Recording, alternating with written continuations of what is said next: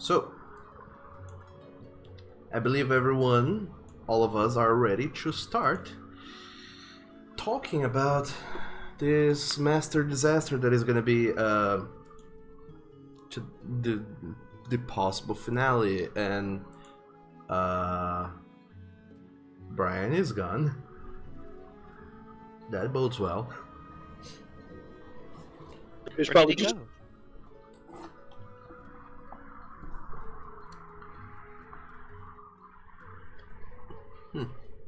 Well, hopefully it's nothing too bad and he comes back soon enough.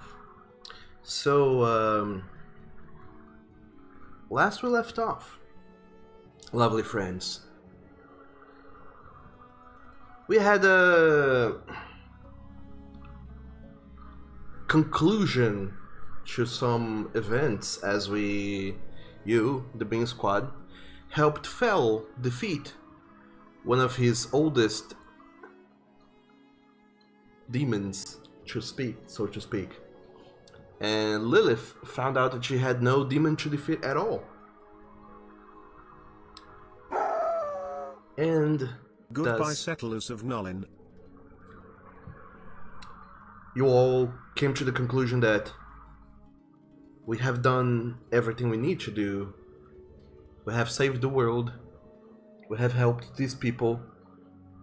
We have adventured all the adventure we needed to have, and now we can finally look forward to this new year and just relax. And so you did, Bean Squad.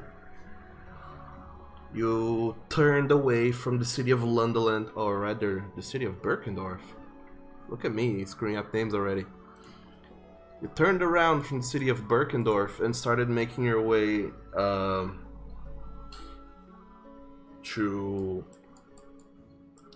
back to where you came from, to Lundeland, and then to go to each one of the cities, Lundeland, back, Frontberg, probably make your way to Schongen and then back to Waldsbach, Malsmarsch, possibly Hokengengenberg, and then finally Dorf if you go the long way around, just to check up on people and see how everyone is doing. And at the end of that, all of you started to pursue your own endeavors onto what things you guys wanted to do for the future and for the next 1.5 years, as we last discussed. So, I asked all of you guys to do a little bit of homework and tell me what is the Bean Squad up to in these many years. And you guys have provided me with lots of lovely information about what the Bean Squad has been doing. Mostly, the Bean Squad, to a certain degree, kind of split up, and everyone went their own way to do their own things. I mean, I assume they'll help each other. Come again? We split up, yes, but some of us kind of grouped together a little bit during our travels, considering things. You didn't completely split up, but you started dealing with your own individual endeavors in smaller groups because you didn't need to bring the whole party to do this or that thing, especially because a lot of stuff did not concern everyone. So as we go down through the list of everything that the Bean Squad has been going up to, I would like everyone to go ahead and roll for initiative. That's how we decide who we go through first. Oh boy, I get to use my new initiative count. You will probably roll that. Do I get to use my vigilant blessing? I think you're just gonna give us a surprise combat, Doug. I don't think this is... Oh yeah. We don't have a... 17. The time you roll a natural 20 on initiative, and it doesn't... The only time, and we're not even in combat. Right? We don't even have tokens to collect, so are you gonna write these down, Doug? Yeah, I'm gonna write them down. It's gonna be fun. Roll 10. Wow. Alright. Got the spectrum there for you, Ben. So glad this isn't combat. Oddly enough, all the couples are pretty much grouped together except for Breath and Flint. Well, I mean, half of what Flint is going to do is with Grath anyway, so. Me and Phil have Noctis between 10, 11, and 12. You could go ahead and switch me Oh. with Lilith so you could keep the two of them together. Sure. I mean, I don't care. I was just Yeah, saying I got it's a Noctis sandwich. Giggity. I mean, that's up to Phil and Lilith if they're up. Oh, that. Not. I don't think Nocturus himself would be down I for that. mean, you had 2 sets of horns. 3 if you count Phil.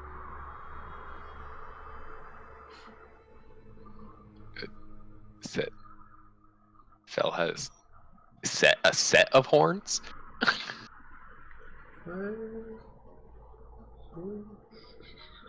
Who am I forgetting? I would say 2.5 sets of horns. Okay.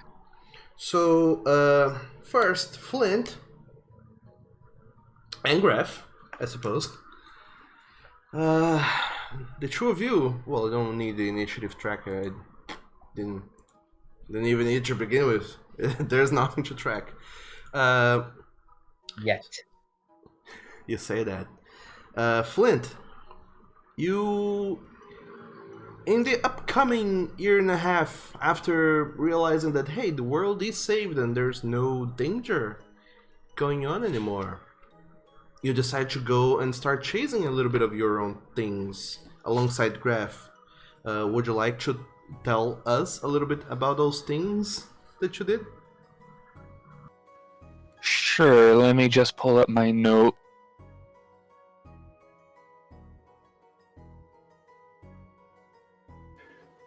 Alright. Well, everyone's gonna need that helm of teleportation for this thing or that thing, so Flint would look into either asking an Arcanist to replicate one or trying to replicate one himself, even though it's probably gonna be all sorts of difficult. So, you looking into the resources you have and what you know of Arcanism with your artificer knowledge, you do know that now that magic is overflowing the world and some people seem to be a little bit more empowered, especially your Arcanist friends, and talking to them, they seem to be able to now start producing more powerful magic, so to speak. The biggest problem with certain things is they lack the blueprints on how to build something. But luckily for you, Shura knows the teleportation spell, and you have the helmet with yourselves. So by kind of reverse engineering it to figure out how it was made, how the enchantment was put into it, and then doing it again, through the course of many months, eventually the party manages to make another helm of teleportation,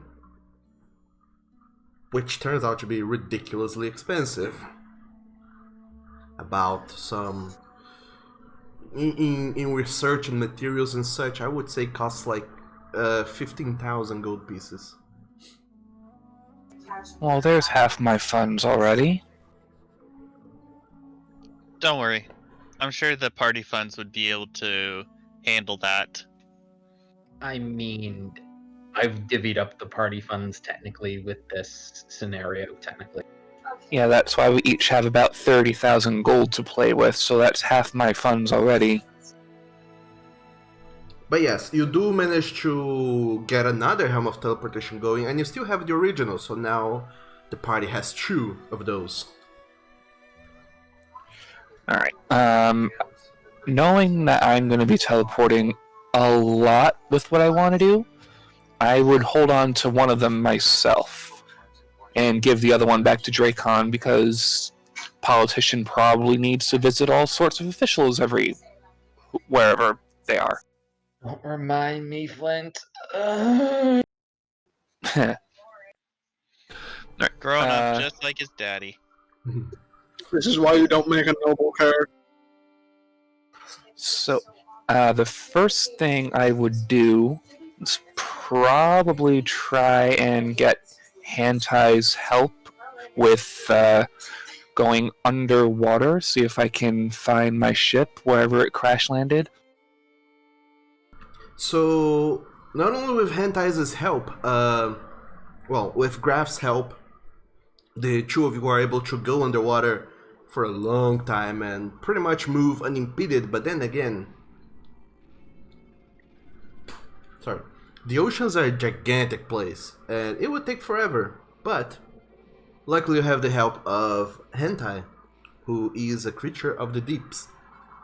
And being a bard, he has a shitload of fishy contacts, and they help you find the remainders of your sunken airship, and through some more months of work and scavenging, you manage to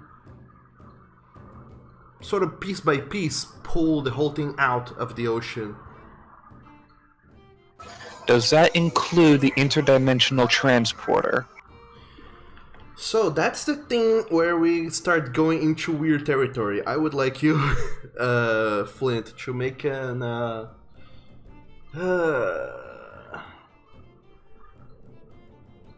I would say this is sort of an artificer thing, so make a tinker's check. Tinkering tools check. Using what modifier? Intelligence.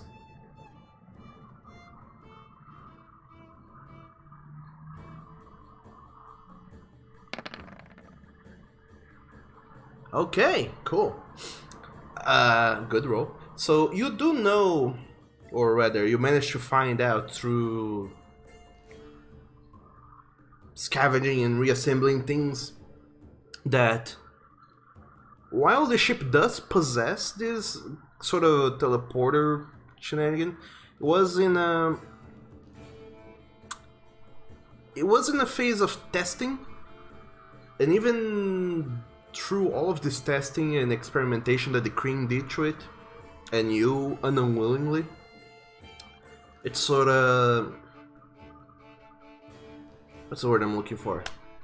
It doesn't really works as it is. You feel like there is some component missing to it. Something that enabled it to teleport to your dimension, or rather from it, at the first time that this was activated. And whatever this component is, you don't have it.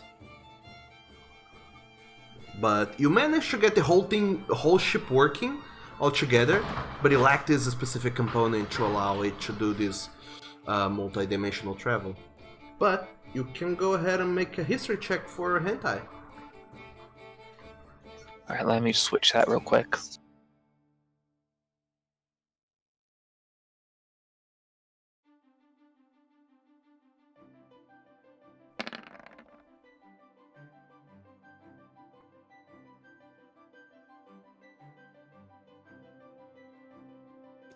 "17 history check for Hentai." So it's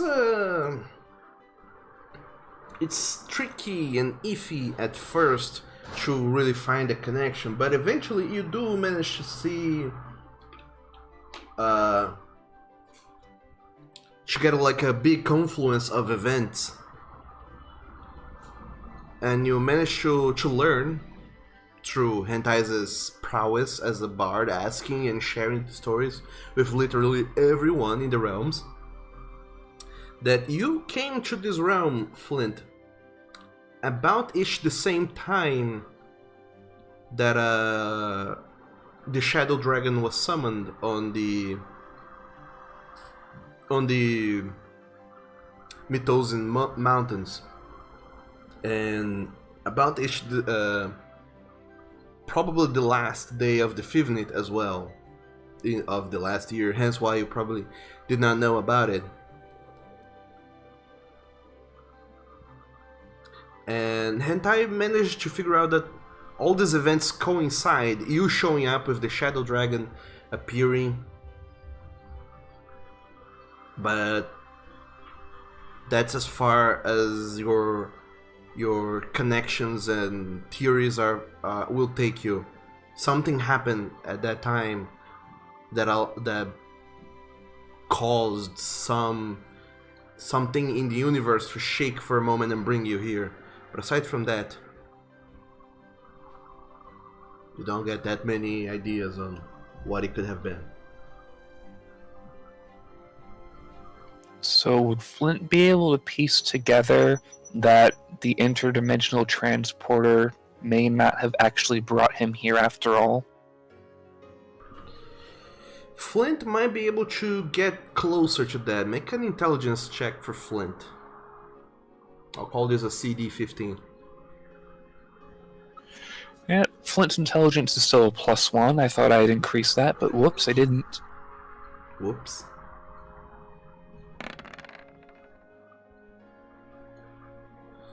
Nope. You gather that indeed, this ship transporter by itself does not work. It seems to have a lot of capabilities, but it doesn't work as it is right now.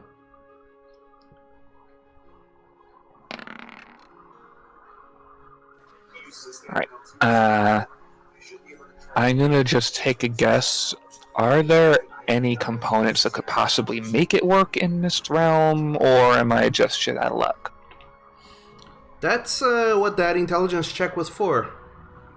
I'm shit out of luck, okay. As it stands, you think back to your adventures with the Bean Squad. You have come across a lot of stuff. Maybe one of those things could have helped. Maybe it was something that you missed in your journey and never really came across. You just don't know. Maybe you need the power of artifact. Or friendship. Yeah, maybe. I have the Orb of Gaffinder.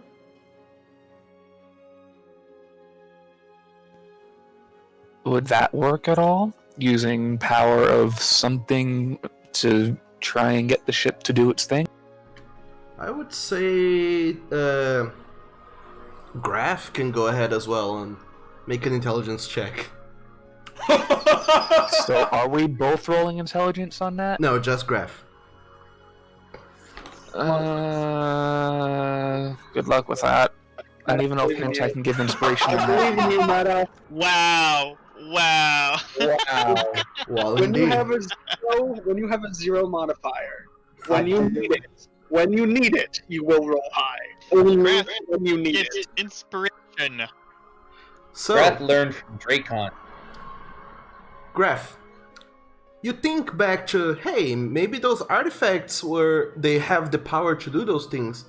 And then, together, you all finally piece together that the Shadow Dragon appeared at the same time that Flint was brought here, and the person who made the Shadow Dragon appear was Brenislav, who has an artifact.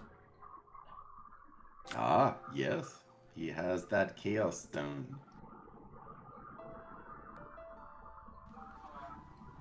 Okay. Continuing on the quest to get the interdimensional transporter working, I would like to try and find him. I know during this time Hantai will have learned the scrying spell. I would say that scrying does not really helps.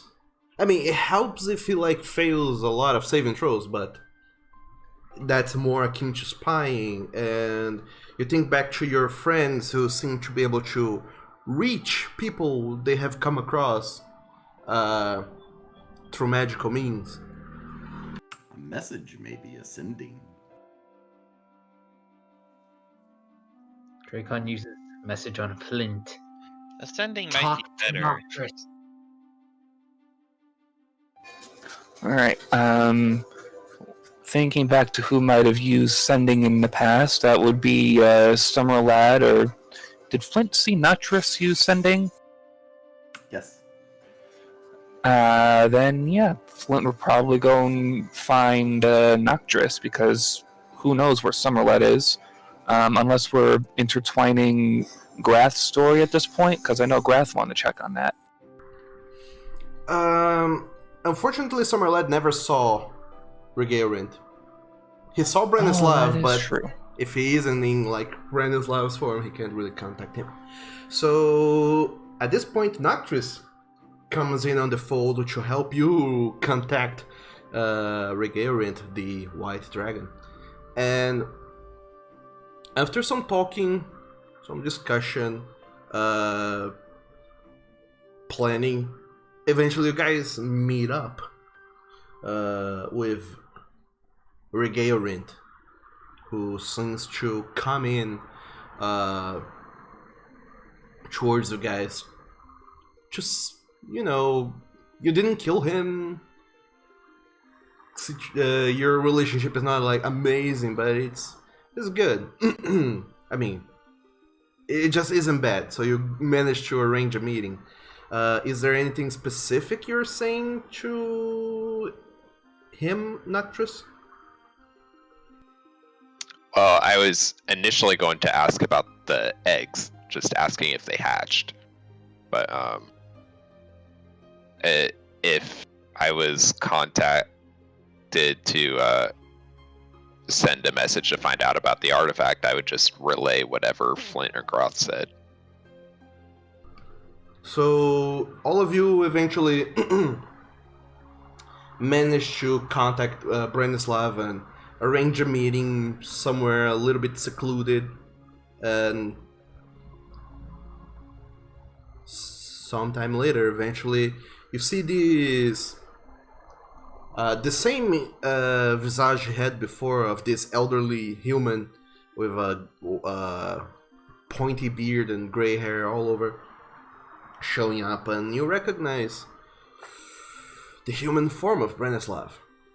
I mean, of Regaorint, which is called Branislav. After you ask him about the eggs, Noctris, you see this hint of a smile on his face as he says,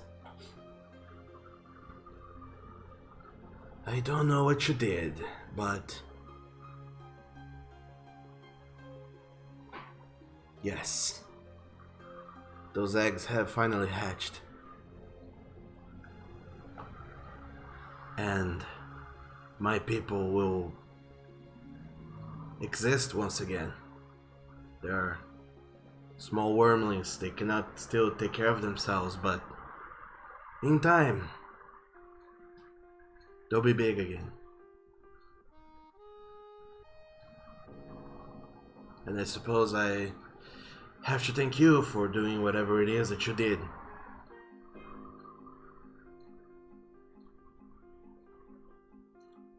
So,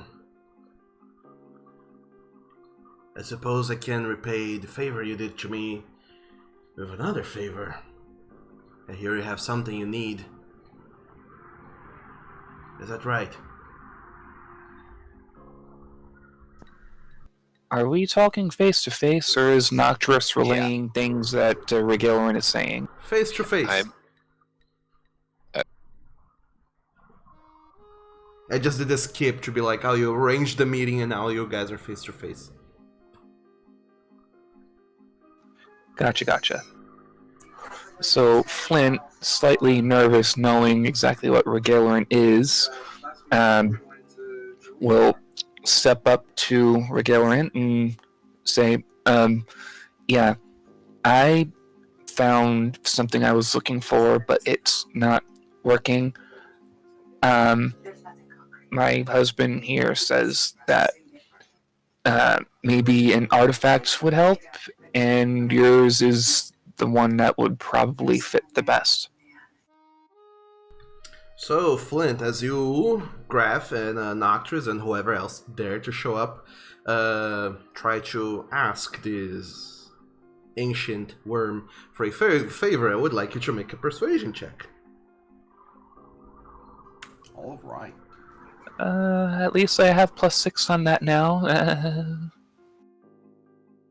Grath would like to use a point of luck on that.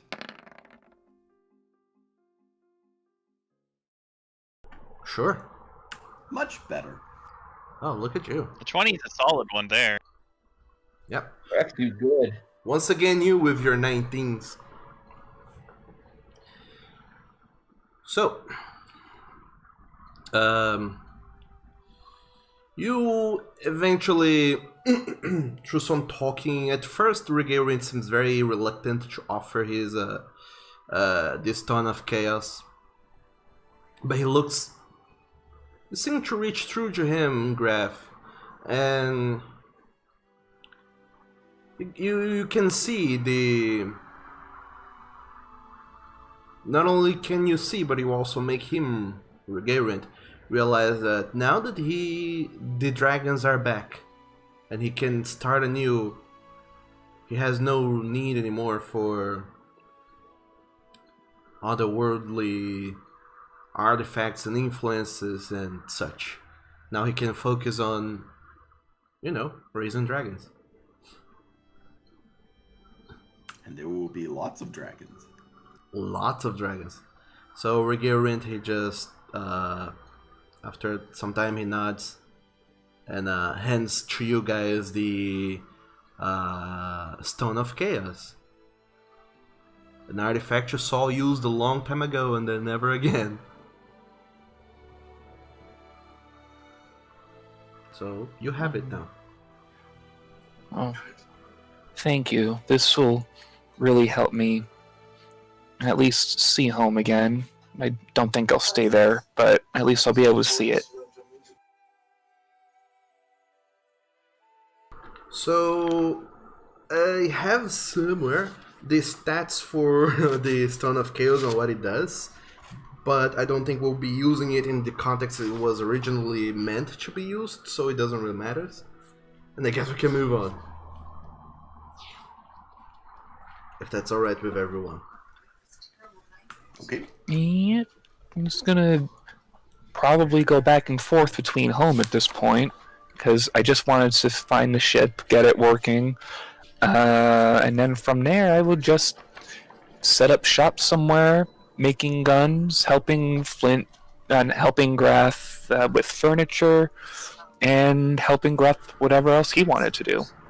Sure. So before we move on with that, is there anything anyone else want to talk to Rigarian since we're already here in this moment? What Also wanted color to check are the on the babies? cream, but that can be done later. Come again, Briar? What color are the babies? Why would you go and ask me such a thing? Just Because he roll would. 12, Doug. There are only like 12 different variants. Sure. Colors. There's dragons of every colors, really. Apparently, Rigarian had many eggs. Well, not that many, but still, he had many dragon eggs that he gathered traveling the realm throughout the centuries that he's been alive. And he has literally at least one of each color. Cop out. There needs to be enough so that all the dragon colors can show up in later games. Roll 2d12, Doug. Come on. Though that brings me to the question of genetic diversity and how long can they really survive if there's only 12. Nah, there's enough dragons, like at least some 49 of them. if only. Actually, sure, why not? There's 49 wormlings that he starts talking about how they're all of many colors and how they're all starting to learn, like, everything. All of them are still, like, very young, like, some months old by now. And Rigarian, at first, from what he's talking, he seems kind of interested in taking these wormlings, letting them grow until they're like old enough to fend for themselves, and then take them to other parts of the world, so there isn't like 50 dragons in a single place. He doesn't reveal where he is exactly and what places are those where he'll be taking dragons to. But he... You just gave me an idea. Well, shit. But he says he'll be doing that in the future, and once again he thanks you, the Bing Squad, for doing whatever it is that you did that brought the dragons back. I was gonna ask if we ran into any more adults of his kind around. If he was what? I was wondering if you ran into any other adult dragons. No. Okay. After saying that he wants to release them to fend for themselves after a while, I don't know the kinds of dragons, but I would maybe ask if he would release one, or at least point them, obviously they'd be free to leave, but to guard over the floating island. Yeah. Sure, why not? Make a persuasion check, Noctis. Well, not my strong suit, but we'll see. You can Since if everyone seems to be together, maybe Hantai can give some inspiration on that one? Sure, why not? Don't forget you can guide yourself. What's Hantai's inspiration at level 17? Are we level 17 when talking to Regalrant? Yeah. Sure, why not? Probably 15, maybe. We'll go with it. You get to add a D10 to it. Why not? Okay. Well, that's a 7, so yeah, I will use that. Roll 1d10. Come on. Okay. 13 is better than 7. It is. I mean, I am just asking him to, leave one there. We're not, chaining a dragon down to the island or anything. So... Guidance floating on. Yeah. So, Regalrant, he looks at you, squinting his eyes and thinking for a moment, and it seems to be like, well, we can talk more about that in the upcoming years and see how that floating city of yours is doing and how the wormlings are doing as well. But we shall talk more of this matter in the future. And well, you have a good enough insight, you and your group. You get the sense that he might indeed be allowing one of the little dragons to go there, but you get the sense it might not be the most favorite dragon or the most prodigious one. Probably that's okay. Just probably one that doesn't have a dope layer that totally screws it over, Yeah, probably whatever dragon he goes and it's oh, you're too weak, go stay with the humans or whatever. Or something like that. Pity dragon. Hopefully it's one of the metallics. Yeah, literally a pity dragon, but sure. You get the sense that might be the kind of deal you're in for the future. That's okay. So, might not be the best guardian dragon, but a dragon nonetheless. To be fair, we wouldn't have any way of knowing whether it's the best dragon because we have no point of comparison. Exactly. Yeah, we don't know dragons. Exactly. I've met 2 dragons. One was a shadow dragon, and the other one was crazy. Yeah. So. And I mean, both of them tried to kill us. So. Yeah. So I mean, anything not trying to kill us is a step up. Yeah, he might view the metallic ones as kind of lesser anyway. So he'll just toss a metallic one our way, and they're more naturally good aligned anyway. So it all works out. We'll have a nice gold dragon. Or he'll give us one of the gem dragons. So he. In 5e. You kind of brokered this deal for some time in the future. Who knows how long in the future is. But everything seems to be going well. and you feel a little bit happier about yourself, Noctis, knowing that the future for the floating city of the Safe Lands might look very bright and a little bit more agitated in the future. On this week's episode of Pet Orders. Anything else? Anyone else want to talk to Regarant since we're all here? Would you like to give him another friendship speech, Nolyn? I think from the way he's acting, it seems like he learned his lesson. Yeah. You taught him gratitude and generosity by saving his babies.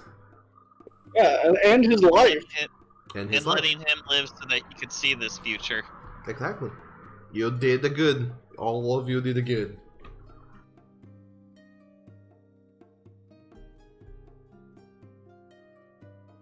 So, after you finish talking to Regarant,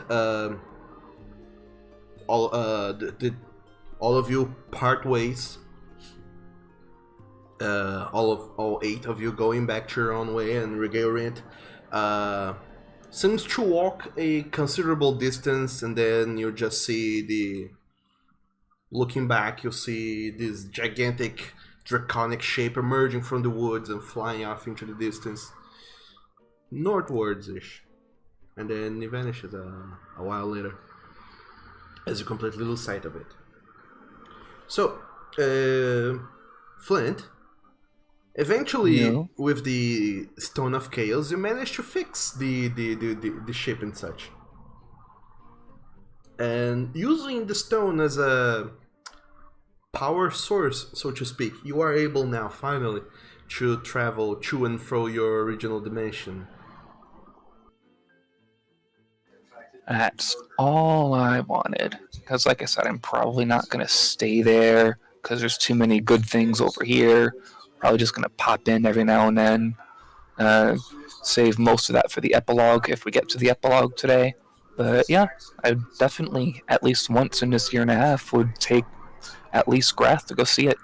So you do, like, make a quick stop visit, and things are weird when all of you, well, the 2 of you go to Not From Around Here, which is what we're calling your dimension. It's canon. It's called Not From Around Here. So when you get to it, it's a little weird because it seems like nothing has changed much since you left. People are still talking about the Kryn incursion that they are trying to avoid. Some soldiers are still being sent to deal with it. A lot of bounty hunters are still going around. One of them, in fact, one of your rivals, seems to have taken and done a bounty that you were looking after for quite a while. You were just wanting to finish this whole Kryn thing before going and dealing with that bounty hunt, with that bounty. And you find it very odd. And asking and talking around, you learn that only like a couple months have gone by since you vanished. Time differential, maybe. So I think it's been more than 2 months since I've actually been on Nolyn. Yeah, way more. So when you talk to people, you like make some calculus or whatever, you get the sense that time in Not From Around Here goes by 10 times slower than it does in Gundry.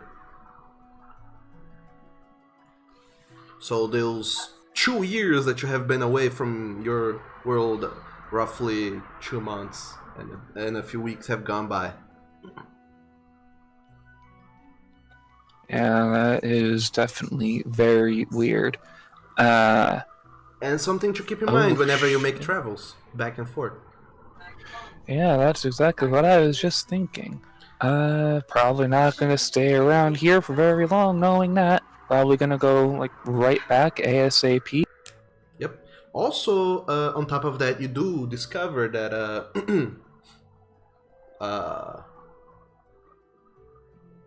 People mostly seem to have just like given you a skilled in action and made a little memorial for you in the place where you go to get your bounty hunt, your bounties. And by a little memorial, I mean like they put a picture of you on a wall, and someone seems to have picked a couple bottle of beers, emptied ones, and kind of fashion a little tie them together and put them up alongside your photo, and with a number of how many bounties you have collected underneath it.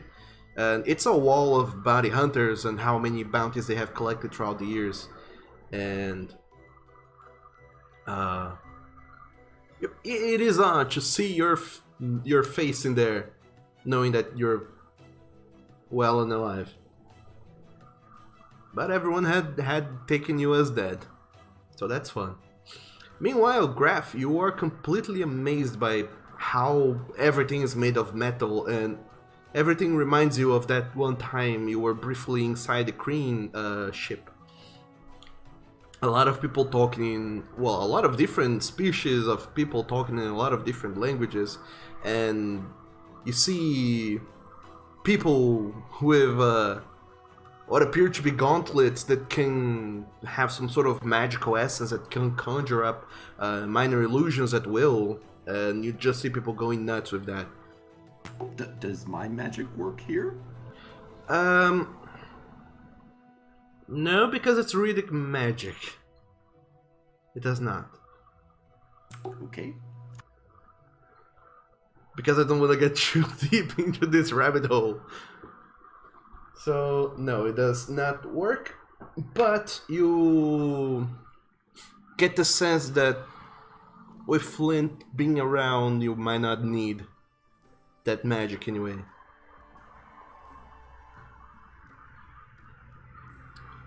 But aside from that, it's a very nice place. And by the way, when I said minor illusion, I actually meant like that's how Graf is seeing people with digital visors and such. Yes. Yeah, he would have definitely seen Flint do his own quote minor illusion with his disguised self abilities. So eventually the two of you come back to Gundrer and know that you have this avenue of visiting, what's it called again? Visiting not from around here whenever you wish, despite the time discrepancy between two places. And also, as you come back, you start to think that maybe you can change the way your airship works, Flint, to visit other planes of existence in this realm here as well, should you wish to do that. Yeah, Flint doesn't know magic too much, and he probably wouldn't want to, accidentally drop in on, like, hell, if that's a thing. But he would at least use the ship to go around checking on the Kreen, which we can probably get to in the epilogue. Sure.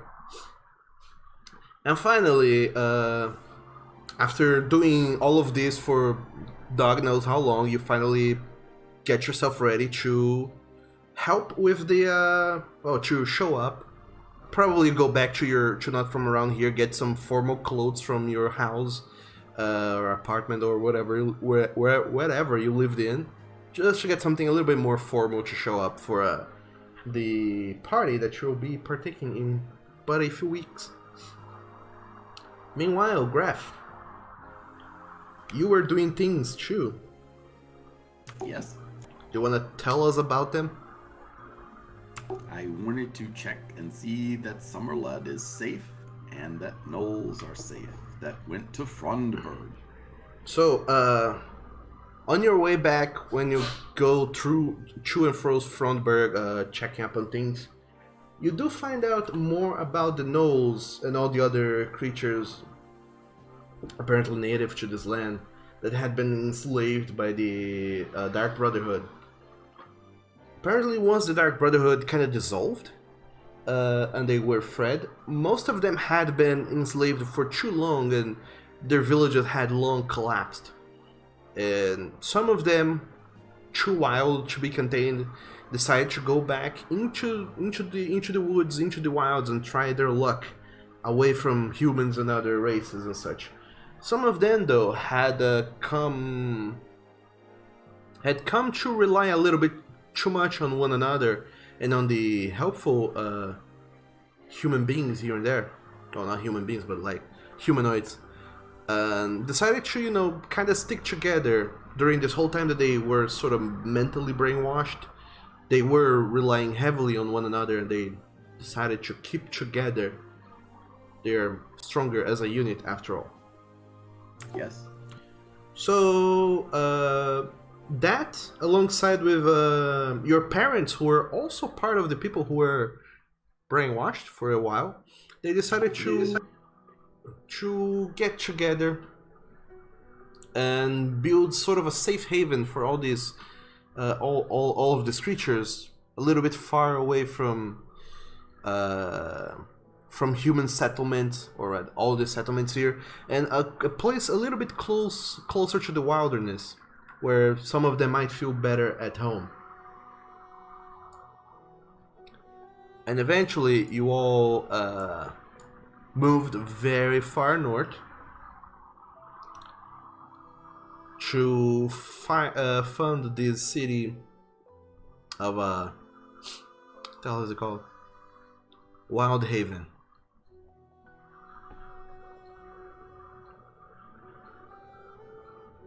Or at least they started trying to get that going. So I will find whoever is in charge there, and I will go up to them and say, this is some money so that you can help make your city work. Be kind to people. And I give them 1,000 platinum pieces. Sure. It's mostly... There isn't a leader, per se. It's mostly like the most well-adjusted of the creatures. And while they mostly seem leaderless, they keep trying to make decisions together.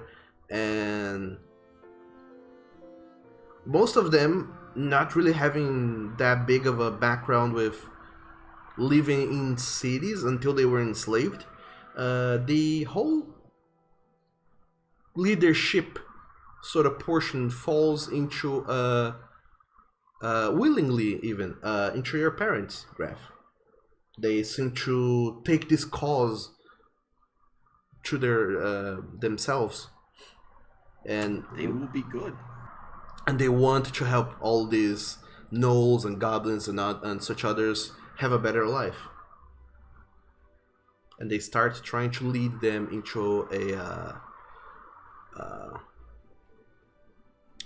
start getting a little settlement going on, teach them how to work the land and build their own things, build their own houses and such, and far away from human settlements, and so those of them who are a little bit more wilder can still kind of get in touch with nature whenever they need. So it's very far north, but to you, with your teleportation whatevers, it's not that big of a deal going back and forth. And later on, Flint will have his ship, so if Grath says, hey, let's go visit the Knolls, okay, let's fly. Yeah. Yes. So it's not instant. When you leave them, Wild Haven is but a shack in the middle of nowhere. But month by month, houses start appearing and a harbor starts being built, and little by little you see this place growing, kind of slowly at first, but you see a lot of potential for this place in the future. And who knows? Flint will now have an ear to the ground in Wild Haven, because Knolls. Yeah, and eventually through many, many years, Wild Haven will grow to become a much bigger city.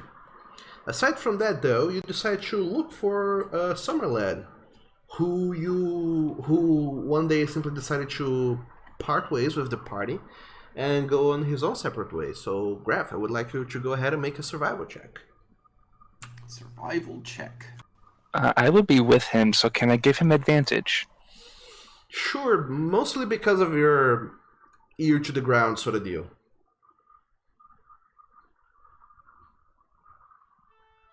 Okay, look at I'm that. so glad I gave you advantage. Look at that 9. I see 9. So, eventually you manage to find somewhere led indeed. Not in the colonies, on your back and forth, going place to place. At some moment you end up going to Mythos, probably because Draken and Matthias dragged you guys over there for whatever reasons. They go to Mythos, and in there you start hearing tales of an Azimar dude, kind of up in the mountains to the north, almost near the borders to Lignia. And when you go over there, Graf, you finally find Summerled in reclusion, sort of hiding from everything and everyone. Are you okay, Summerlad? Grath is wanting to check on you. Summerled, he seems a little bit... He seems, I would say weird, but that's kind of his default way of being. So he seems kind of different from when you last saw him. He seems a little bit more contemplative and then somewhat wild and unkept, having kind of lived in reclusion for so long. He seems very pensive. Well, it's been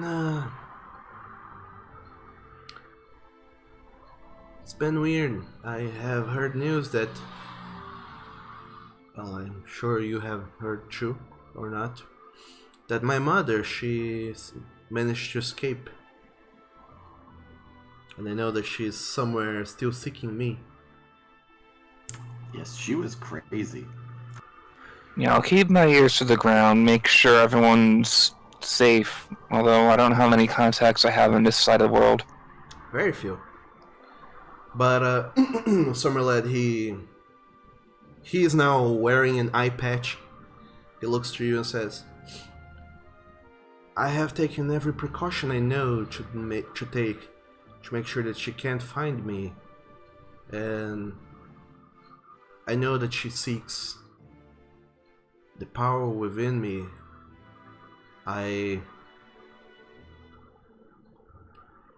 She seeks the artifacts, but as far as she knows, I still have it. She will never find me." Grath knows how she will not find you, and he hands him back the Orb of Gaffador. Summerled seems pensive about it. I have my own ways of staying hidden, and she is seeking me to steal my power as she has always tried to do, and if that is with me and she finds me, I will have just given her more power freely, and I cannot allow that to happen. Yeah, but we know that if you have this eye, she can't find you using the weird magic this place has. Well, don't worry. I have learned more in this time I have been away. I have talked to him, to Fanfagor. He has told me much. Taught me much. And he will keep on showing me much as time goes on. I'll be alright. Don't you worry. Grath is happy that you are well. He wanted to check on you before the story ends. Yeah, and I still owe you my life. Well, I also owe you all my whole life as well. I had very little purpose and very little to look for before I met all of you, and you have given me something to look forward to. I might be away, but I have learned things. I have been keeping watch over all of you. I might not have it anymore, but I see you through the eye. I see what you all have been doing, and I must say I'm pretty proud of you. Grath is proud of you too. You helped the Knolls before they froze and all the bad things happened to them.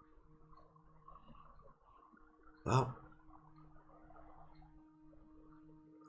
if every person helps each other, the only thing that can happen is the world improving. That's how I see things. Yes, yes. And I'm sure that now they will go on to help others too. And in turn, yes, make everything better. And don't worry, Flint.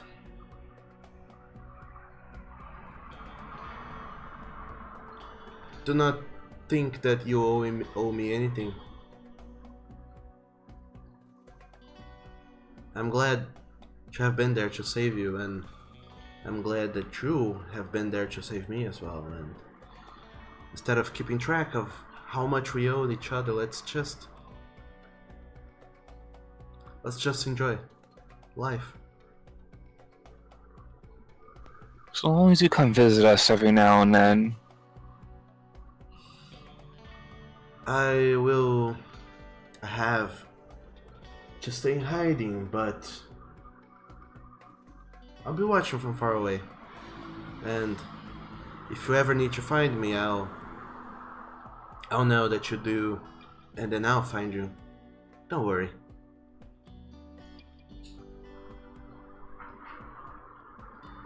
Alright, you take care of yourself. Grath hugs Summerlad. And he hugs you back. You can see that this whole time that Summerlad has been away, he has also been honing himself and his body. And as you hug him, you can feel his whole body stronger and warmer, as if there's some light radiating from within him. And before he lets go from this hug, he just looks at you, Graf. Oh, and you looked better the way you were before. Then he covers your ears with his hands and casts regeneration on your ears. Oh. Which now... All I have to do is Grath Hero for a minute. Which now are whole and no longer withered. They're perfectly fine, no ears. And after he lets go of the hug, Summerlight just looks at the two of you, nods, unfurls his wings, and flies away into the... beyond the mountains, to a place hard to reach, and where people probably won't find him, even no matter how hard they look. I wave to him as he flies away. What else you wanted to do aside from checking up on Summerland? That was it. That is all of Grath's story. Really? Oh boy. I thought you wanted to become a furniture maker. Is that epilogue things? Oh, yeah. I want to make furniture for Lilith, a crib, and furniture for her school. Yeah, this would be about the same time Flint would help him set up a furniture shop if he wanted to, and set up his own bounty hunting business and gunsmithing shop. Yep. Sure. So, we'll get to that in the epilogue, I suppose. Yep. So, next up is Draken. What have you been doing this 1.5 year, you scamp? I have a lot of politicking to do, sadly. You do? But the first I guess idea he before does. we get started with the politicking is go to a scribe or a bookmaker in Mythos and have a bunch of copies of the Balder tome made and the copy of the book Nocturus help me translate. Sure, it's not too hard. You end up getting scribes to transcribe the whole book and get it going. And people seeing you at first will do like 50 books printing, and 50 of each book printed and have that distributed amongst the guild locations wherever they are. sure. Yeah, the books are primarily taken by the hunting guilds and some academies of learning in Mythos, and those books also find their way to the floating Symphony City. That was the intent. And at first, you don't really see much turnout out of these books, aside from knowing that people might use them in the future. Yeah, Dracon kind of knew this. I won't see any immediate use. People won't see immediate value in them. It's just going to take time. Sure.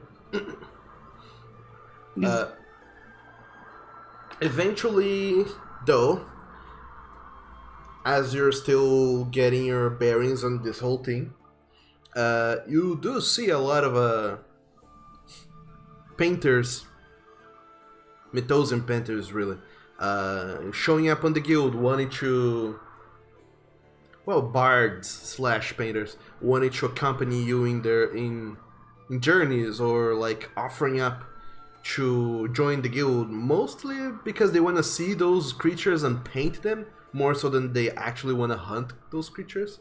But those bards also they have a way of inspiring people, and alongside those bards you see a lot of other commoners and random people showing up to join the guilds, to want to, you know, go out there and see all those creatures I have written about.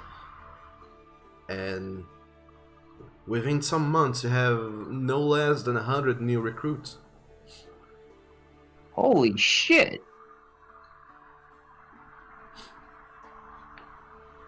Okay. Wow. I had no idea I was gonna get this many people, Matthias.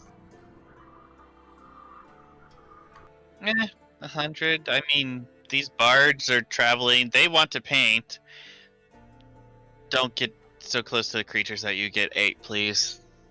That would be awkward. I would recommend But yes. sketching and then working from memory. Unless we have to kill them for study purposes, but we're not going to get. So they do start joining up the guilds, and at this point, you not being like super into the guild's inner workings as of yet, all you see is those recruits showing up and wanting to be a part of the guild, and then starting to be sent off to certain locations, mostly within the Mythosian colonies, and then some to the island of Ra, where you visited your brother for a while. Some of them do come to Dorf as well, mostly also because all of them want to see the Flying City. But none of those things you are directly overlooking yet. Oh yeah, I mean, I would definitely start working on a guild house in the colonies, at least.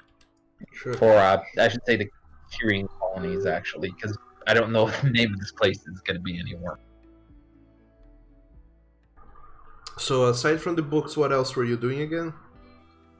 I was setting up a guild branch here in Tyrian colonies, have some type of defense, have them help the people here when needed.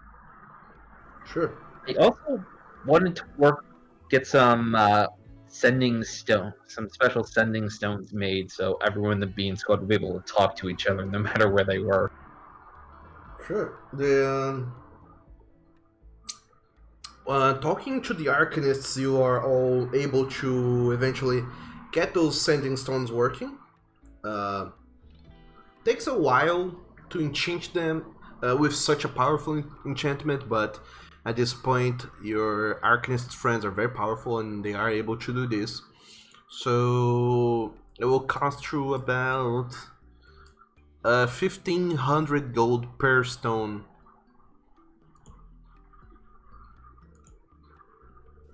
Per stone? Per stone. Okay. Mind helping with that, Matthias? Yeah, I can help you fund a couple of those. Yeah, just so we have some money to set up the guild up north later on. Yep. Also, I also wanted to talk with an Arcanist specializing in transmutation about that little project. Alright. As you talk to the Arcanist about that, and try and get them pondering about that, all of the Arcanists are like, we don't really know how to do that. And you get the sense that none of the Arcanists are powerful enough to cast a spell that powerful.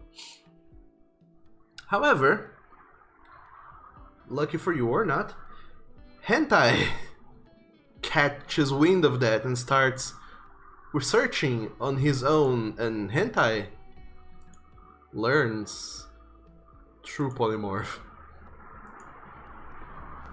He did indeed.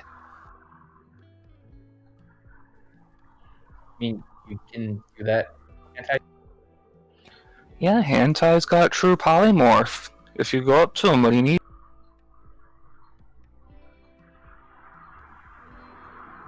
Dracon's kind of stunned right now, so he's. I'll talk to you later about that. I gotta get some other stuff done before that happens. So, eventually, the two of you end up talking and discussing the whole shenanigans of that. And you, Hentai, well, Hentai is not here, but Hentai starts looking into ways of casting true polymorph on someone and having it not be dispelled. Which eventually he finds a way to get going. Not easily though. He luckily he is able to cast true polymorph, but as it normally is, it can be dispelled at any moment by anyone who casts a dispel magic powerfully enough. But Hentai would definitely warn him about that. You have, luckily, the Stone of Chaos of Cosme, which seems to bend fabric itself in many different ways. And Hentai starts trying to research how to use the stone to achieve that. Would you like Hentai to make a roll of any sort? Yes, a charisma ability check. Straight charisma? Yep.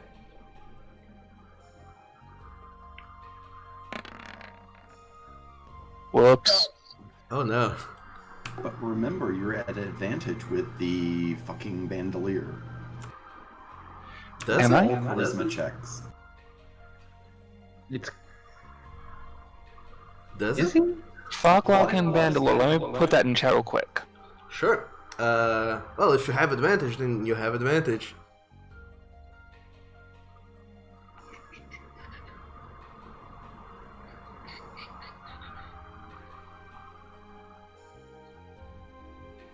I mean, I don't see it there. Let me take a look at the. Oh, it's advantage on charm and suggestion. Sorry. But theoretically, Hentai can inspire himself by now. If he gets to level 17, he would be able to inspire himself. I thought you could do that at level 14. 14, 17, whenever. I know it's a thing bards can do at some point. I know lore bards can do it. So you can add your inspiration onto that if you want. Which, at Lore this bards can point, do would it at be level D12. It doesn't really matter the level, but sure.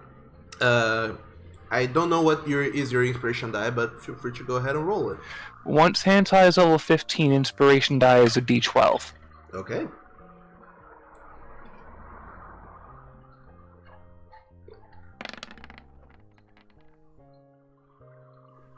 Oh, that should have been a. At least it's a 15 instead of an 11.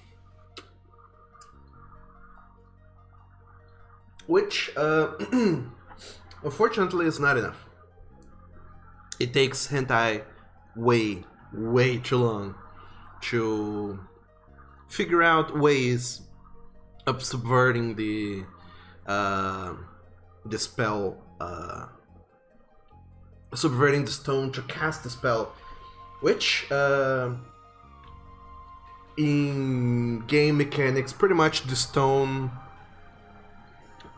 allows you to cast a random spell of a random level. Through trial and error, eventually he manages to cast Wish, but it takes time. Too much time.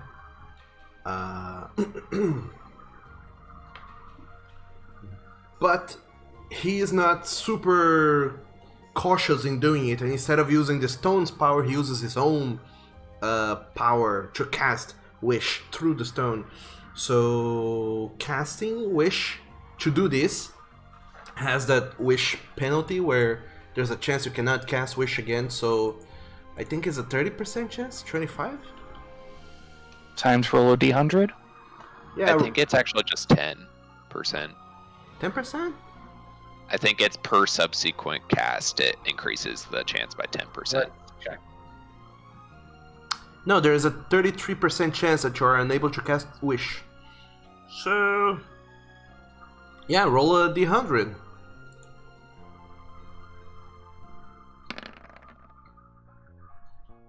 $16 is under 33, so yeah, Hentai can never cast Wish again.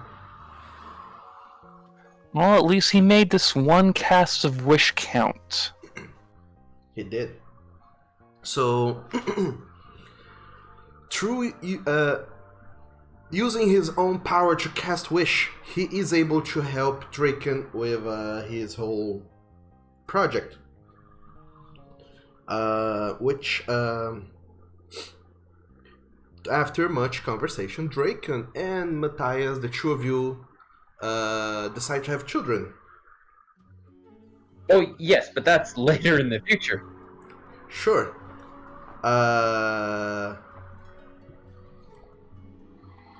Yeah, this will wait for epilogue stuff, but we already got some rolls out of the way, so that's good.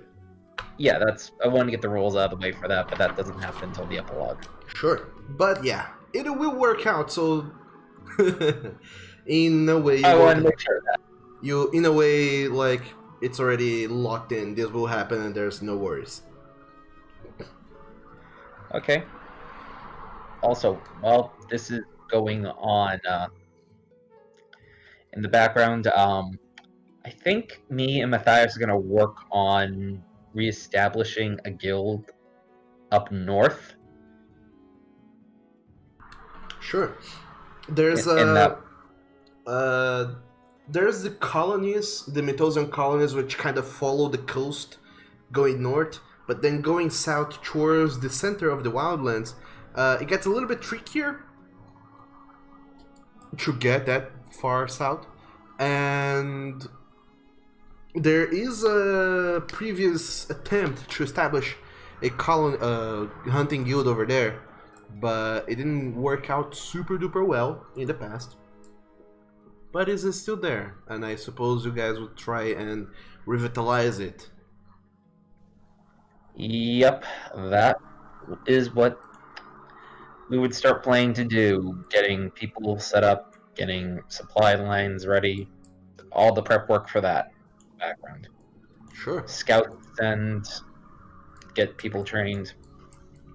So the two of you move, well, not move, but you start trying to get this guild set up in very far away, in foreign lands, in the Mythosian colonies even. So this does not even has anything to do with the kingdom, the Kyrian colonies. So there's a lot of politicking going around with can you not, should you not, going on, that is kind of a hassle and not very fun to deal with.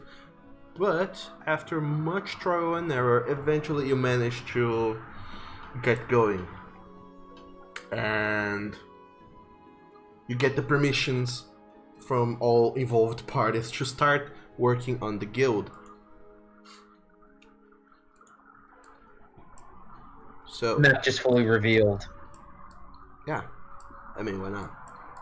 At this point, Flint would probably have traveled all over this place anyway, so... It's the map. The map is revealed! I'm the map. Oh wow. Such a pretty map too, dog. I love it. It is so pretty. Thank you. Doug, you spoil us. You know this, right? I do. You do, seriously. You do. You. So, all the way over here to the north, eventually you end up settling the city of, well, revitalizing the old guild that was settled and calling it Redemption. Luckily, you settle it close enough to Wildhaven that so those two cities start collaborating with one another. That make things easier to work out. Oh yeah. Yay.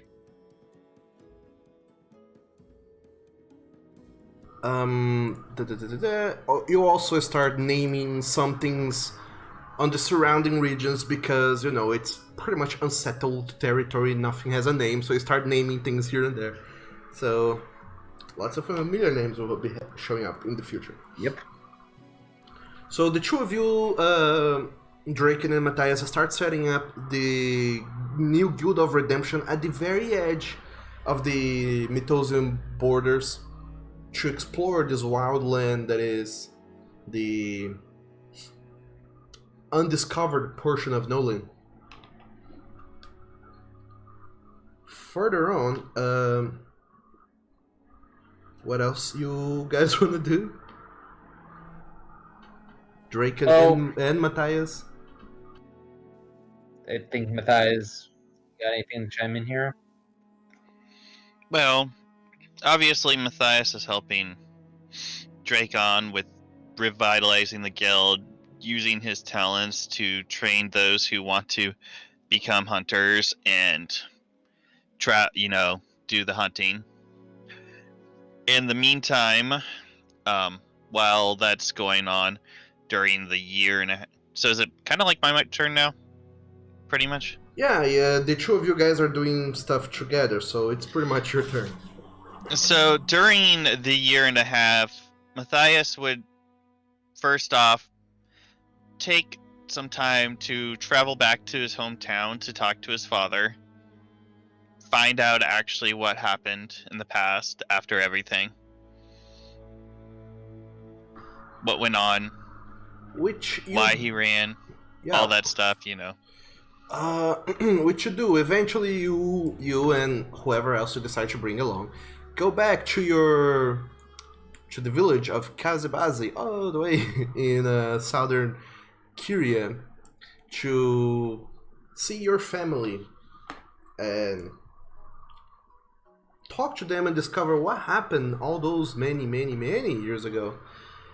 And in the end, your father just reveals nothing really new that you hadn't already uncovered by yourself, just that they were working with the Truth Seekers, or hired by the Truth Seekers, to acquire certain artifacts, or at least one artifact, that this group was seeking, the Dark Brotherhood, as they were known. They were seeking artifacts, and everyone was very suspicious of the Lignium people up to the north.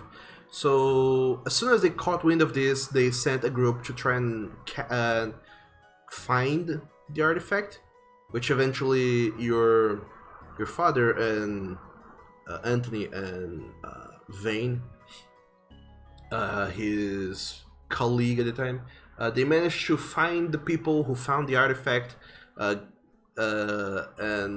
get it from them.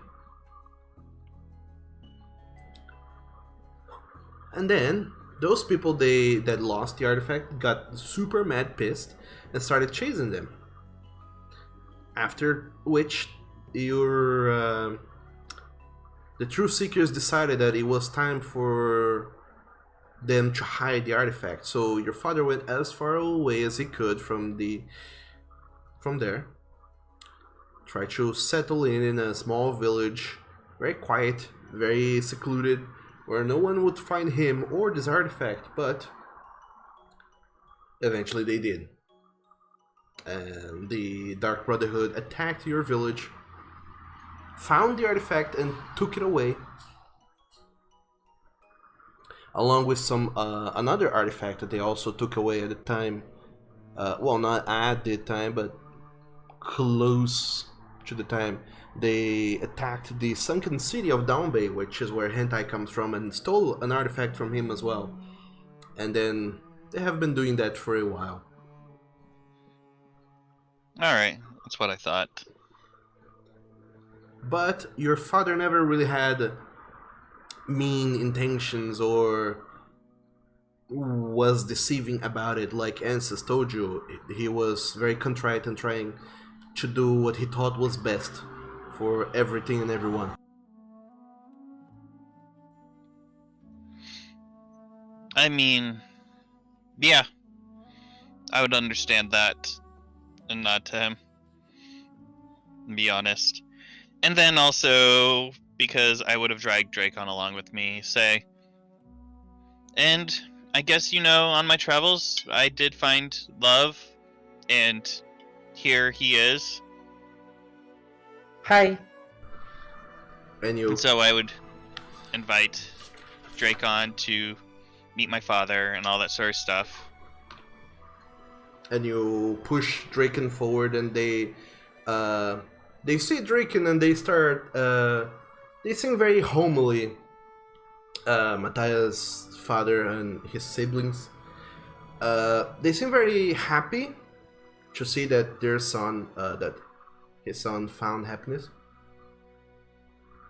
And then they start asking more questions, and eventually it comes forth the whole fact that you're a noble, and then they all kind of retract a little bit, kind of getting this weird vibe of we don't really know how to, we don't see nobles frequently or if at all, so they are all kind of taken aback by the fact that there is a noble there talking to them, and they try their best to try to read hints on how to interact with you and trying to measure you, how it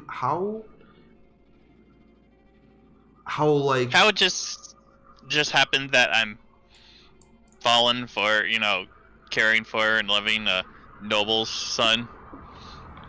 His boss's son, to be specific. Technically, you married your dad's boss's son.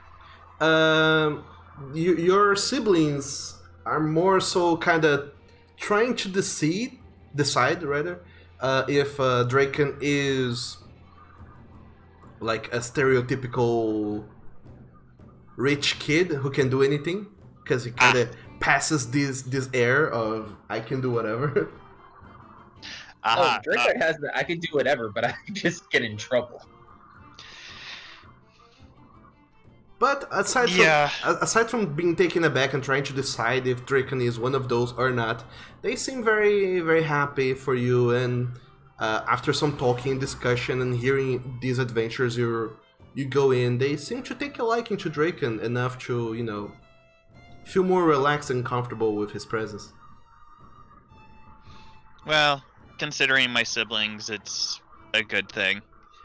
Because, I mean, you know, my brother is basically, you know, mercenary. He does traveling work. And then my older sister, the druid, who's keeps to the woods mostly, but has found peace and enjoyment there in finding out that I've been happy. And then my younger sister.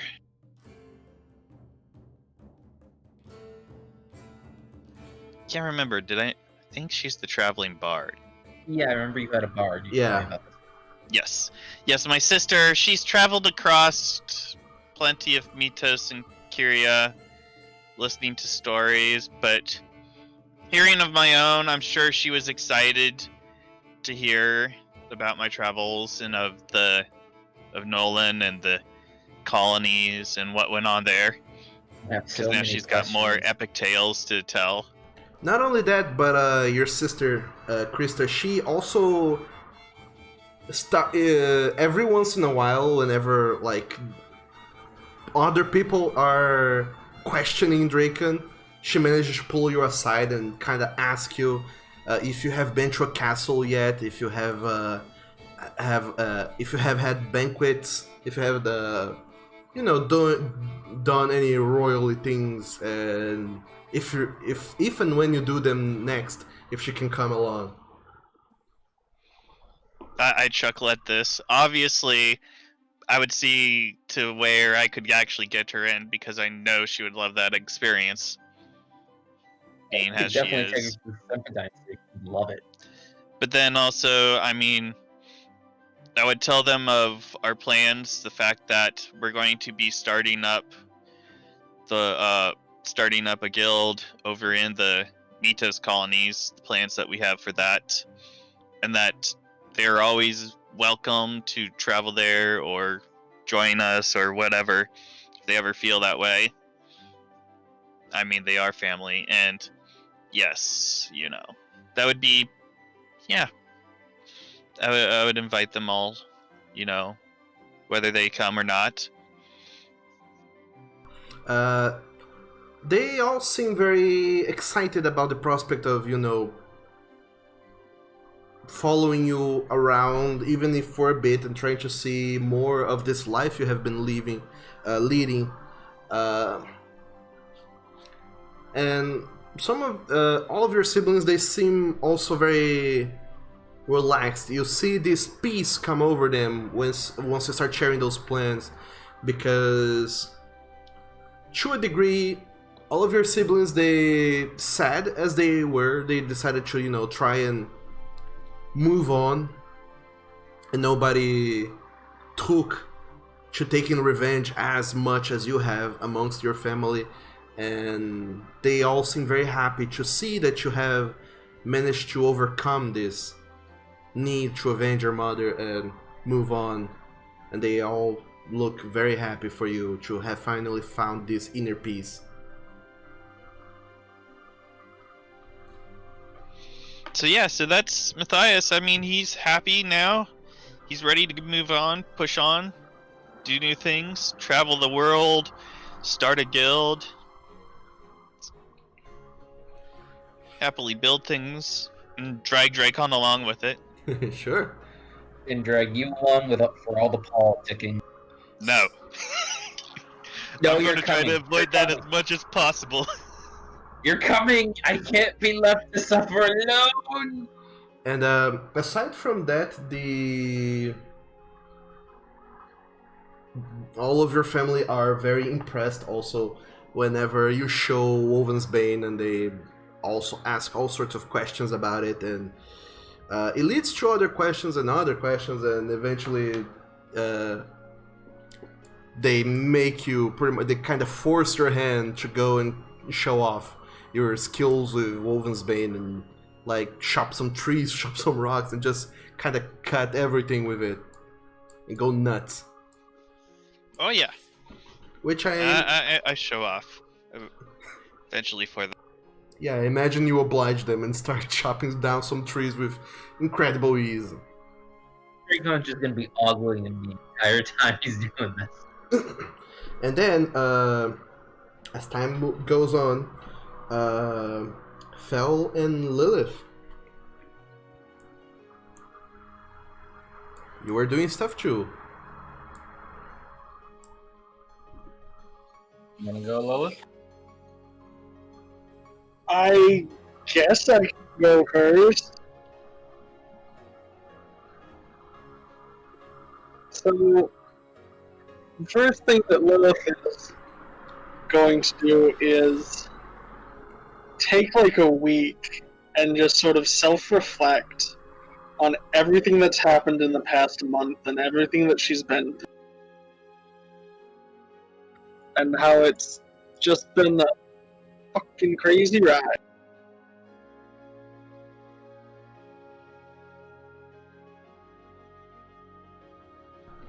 And I guess what she's really going to focus on is what happened in Birkendorf at the end of everything.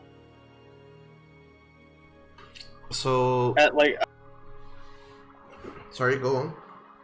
no, I don't know what to say about this other than what I've said before on Discord, which is she expected to fight something that was dark within herself, either as a manifestation of it physically or a conversation with some other person who was doing bad things in Birkendorf, things that she used to do.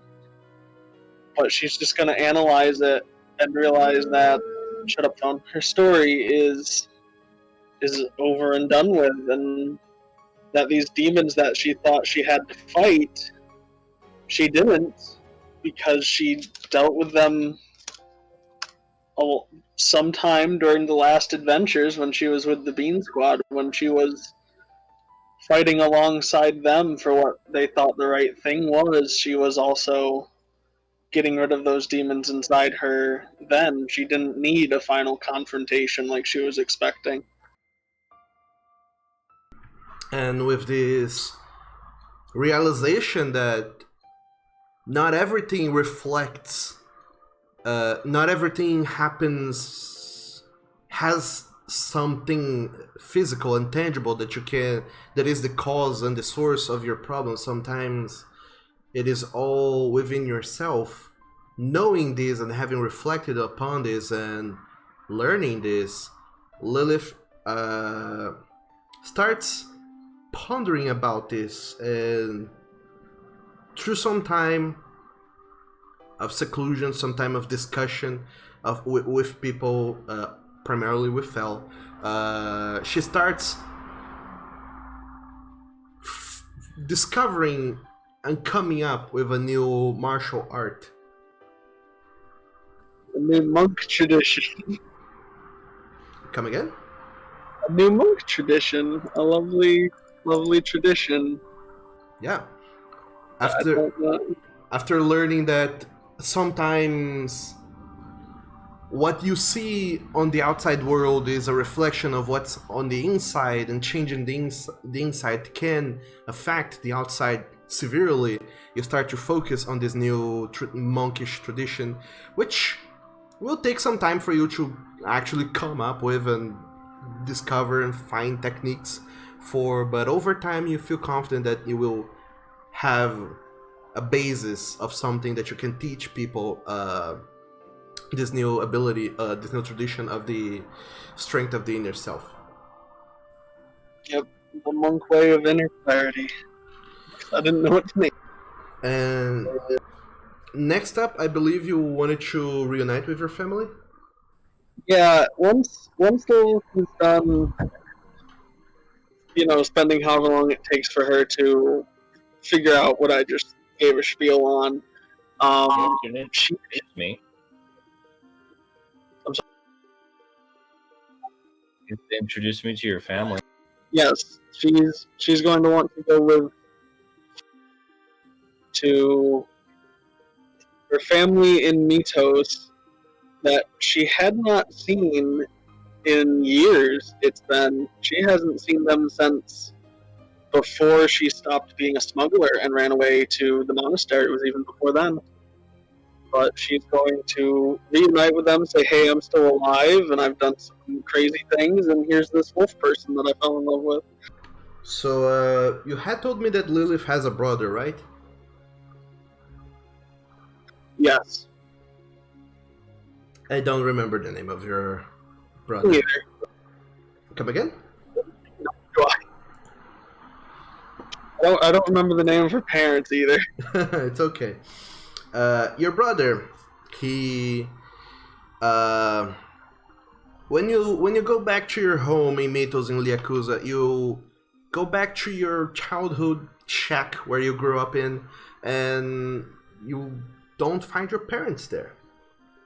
Looking around, trying to get a sense of what's going on and where they might be, you discover, Lilith, that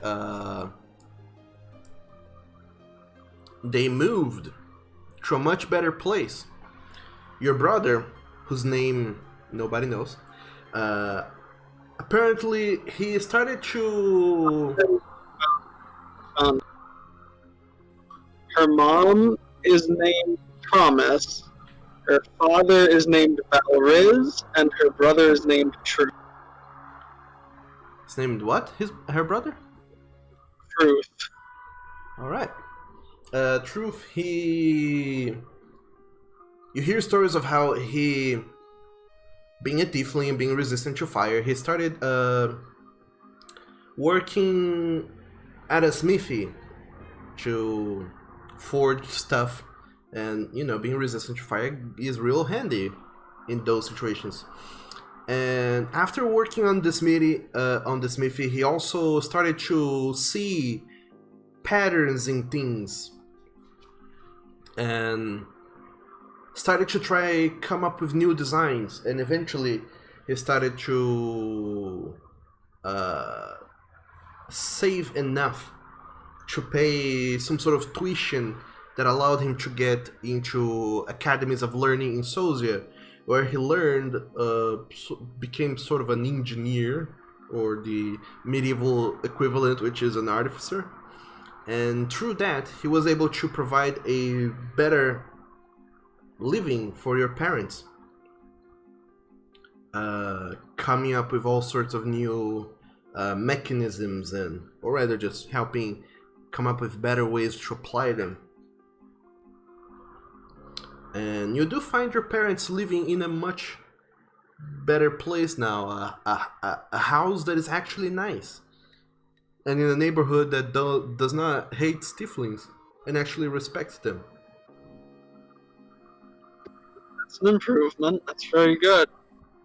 And once you find them living there, all three of them look very shocked to see you after so many years, and with I imagine a much different appearance than when you left, and with this aura around yourself that shows a person who has grown and improved throughout the years. They look very surprised, but then as you introduce them to Fel, explain your journeys and how things have been, they seem very happy for you, and they seem to almost completely ignore this time that you have been away. They end up being very nonchalant about it. It's like, oh, you just had to find your way and now you're back. And then they start cheering. They are very reserved though in their cheers. They're not super loud and boisterous. They're pretty quiet and reserved. But they cheer and throw in a little celebration for you and Fel and your adventures, and they seem very happy. I'm happy for them too. Turned out a lot better for them than I ever would have thought. It's good.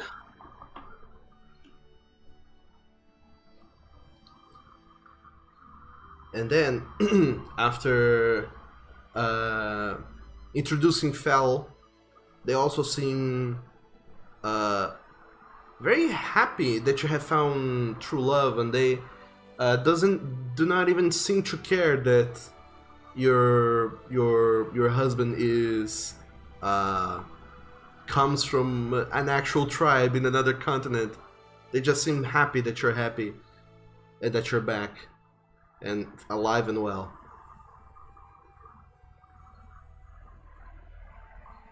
And then all of you go over back to Avgros to introduce, well, not to introduce Lilith, they already know her, but to go through a ceremony, if I'm not mistaken. Yes, we want a nice village after being together for as long as we have. Propose a nice wedding at my village and see how they're growing, and if they've recovered from having everything taken from them by the Blood Claw clan. So your village, after all this time, they start taking efforts to not be isolated anymore. They start they make a clear road. Well, not a clear road, but they start making a road that goes all the way to Shongen and another that goes to Nade, and trying to make relations with those cities and get trade going. That's so they're not alone anymore, and they have friends in other places. Your tribe stops being as isolated, but they keep on their culture. In fact, your tribe's culture seems stronger than ever now, with your elders retaining them and starting to spread them to all these new people that come to the village. And eventually you also invite the whole of the Bean Squad and whoever else would like to accompany you to partake in the ceremony of this wedding, so to speak, to join both Fel and Lilith and declare them mates for life and partners even. And yes, I was going to say Flint and Grath would probably literally be there in a heartbeat. And they are. Everyone is there. The whole of the Bean Squad is there. And even though you don't see it, you get the sense in the back of your mind that that an Azimar friend of yours is also watching from far away. This ritual starts very, very happily with your elder. Not to interrupt, but obviously, because Matthias still carries the eye around with him all over. Oh yeah. Yeah, you do, and you guys never attune to it. Therefore, it's still attuned to Summerlad, so he can see through it. Yeah, we did try to return it. He didn't want it. Yep. Flip will also do her best to see if she can get her parents and brother to come also, because they it takes them a little bit of convincing that all this arcane stuff that you're talking. Say you're only going to throw up the first 3 times. I can't really understand what you're saying, Bun. Yeah, you kind of got muffled there. Sorry, I said teleportation is perfectly safe. You're only going to throw up the first 3 times. Yeah, kind of like trying to convince old people to get into planes. It takes a while, some convincing, but eventually they join in and they appear there.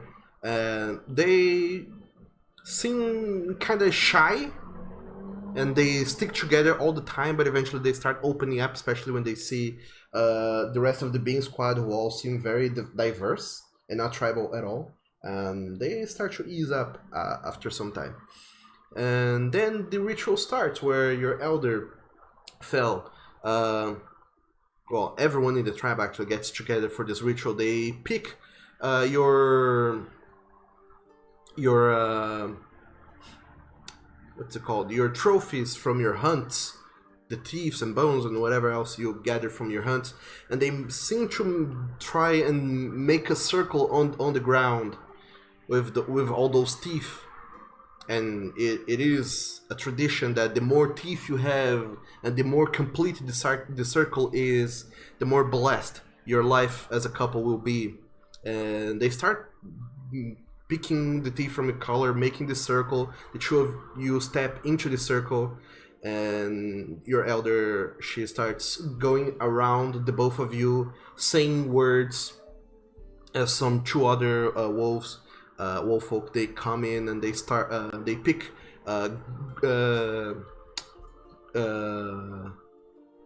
white paint to start painting some some symbols on you for protection and for happiness and other such blessings. And they start painting these symbols as your elder surrounds you, saying words in your old language of, well, blessings and such others. And eventually she stops, pulls forth a dagger, and asks the both of you to extend your palms, Lilith and Fel. After you do,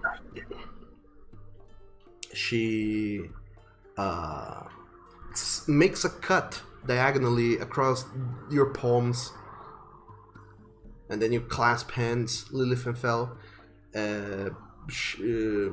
sharing the blood, because blood is life, and you're sharing your lives now with one another. And as your hands keep unclasped, the two wolves that are drawing, that are still drawing those symbols and marks on you, they stop doing that, and then the elder comes on, picks the paintbrush, and finishes a line that kind of goes making circles around your arm. And without ever taking off the paintbrush, she goes from Fel's arm into his hand, and then into Lilith's hand, and then into Lilith's arm, completing the circle, bonding the two of you together in this ritual, as they all declare you partners for life now. And then the whole tribe explodes in cheers and howls, and everyone is very happy.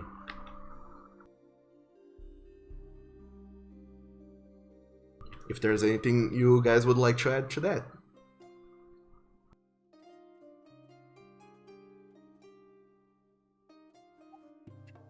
I've always had a hard time trusting people. Trusting anyone that wasn't from my clan or anyone new. When everything happened and my village was taken over, I felt I had no choice but to seek people out who would help me. I am truly blessed that the group I came across had this tiefling here, who not only made her promise but kept it, and grew on me. It's almost as if it was fated that she be the one strong enough to crack my shell.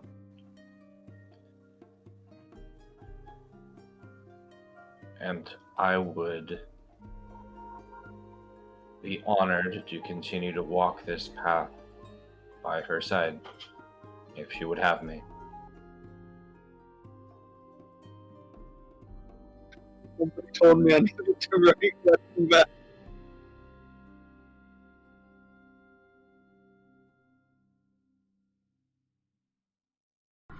Come again, Bun? What did you say? I said nobody told me I needed to write wedding vow. You don't really, but Well, Brian did, apparently. I didn't. This is an improvised show. Everything we do here is improvised. Yeah, everything's improvised. The points don't matter. Oh no. But if you have anything you would like to offer as a word, feel free to. If not, we can move on. I think after Fel says that, Lilith's just gonna kiss him, and we'll call that. I don't think I've heard this song before. It has played before. But anyway, Lilith and Fel, after the two of you are joined in this tribal ritual of mating and partnering up, the tribe, they go into a very long celebration, everyone drinking, everyone cheering, and those dog damn out of the circles. And and you all leave those teeth behind as you both step out of the circle, still holding hands. And as is tradition for your village now to start collecting new teeth, or rather new trophies from your hunts, together instead of alone. And you go and do that. Is there anything else Lilith and Fel would like to get going? The only other thing that Lilith is really interested in is grabbing a plot of land, probably like right there between the 4 cities that most of our adventures took place in, and start making a monastery to help people who need it and children with no other place to go and all that stuff. Yeah, like, I figured near the river would be nice, but I also recall there being a swamp near Marmouth, so I didn't want it to be in the swamp area, but I also wanted it to be near the cities, not too far away, because I'm indecisive. Sure. And it's supposed to be a place people can go to get help if they need help, so it's not too far away. If people need a place of contemplation or something like that. So with the land grants that the government quote unquote, that the cities give you all, you managed to get the monastery going. You build the monastery and you get some other monks to start training as well in there, offering classes and such. Not only classes, but also taking in orphans and people who don't have anywhere else to go, and offering a safe haven to everyone. And Lilith and Fel, the two of you get this monastery started, get it going, and within the year, not only is it has already taken in a fair amount of people, all of whom are interested in learning how to, deal with their inner selves and get things going and becoming better and such. I'm imagining Fel sitting in a courtyard with a bunch of students and just casually walking down the rows, like, repeat after me. I would like to grapple. All the children, they all start shouting after you, I would like to grapple! And it echoes throughout the courtyard of this walled compound. It echoes, I would like to grapple, over and over and over as you go through the rows of the students. The monastery would focus on teaching open hand and the sun soul and inner clarity, because those are the 3 main steps she took on her journey. So that's what she would teach, and hope that they're what helps people. That's gonna be our what is it? The insignia on the temple or monastery logo, which is underneath in Latin. I'd like to grab. I would like to grapple. Latin, no less. Oh boy. It'd That probably is- be an I'd like to undercommon. grapple. We will have to look that up. Whatever, yeah. Well, if it's in Latin, it's basically in Celestial. But I don't know how you want to go. after some time, the monastery starts filling up not only with students but orphans, most of which end up becoming students as well. And That's how monasteries go. and eventually you'll see all those kids that had nowhere to go, that looked very scrappy without really they had this kind of desperate look on their faces with very little else to go do and such. They start flocking to the monastery, and within the year it starts to become a place to learn, a place to find yourself and embark on a journey towards a new life, and everyone's ecstatic about that. Anything else the two of you would like to tell in further? Add?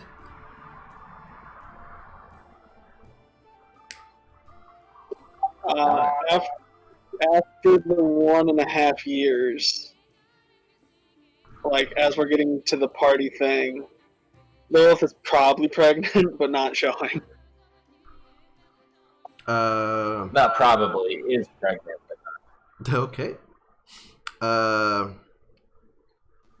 Quick question on that: Would Lilith and Fell have allowed Flint and Grath to set up their combined furniture, gunsmithing, and bounty hunting headquarters somewhere on the monastery grounds? If not in the building itself, somewhere on the plot of land? Go to the monastery of inner peace and clarity. Also, we have guns. Also, Yes. you know, in the street. Did not understand the word you said. This is a monastery for inner clarity and growing as a person, and you want us to be a bounty hunter often. Yeah, for the ones that go wayward. yeah, I it's like, think oh I might no. have a better gun. I don't know about that, but I'm assured that if you needed a place, we would find one for you at the guild if you need one. Yeah, I think setting up with the Nolyn branch of the renewed guild of Dracon's family would be a little better. But I will say that anybody in the Bean Squad who finds themselves in trouble or in need of a place, the monastery is open. Yeah, say keep the guns away from the children. Yeah, please. Yeah, I'll do that. Flint and Grath will probably just randomly, literally pop in from time to time with their new teleportation helmet. That's fine. Just like I said, the monastery is open to anyone we've met in our adventures that we're on good terms with who might need a place to stay for a time for whatever the reason.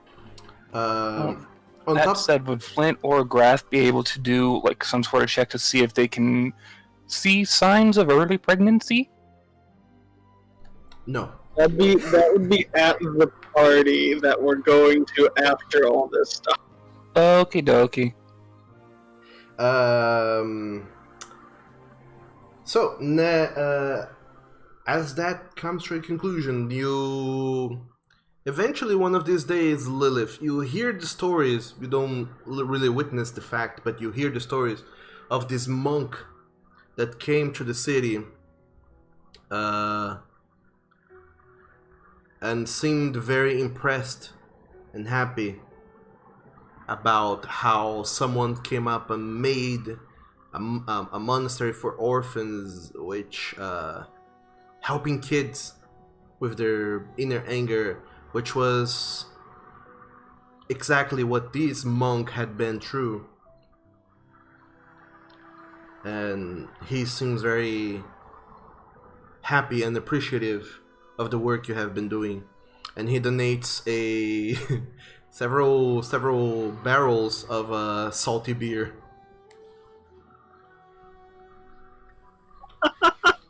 Oni. Well, oh no, never seemed to like you guys all that much, but at least he seems to like me a little bit. Yeah, because I probably would have introduced you all if you hadn't met already. Yeah, but he hates me and Phil. Well, he hates the two of you, but Lilith is cool people. Lilith's cool people. I set up a monastery to help people with what Lilith had gone through, and it identifies with other people. So, as that is gone, Noctris, tell us a little bit more about your year and a half. Well, Noctris returned back to, I honestly don't know how to pronounce the place, Balinome? Yeah, sure. Bail name. That, sure. Bail name. And he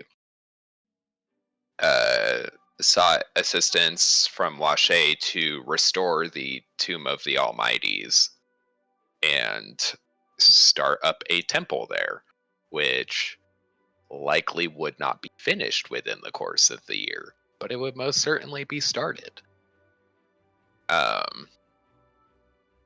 He hallowed the entire grounds with a tongue spell with the intent that anyone from any walk of life could come there if their lives were uprooted by the changes that are happening in the world from the return of Cosme.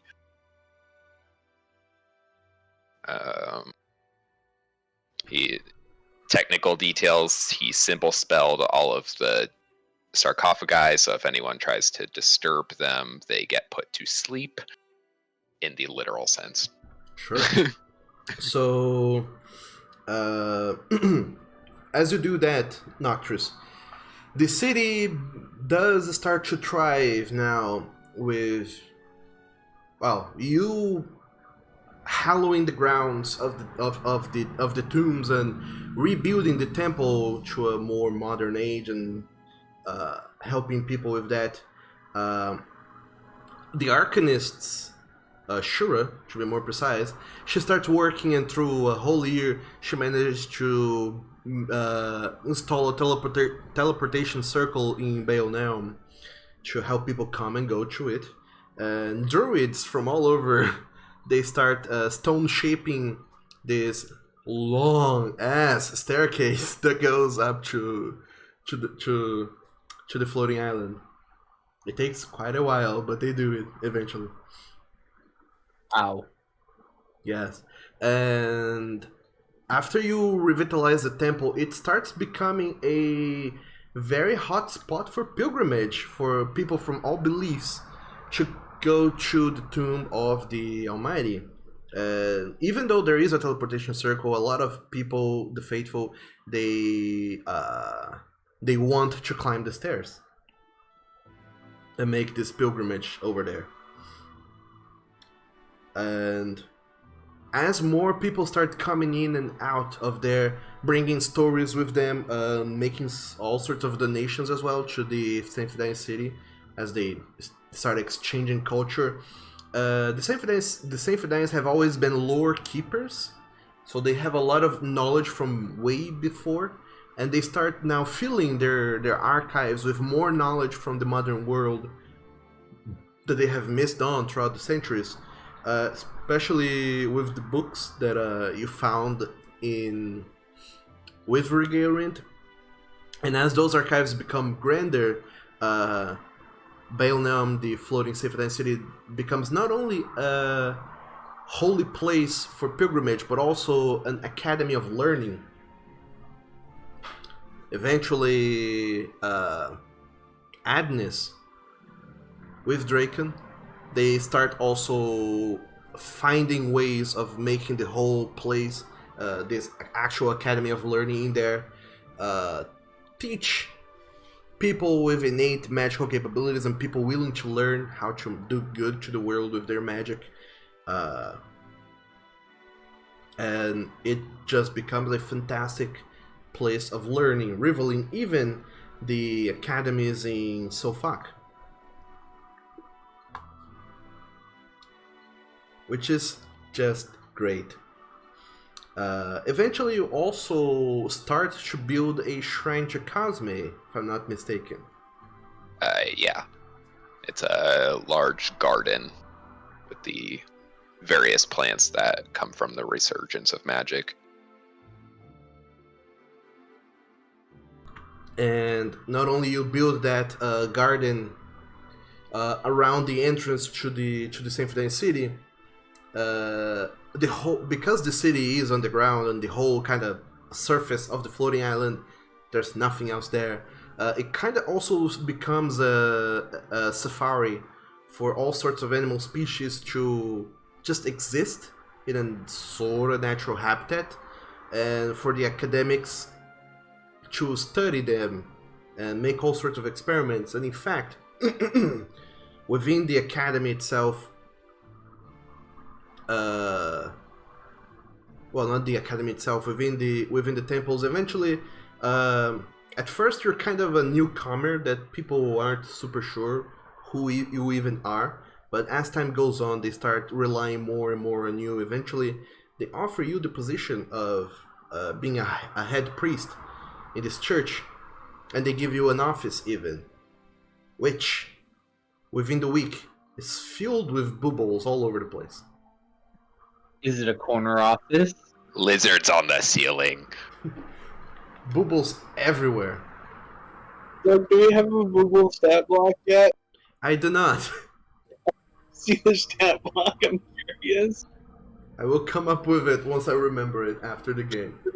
Nocturus Also- is like, wow, I'm bloodied from walking on the surface. I'm gonna go chill in my office, and they just swarm him. Pretty much. Yeah, it's like a swarm of puppies. I want to see art of the boobles too, because I'm just imagining this six-legged, like really flat lizard with these bulging chameleon eyes. I think, didn't you draw them? I made Doug? an You drew- yeah, I made an illustration, but I didn't quite like it. They kind of, yeah, they have like chameleon-like eyes, and but I wanted to make a little bit different, so I'm gonna redo that. But yeah, eventually there's bubbles all over the place, and people start looking to you for assistance with all sorts of matter, Nocturus. And through the course of all this time, a lot of people start flocking to the city, both to learn arcane things and also because of fate, out of pilgrimage. And the city becomes a very popular place, and despite being hard to reach, it's very well frequented, which is good. And is there anything else you would like to add? He also trained Nova to cling to his horn. Oh yeah. And Nova is usually chilling on top of his head, no matter what he's doing. Yeah, after having been with you for this long, Nova has gotten used to, you know, being around you and being fed every once in a while, and she seems super chill to just be with you, and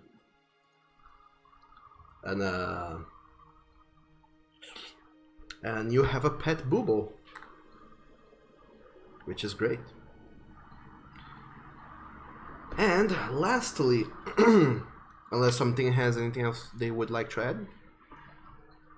No, that was it for me. Cool. Lastly, Hentai goes back to the sunken city of Dalmbay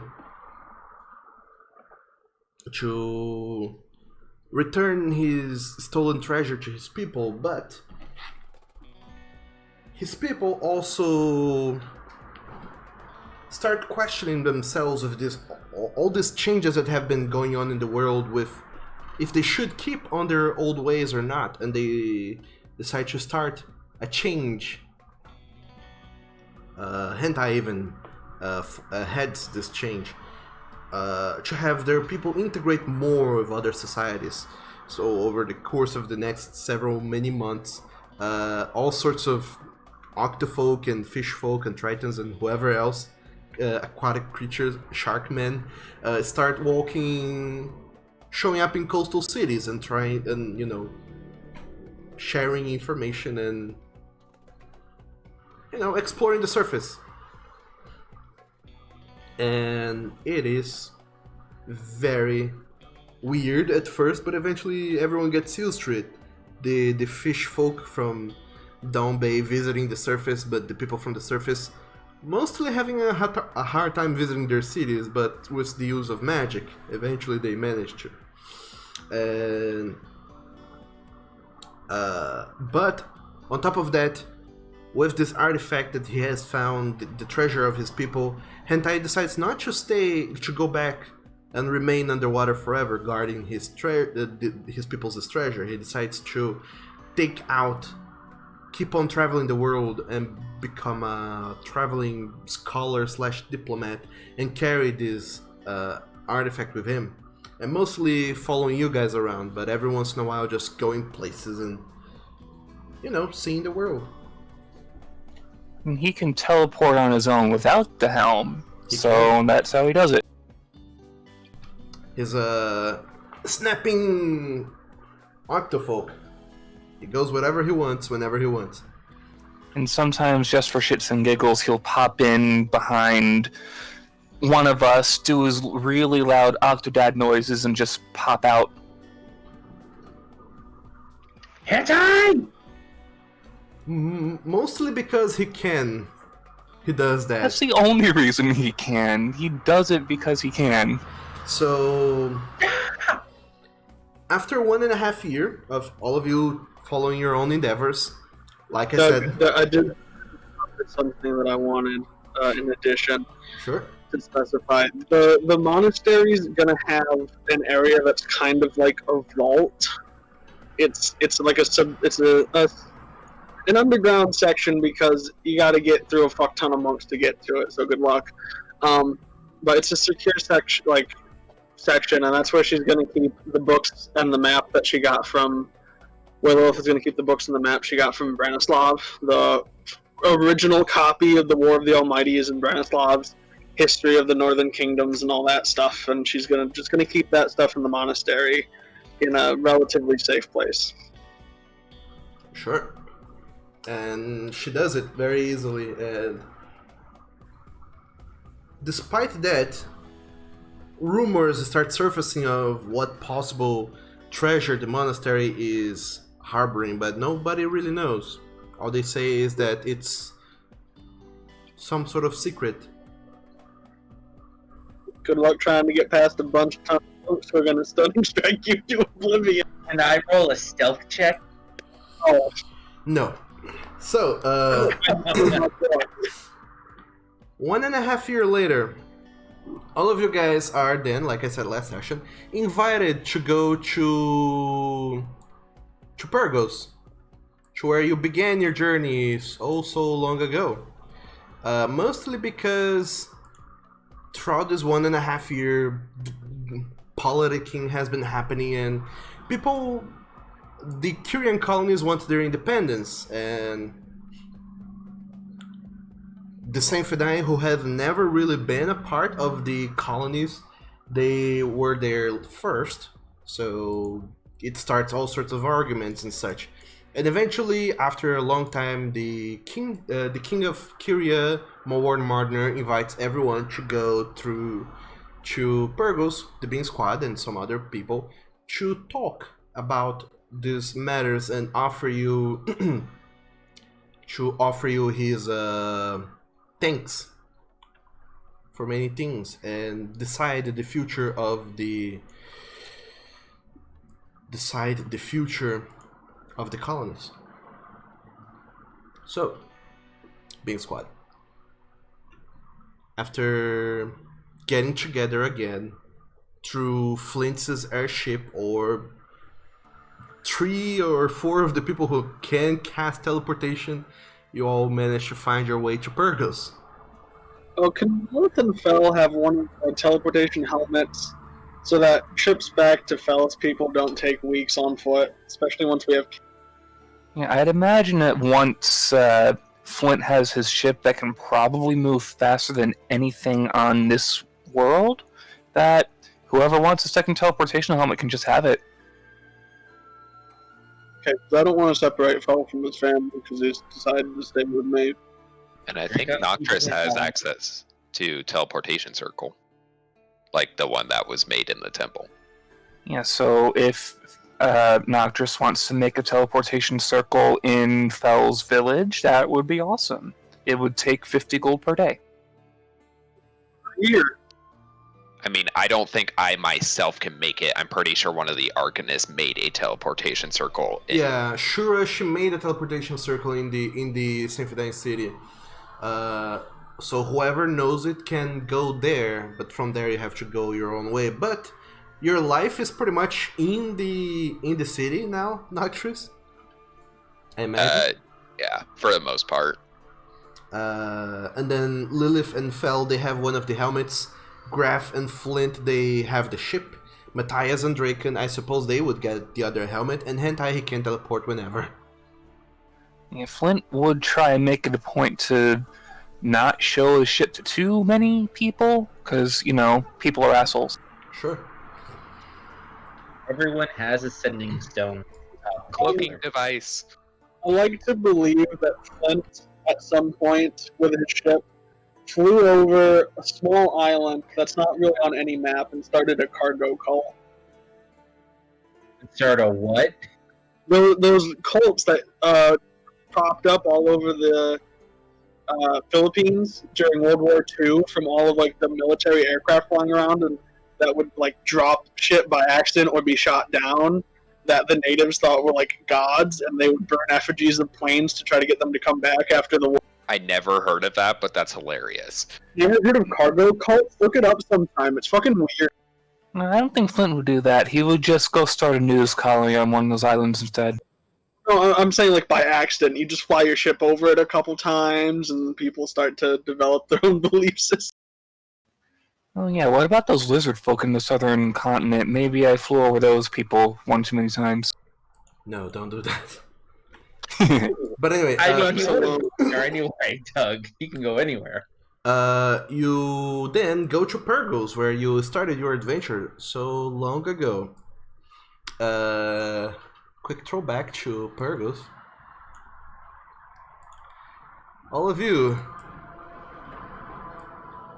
make your way. Down, walking fast. I never actually played on this map. Yeah, it was the first. It was old. So, all of you make your way to Purgos. It's a gigantic capital city where, oh so long ago, you have done all sorts of things, but you have left this part of your lives behind. And then you go to the castle, where, again, oh so long ago, you stood there as King Maward Marner was giving a speech on how there were new lands to the west that had been recently discovered and how people were going to be sent there to explore it and such. And you were pretty much given the position of adventurers and settlers. So, you make your way over there, and as soon as you do, you see a lot of familiar people that are staying there. You see you see all of the Arcanists. You see some other guests. Shay has also showed up with Stubhard in the capacity of diplomat. Hard. Who else? See him again. Prince Lundell also is there. Joffridus, who you have not seen in forever ago, is also there. The Golden Trio, in the capacity of heroes of the realm as well, are there. Agnes is there. And as soon as you get to this place, it's a very lively place. This castle has this kind of side little keep where it seems to be the place where they receive people to go through all sorts of conversations. As soon as you enter, there's this fountain in the middle with a statue of a human woman on a horse with a shield and a spear, and it's known to the locals to be a statue of Yabarag. But you know that that's not the real Yabarag. You know the real story, and you know that the people here do not like the idea of Yabarag being a little halfling. They like the idea of Yabarag being a human, a tall and strong human woman who came and conquered things and helped with so many battles. And as soon as you enter, there's this sound playing in the back of a band, playing some kind of folk music that it's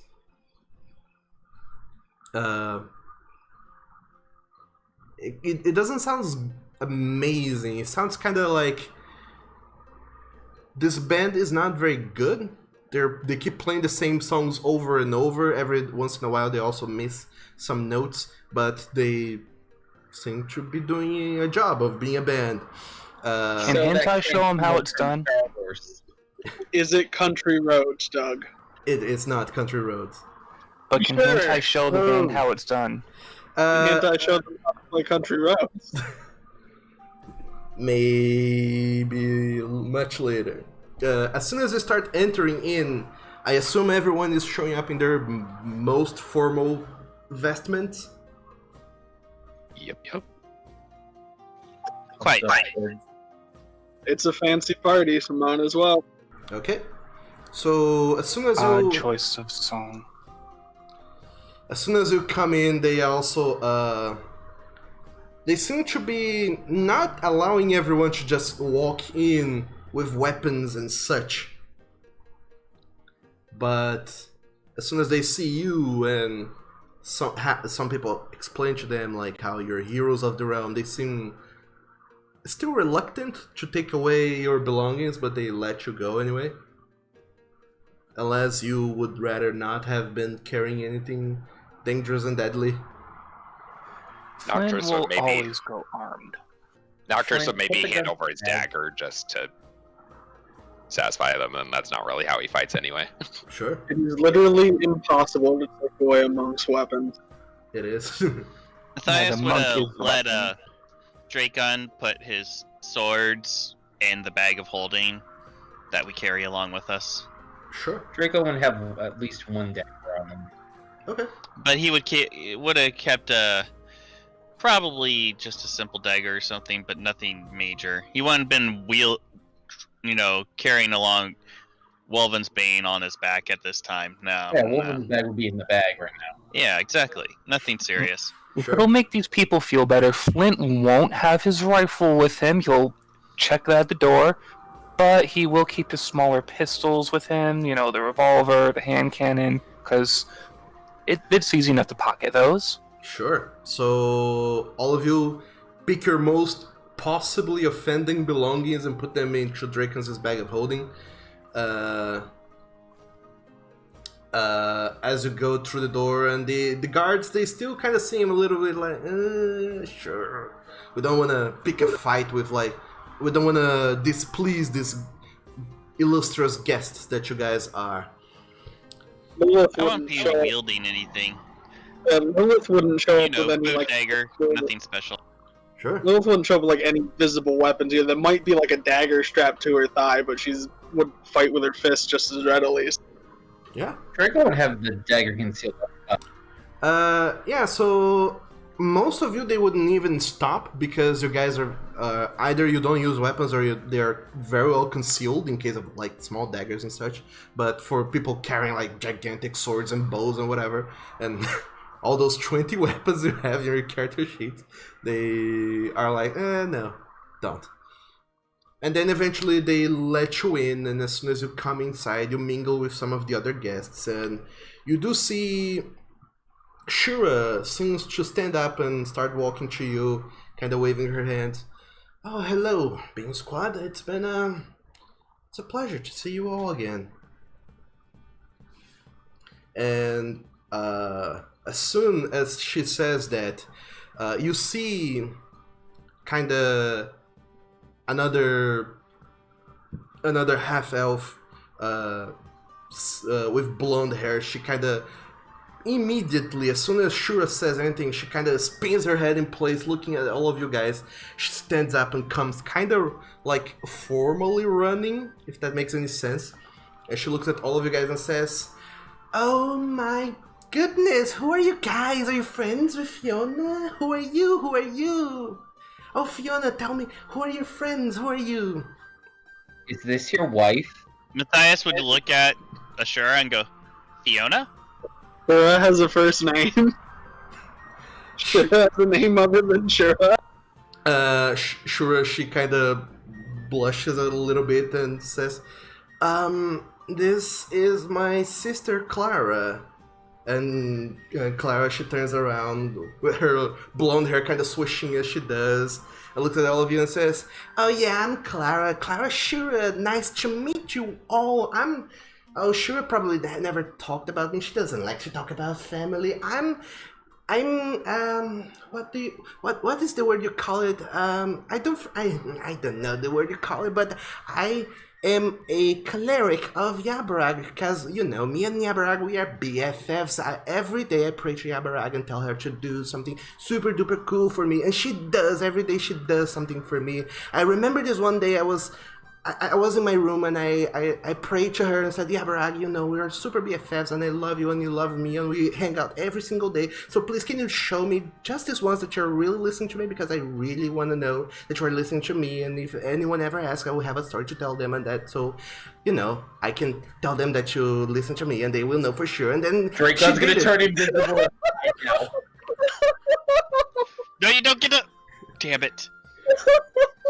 And she keeps going. And then my cat, Mr. Winkles, he came into my room and he started to you know, you do that gross thing cats do, and then he started to he spit a gigantic fireball in the middle of the room, and it was amazing, because as soon as Mr. Winkles did that, I looked up and said, "Oh yeah, Barack, I knew I could count on you because you're amazing." That my cat had come. Can Hentai suddenly blow his bagpipes in the middle of this very long, drawn-out whatever it is she's doing?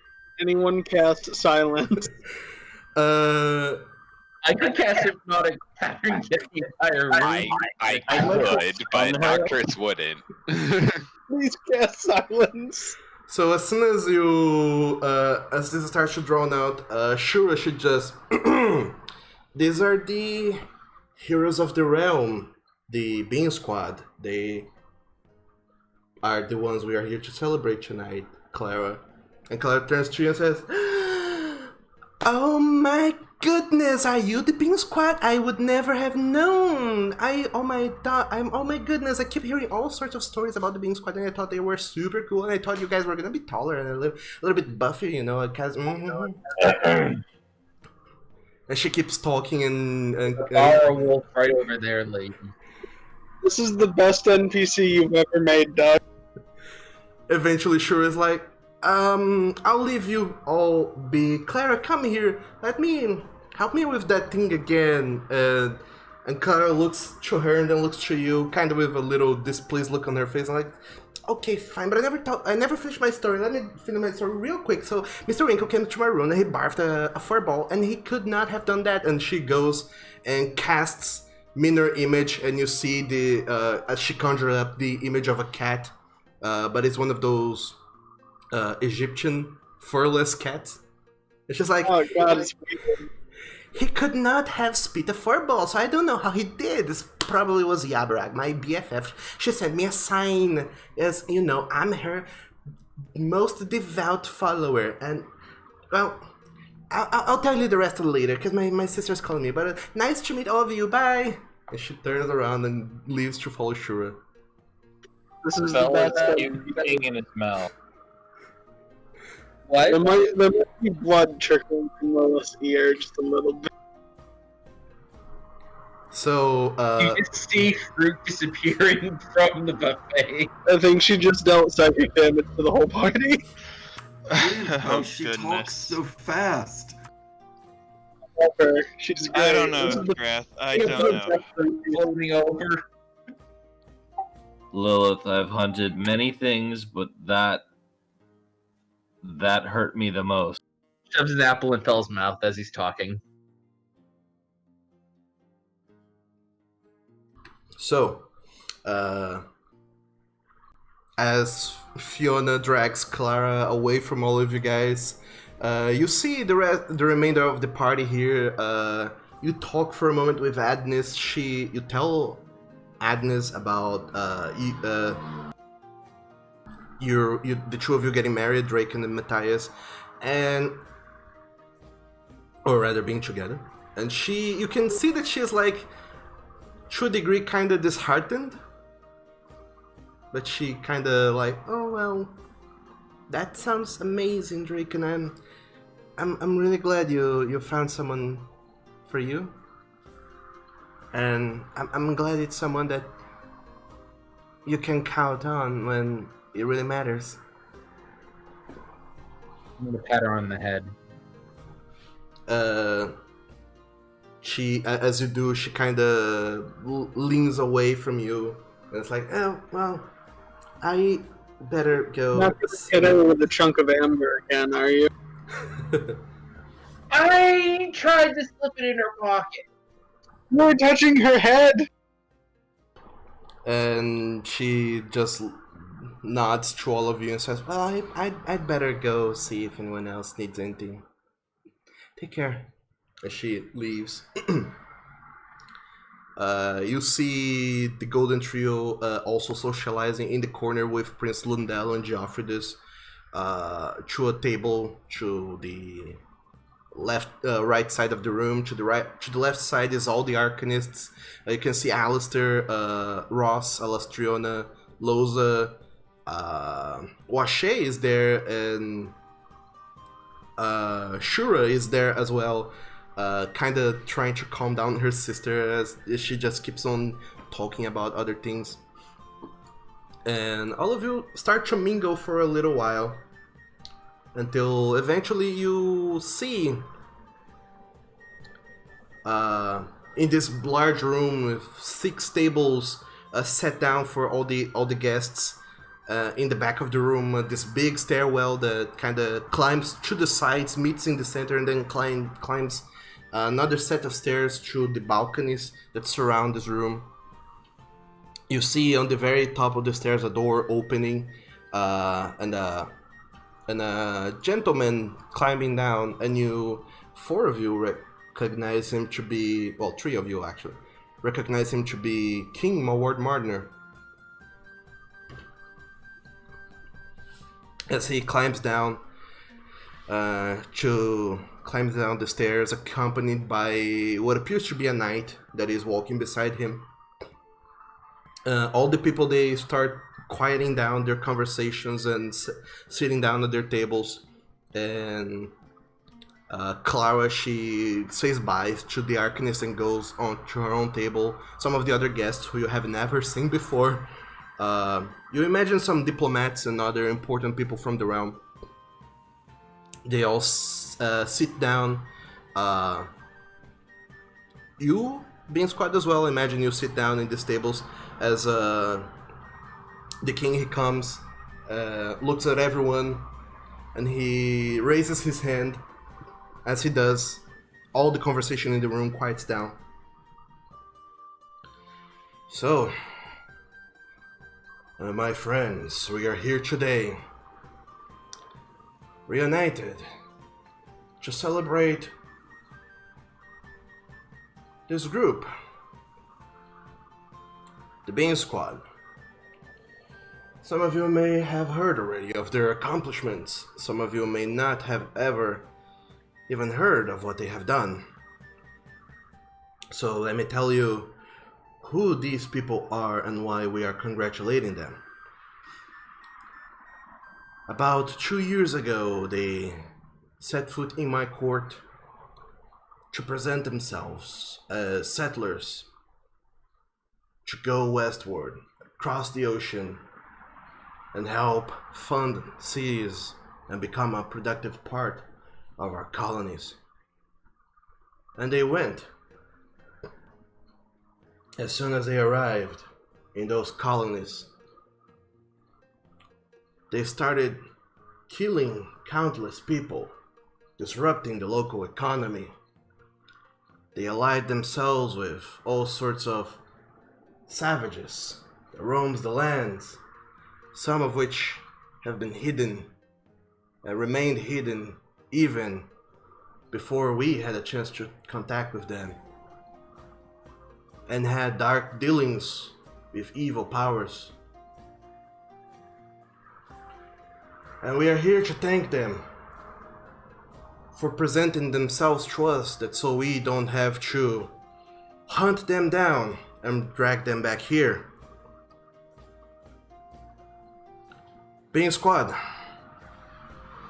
you have costed us dearly, and you are sentenced to be executed. Surrender all of your belongings. You will be taken to jail now. At this point, all of you notice that the band in the back stops playing immediately. All the Arcanists, they stand up. You see Washay kind of gasping out loud at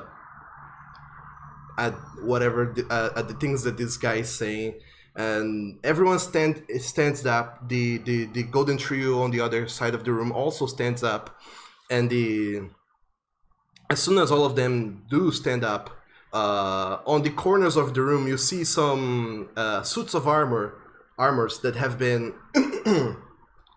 suddenly they seem to start shining red and taking steps forward, fuming with smoke, and they seem to take some steps forward to stop all the guests that have started to reason, and everyone now looks very nervous to one side and to the other. And I would like all of the party to make a perception check. Do me and Phil get advantage involving hearing, or is this just looking? It's sight based. Okay, double checking.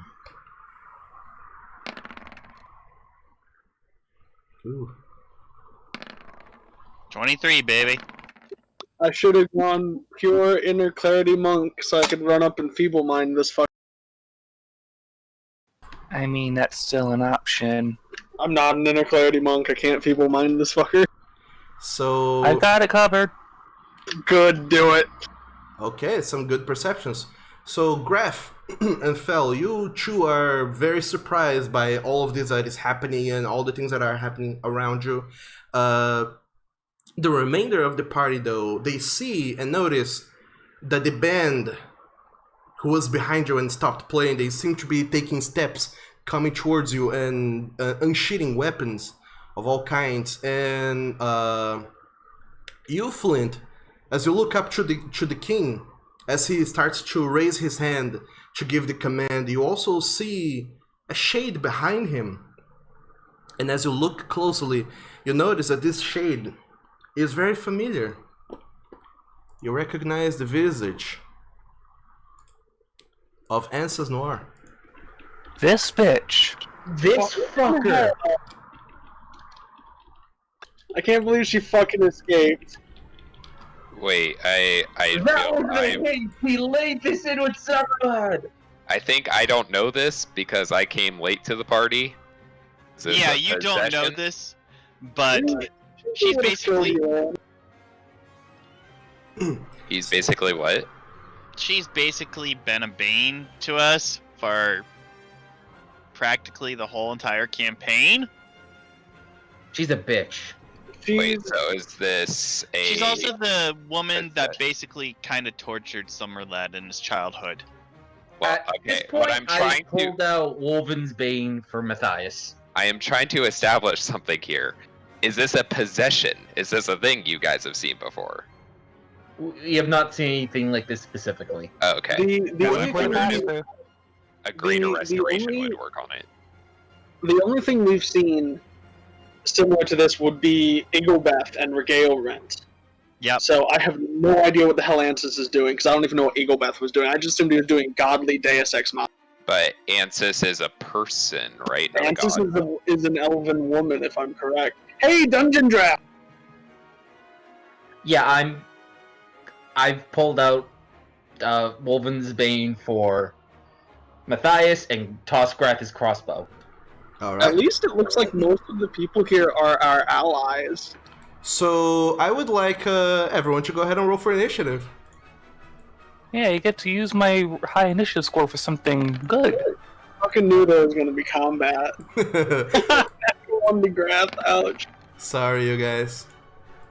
No, don't be sorry. And I still roll less than a 10. I knew it! Knew it! Knew it! I fucking knew that was gonna happen. Damn it. Alright, The good we news got- is at least we're all kind of spread out in our initiatives, so Yeah, so we won't be ganged up on, but then again, we also can't gang up on them. true. We got this. We That always 12 got. sucks, though. We're gods. Remember that. Okay, Keyleth. Hey, Oh my god. if I was a druid, I would have been smarter than to turn into a fucking goldfish. Turn Yeah, into something you would have with turned into a fucking freaking bird. wings. Some fucking wings. So has everyone rolled for initiative? I don't think I see hentai. No, Hantai's a 12. I don't think I think clicked on him, He's no. not Whoops. on the track counter. I forgot to click on him, so I accidentally replaced Flint with a 12. Flint should have a 22, not a 12. Give him a 12. It fits. 22. Okay. So we have initiative order. And the rogue's going first. Draken, as you had noticed all the band coming from behind you guys, and as you look back over your shoulder to see who they are, you feel a shiver down your spine because you recognize them. You see... Motherfucker. You see, I thought we beheaded that bitch. you see a Kreen warrior coming in. You see a pirate that apparently you cut down in a dungeon forever ago. You see a gnoll that looks demonic. You see a raccoon woman that looks very vampirical. And on the back you see a tiefling covered in rags, looking like a Ah, scarecrow. hell. Son of a fucking bitch! So Draken, what are you doing? It's all the mini bosses we fucking Do fought. I see where Ansys is? Yes, you see answers as well. Okay, Shit! I know exactly what I'm doing. I know what Hantai is doing, but Hantai's all the way at the bottom of the goddamn order. I think I'm gonna do the best possible thing right now to help everybody. Shoot Ansys. No. The first thing I'm gonna do is this. Okay, you're casting slow on who?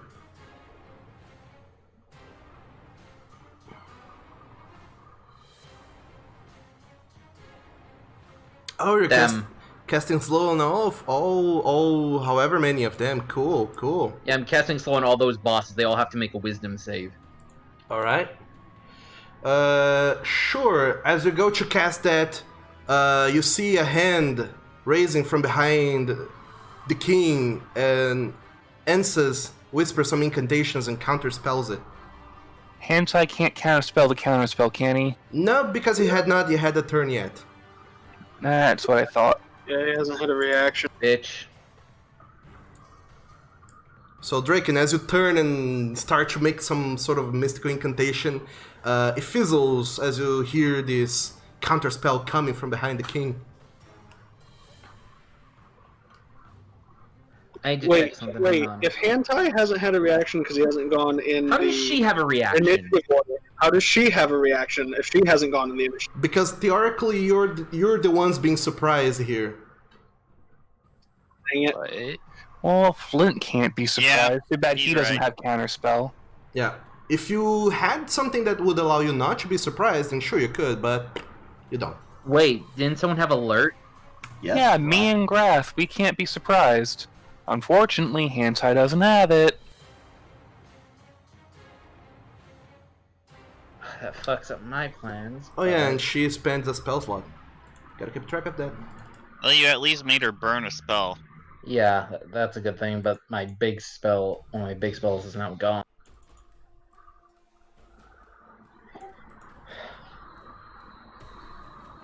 So that's your How action. dark is it in here? Not too dark. For whatever reason, all the blinds are closed, and there's the whole room is lit only by candlelights, but it's bright enough. Okay, so it's not dim light, got it. Nope. Shit, this fucks up what I wanted to do. Do you have the bag of holding with you? Yes. And all our stuff is in it? I've managed to... Doug has not contradicted me. I've been able to give Matthias Wolven's Bane and Grath his crossbow. Yeah, especially because you went so far ahead in the initiative. But you already used your action. If you don't have a bonus action or you're gonna do a movement, let me know. See, my movement is now 45 right now, so...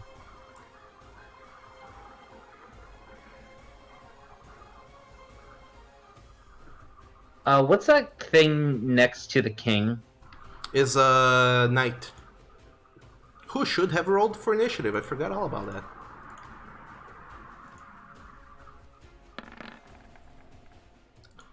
Because you also recognize him as a guard, as a knight that you put down in a church in Nolyn, also long ago. Oh fuck! It's one of the ones from the church.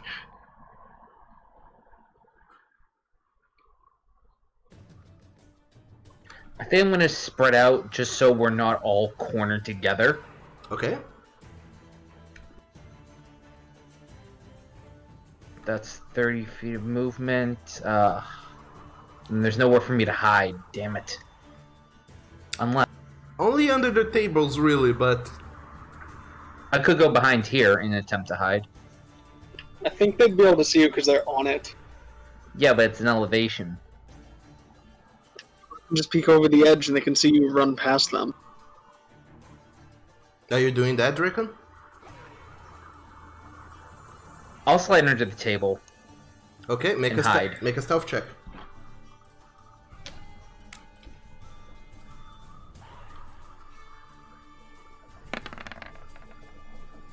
$27. Dog darn this thing. Well, you're gone.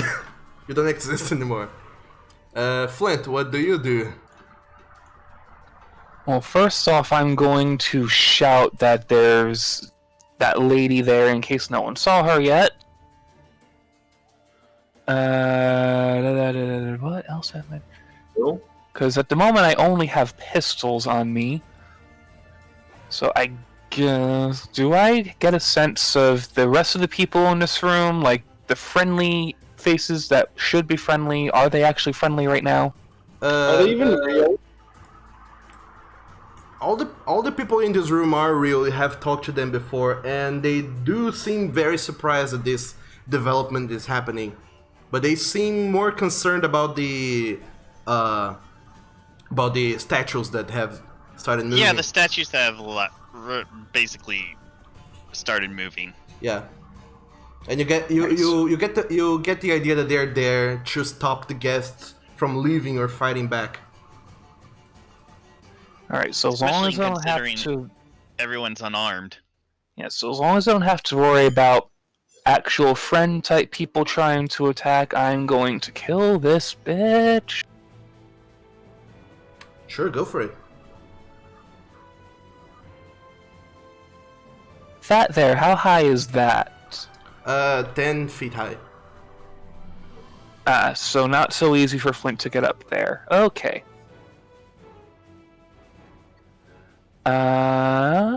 I'm going to move away from group because it's too many people all together.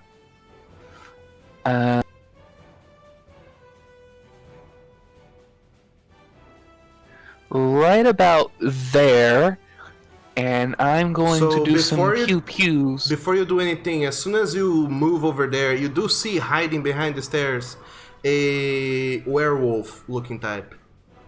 Son of a bitch! God damn it! Everyone was killed. All the big bads in one game! Ah! Well, seeing that, Oh. we'll quickly shout out not only that Ansys is here, but I'm gonna shout out to Fel. Hey, there's this werewolf guy here, and then pew pew on the bad lady. Sure. Now I'm really glad I didn't go back there. I'm waiting for Branislav to fucking like burst through the roof and rip our heads off now. We just need everyone we've tried to fight. Huh? See, I'm thinking Branislav will be Yeah, an except ally. Branislav that is ma- not going to be here because we didn't actually kill him. Yeah, we were nice to him.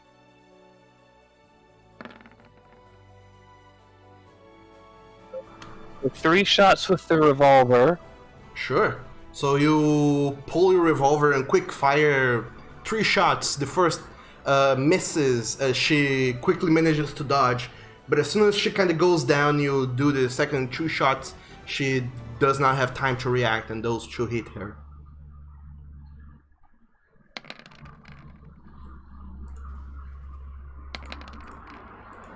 So we are rolling damage on those, and that's a total of 21. I'm keeping track of my revolver ammunition. Green circle can do that. Your revolver is not magical, right? Not this one, no. So she takes half damage. Well, Flint would definitely notice that, and after shooting her with the revolver, switch over to the hand cannon, which actually is magic. Okay, for your next turn though.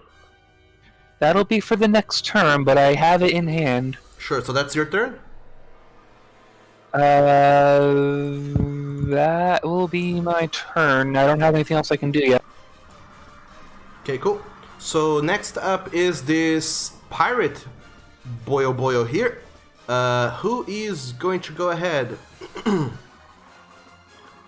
run around, and engage on Hentai. By doing so, he looks very gloomy at Hentai and says, "Why did you kill me for?" And is gonna attack him twice, 3 times actually. Because you're an asshole. Is this the one that he teabagged? This might be the one that he teabagged, yeah.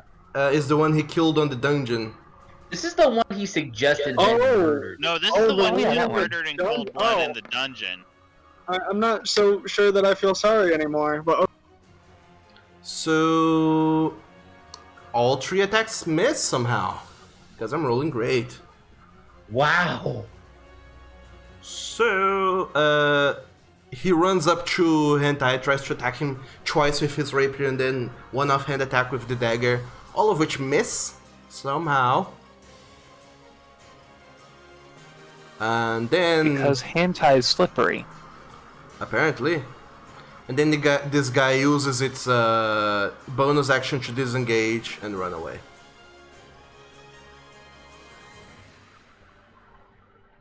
So 15 feet this direction, and that's him. Next up is Matthias. What are you doing? So, yeah, so this is going to be entertaining. But, let's see, should I do that? Would I be able to cast Hunter's Mark and then do a different spell? And then do a spell? Hunter's Mark for you is no longer a spell, so yes, you can. That's right. Cool. So, seeing the fun, Wraith, again, the, Scarecrow Wraith, I'm going to totally Hunter's Mark that. Sure. And then you're just going to see Matthias close his eyes, grip onto Wolven's Bane, and then say a few words, and then he just disappears. Oh, you're doing the cool thing. Oh no. And you see him appear right next to the cream to strike at it. Alright. So close to a 20. you can pick how many creatures? 5 5. Within 30 feet. Okay. I should not have clumped them together, but sure. So you strike at the cream, I guess. Yep, and that was a 17. Which hits. Oh my dog, look at those 36 dice. damage. Oh boy. 5th level ranger spells. Does that go to all of them to get that single damage roll? You have to make attacks against each one. Yep. But that's the damage for the Kreen. Yep, the Kreen is bloodied. And then I'll disappear again and reappear next to the Knoll. Sure. Swinging it again. And you hit 22. with that. You hit? 35. Alright. Then I appear next to the Scarecrow and swing it. Okay. That's an 18. Which hits as well. 29. And Hunter's Mark damage. And Hunter's Mark, yes.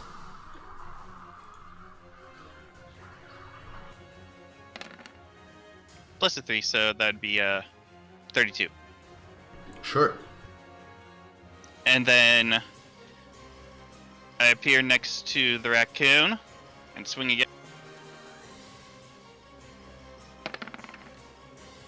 13. That misses. As she sees you appearing behind all three of her companions, and then right next to her, she has the time to dodge just in time, and you cut some of her hair, but doesn't really hit at her. And then I disappear one last time, because from my starting point, the pirate is actually in range. 30 feet. It's 30 feet, right? Yes. Alright, so I'm going to appear right next to Ansys. I don't And think you take a can swing do at- that actually. On a hit, the target takes damage. You can then teleport to an occupied space. Oh no, sorry, that's after you do the whole thing. Sure.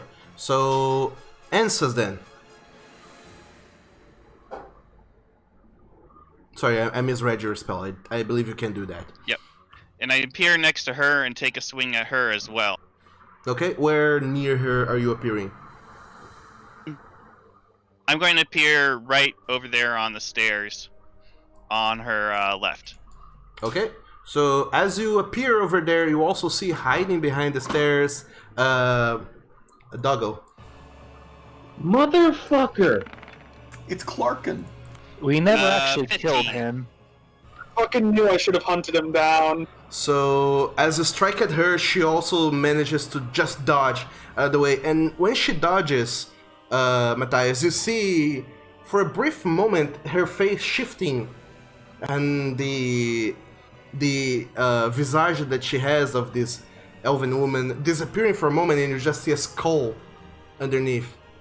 But as soon as the strike misses and she looks back at you, she's back with her normal face.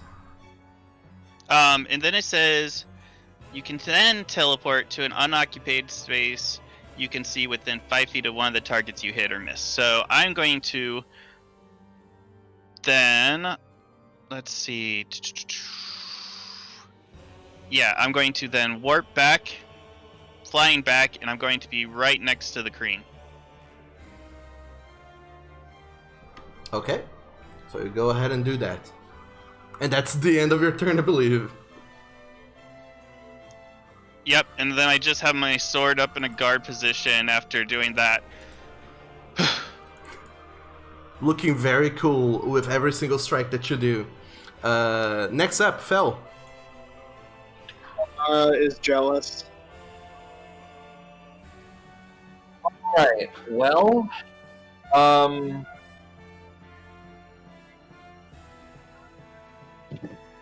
let's see.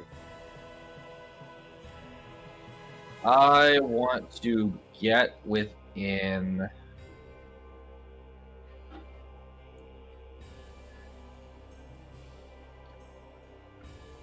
right there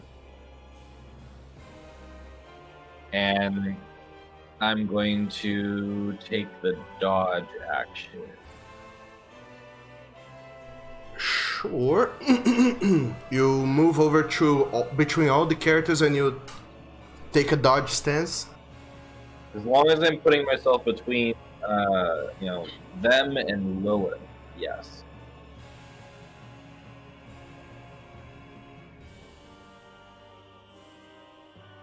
And that is my turn.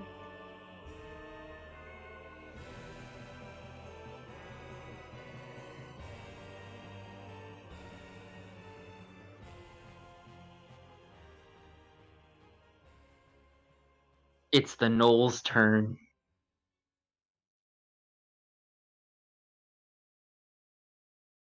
You're not gonna punch?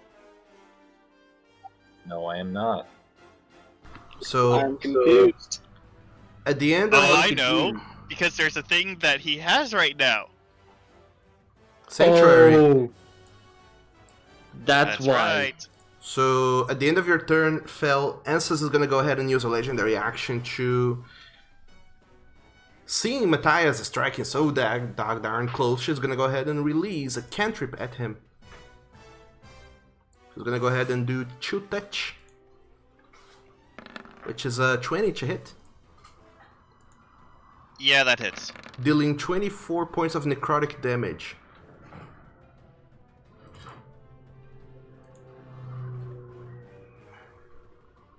And as is the nature of Chill Touch, you cannot regain hit points until the start of your next turn.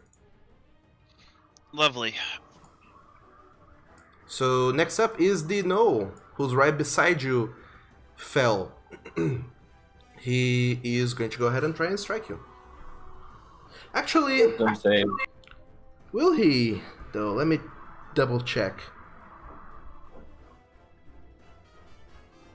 No, he'll go after Draken. Where is he? No, he can't see Draken.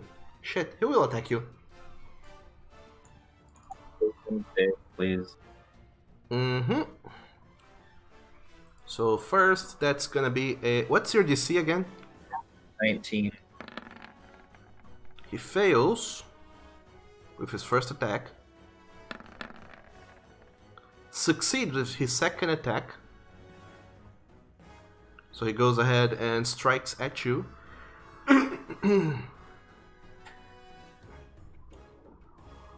With his flail of pain. Advantage. With disadvantage. I took dodge. Yeah. Yeah, he did take the dodge feature, so he wasn't actually attacking. Look at you making me spend... take all the disadvantages. So that's a 22 to hit. That matches my AC. Wow, okay. So you suffer 6 points of bludgeoning damage and 24 of psychic damage. Psychic damage? Yes, psychic. 24 psychic, 6 bludgeoning.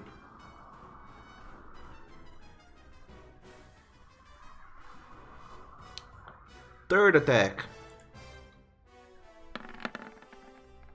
He fails his wisdom save and misses the attack. Then he's gonna move ahead up to the remainder of the party. Doug, once a creature succeeds the saving throw against Sanctuary, they don't have to make it again. They do? Pretty sure that For every attack, I believe. I think it is for monks. Because Sanctuary is not lost, so I believe they have to make one save for every attack they try and do. Yeah, there's nothing in the wording that says anything about the success, and it just works.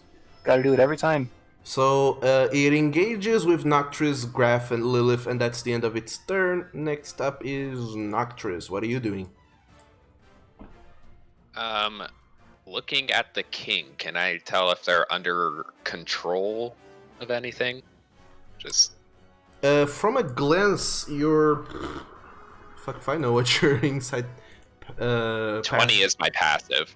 Oh boy, yeah, he does looks under some sort of influence. He doesn't seem to be acting normally.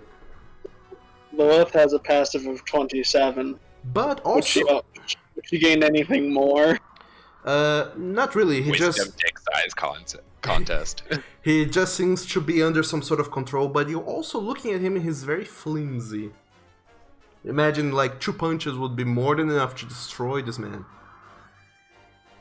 Well, shit, I might have to reevaluate my plan then. Okay, well, Nocturus already has his plan, and he's going to risk the attack of opportunity from No Boy, I guess. Sure.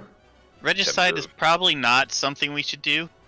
No. Actually, how tall are those stairs? Like, the stairs right here. 10 feet. up.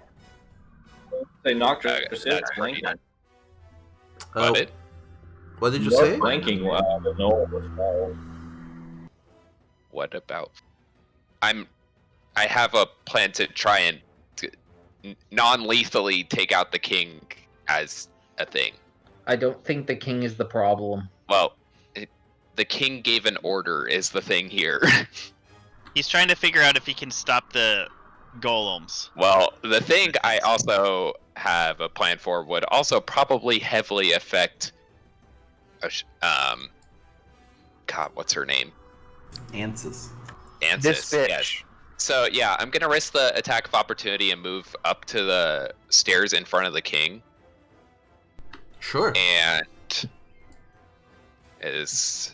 am I gonna get hit by that? I need to make an attack roll against you with his this.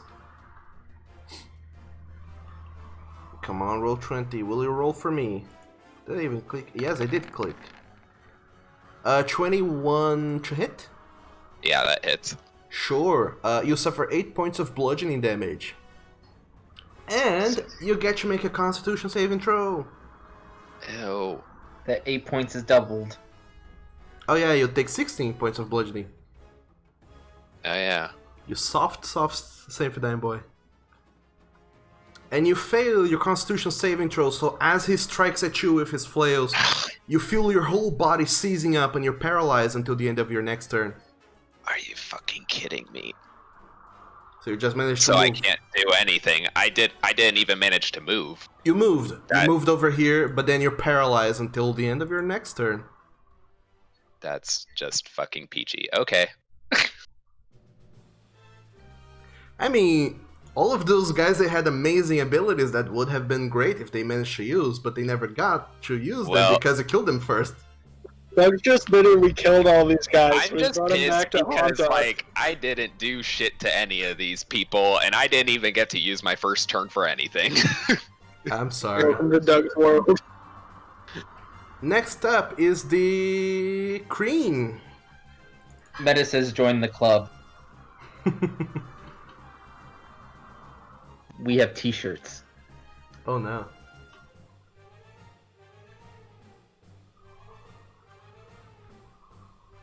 So from where the Cream is, it's gonna go ahead and jump across the room because it can do that. Land right beside Flint and Matthias and Fel. If you want, you can make an attack of opportunity. I will. Heck yes. So go ahead and do it. Yeah, the Cream loses his head. Fucking dead! Poor Cream. Fucking dead! Okay, so all of you just see this Cream jumping up into the air and a metallic swishing through the air. And Flint, as you look to the side, you just see this floppy body of this Cream kind of ragdolling through the air, landing beside you, and then the head landing on the opposite side of the room, as it has been beheaded. As is the nature I owe you later. How many things is Matthias beheaded in this game? Doug, I just want to say, you've brought all these people back because they have all these cool abilities that we stopped them from using. And we're just gonna do it again. Of course. Also, I would just be like, nobody leaves my sight. His dead body did, and has been flung across the room, and is lying dead By now. its own legs. By And this time. Spell Sanctuary is still up! Indeed it is. Next up is, once again, seeing you wreak havoc. Ansys is gonna go ahead and use another legendary action to cast another cantrip at you, Matthias. She does not like me. Look at Can you blame her? beheading people and such. Does this count as a second attack towards him in the same turn, or the same round, or however that ability works? It is considered a second attack. So I have a plus 4 AC now if she uses a ranged attack. How much AC? Plus 4, so I'll have a 19 now. 20. Ah, No, you have an AC of 20. that's right, 20. And Anyway. she hits you with a 22. So you suffer 12 more points of necrotic damage. And once I'll again, take it. can't be healed. Yeah, you cannot be healed until the end of your next turn. Yep, I know. But now it's the Lich, the Scarecrow. So, all the way over there from the back, what he is going to go ahead and do is... Man, this guy has so many spells, like, holy shit. Seeing the situation this whole thing is going on, he's gonna go ahead onto Matthias as well. You see that whenever his eye trains on you, Matthias, it glows extra red. And he's gonna go ahead and cast a spell that may not work, but he's gonna try it anyway. So, Matthias, I would like you to go ahead and make a Constitution saving throw. Oh, that's alright. Which you're good with. Should be, at least. Well, I have an 18 constitution, so that helps. But 15. Fails. He extends his finger and the sickly green ray shoots out of it and blasts at you, withering you quickly. Can I take an uncanny dodge on that? Or is that... No. It's Constitution Well, save. actually, That's right. And no, it's- wait. Uncanny dodge you can do for any attack. It's not an attack, it's a saving throw. Yeah, it's a saving throw. So, you suffer 63 points of necrotic damage. And Matthias is bloodied. Yep, I am. And you cannot heal. Or be healed. And then the creature is gonna move back, seeing as what you're doing. And you see it running past Stubhard and Agnes, who just kind of cower into their benches, looking confused at this whole situation that is going on, and that's the creature's turn. Next up is this warrior guy, besides the king and Ansys. He's gonna climb down the stairs and unleash at you, Flint. If you can, that is. If he's gonna attack me, there's nothing I can really do to stop him. All the while that he's attacking you, see that his eye keeps looking towards Noctris, but he's not within range, so he's gonna attack you anyway. So... that's gonna be a delicious 27 to hit. Yep, I'm not even holding my shield at the moment, so that's gonna hit. And then a 22, which also hits, I believe. So you suffer a total of 24 points of slashing damage.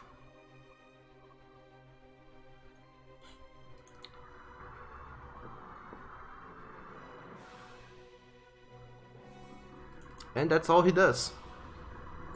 Next up is Ansys' turn. So, as she looks down at all of you, you just see she's smiling this very sickly smile. Oh, I thought it was gonna be harder than this. You're gonna go down like flies. But first, you there. I don't want you to give me any more trouble. And she is going to go ahead and look at Hentai. And is going to cast a spell. So I would like Hentai to go ahead and make an intelligence saving throw. Oh, not intelligence. I'm sensing bad things.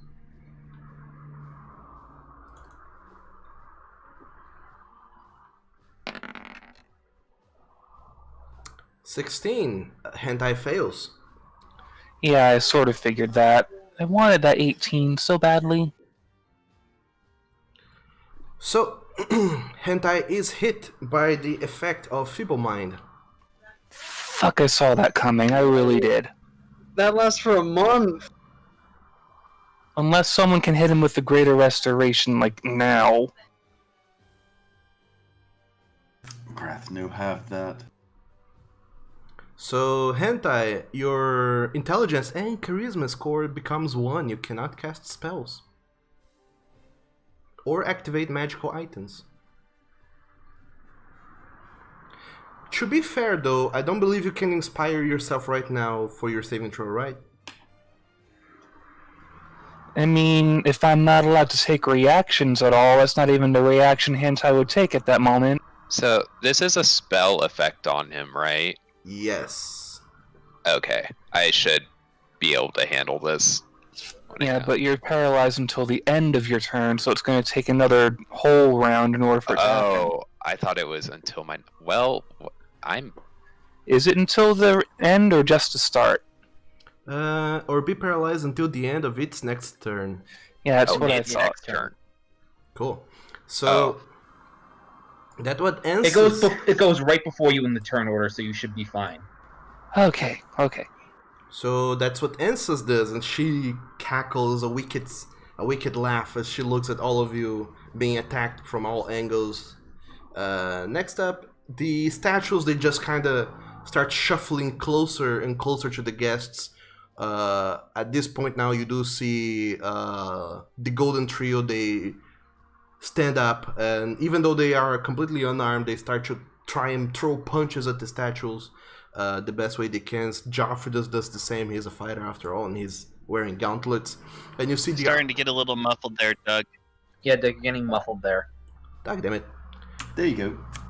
So the Golden Trio, they start punching at the statues. The Arcanists, they also stand up and start launching cantrips as best as they can to these approaching statues as well. Washay as well, she tries and does her own magic to stop them from approaching, and they have their own battle on the corners of the room. But next up is Hentai, who is feeble-minded.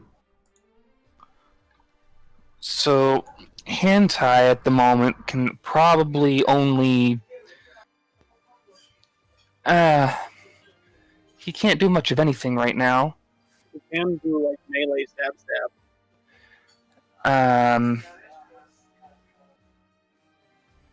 Yeah, so No. he can't really even do any of that. He probably doesn't even realize he can do that. What? Well, Feeble Mind says you still know who your friends are and you're still capable of protecting them. You just can't cast spells or speak. Yeah. Yeah, so the one thing he'll be able to do is make really angry Octodad noises, slink up the wall, and try and stab a bitch. That he can do, yeah. So go ahead. She didn't bother moving at all. That hits.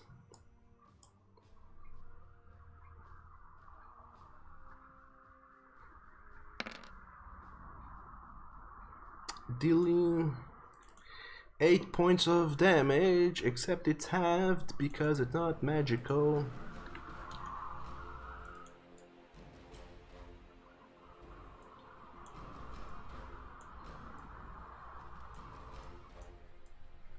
Anything else? I mean, that's really all hentai can do. He doesn't realize magic is a thing.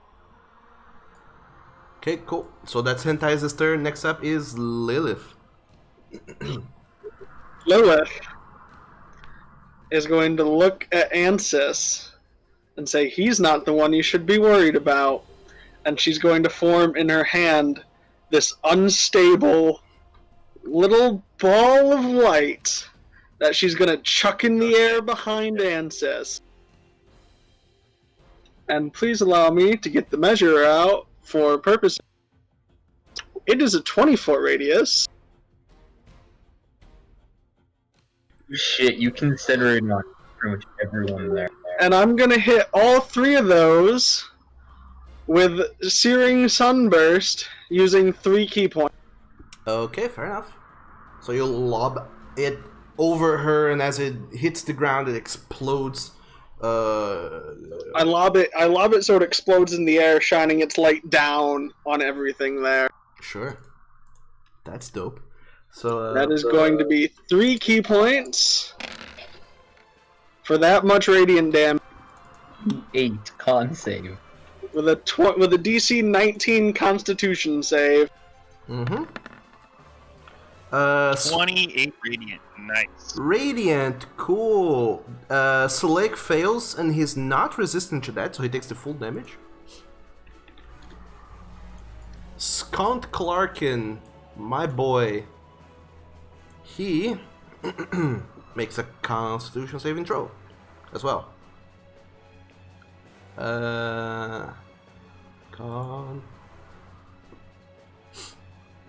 That's a lovely 27. He makes it. If they pass, they'd take 0 damage. Okay. That's the only downside to this ability. Oh yeah, it's a Constitution saving throw. So Ansys does not. She does not get to use her evasion. Nope. If she fails, she takes 28 radiant damage. She does fail. Look at that. With a 17. Good. Hantai's not the one you should be worried about. It's me. Yeah. And also, I know something about her that probably the others don't right now. This was my opening move because I learned there's a werewolf, there's Scott. I'm like, great, I'm gonna hit everybody. Yeah, you know the thing. You know something, Matthias. Let's see how that plays. So that's your action, I believe. Yes, and thanks to the UA, I can still make an unarmed strike as long as I spend key points as my action, which I did. So I am going to dodge. I'm going to move. How can I do this? Okay, I'm just gonna move there. And I'm gonna look at the Nolyn and say, I killed you once. I'll do it again. And I'm gonna bonus action punch. Okay.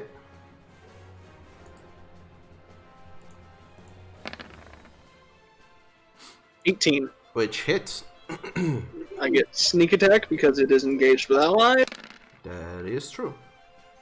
For that much damage, 17. Mm-hmm. 15 points of damage on the Flint. And that is all that Lilith is going to do. Okay. I'm gonna stun it. Oh yeah, No stunning. stunning strike on the null. So you're spending a key point to stun. Yes. Okay.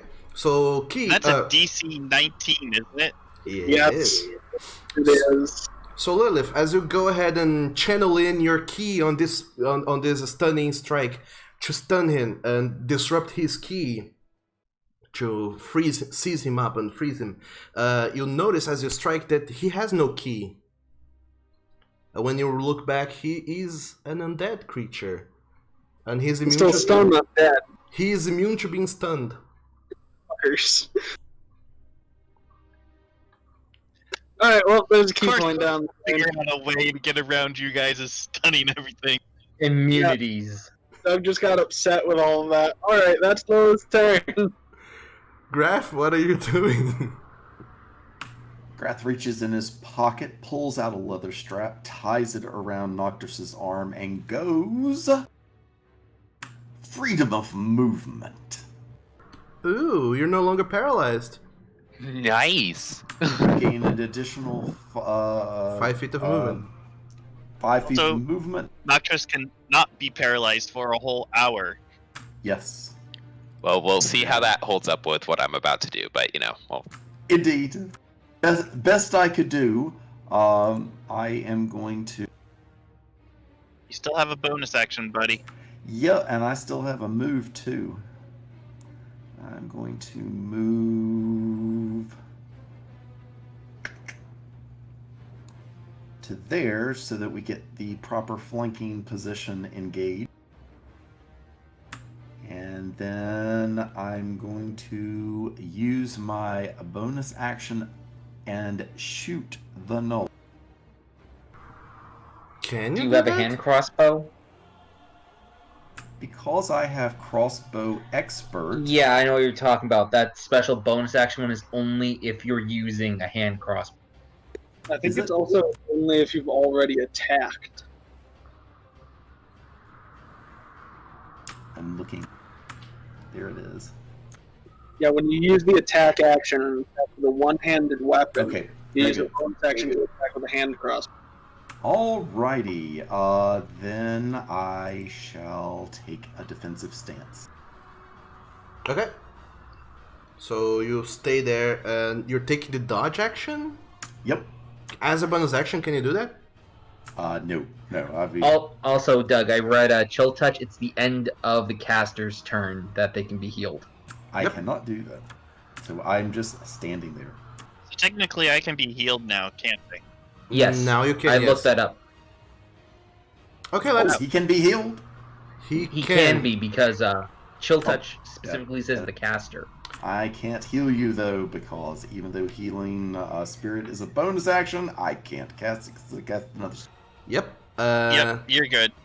Good reminder. So at the end of Graf's turn, Ansys is gonna use another legendary action that she just regained to cast another cantrip at you, Matthias. So that's gonna be a lovely a hit. Wait, what's the damage? Because she's attacked him multiple times. 27 to hit. Okay. Yeah, that hit. You suffer 15 points of necrotic damage, Matthias.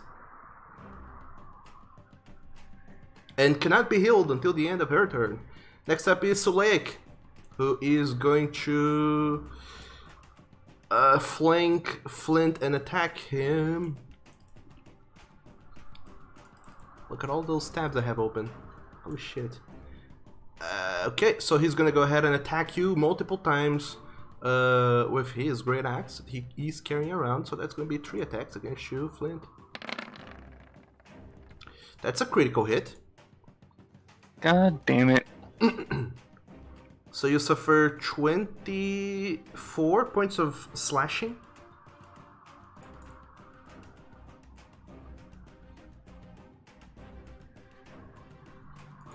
Second strike is a 19. Nope. Okay, and the third one is a 21, which hits and causes 14 points of slashing damage.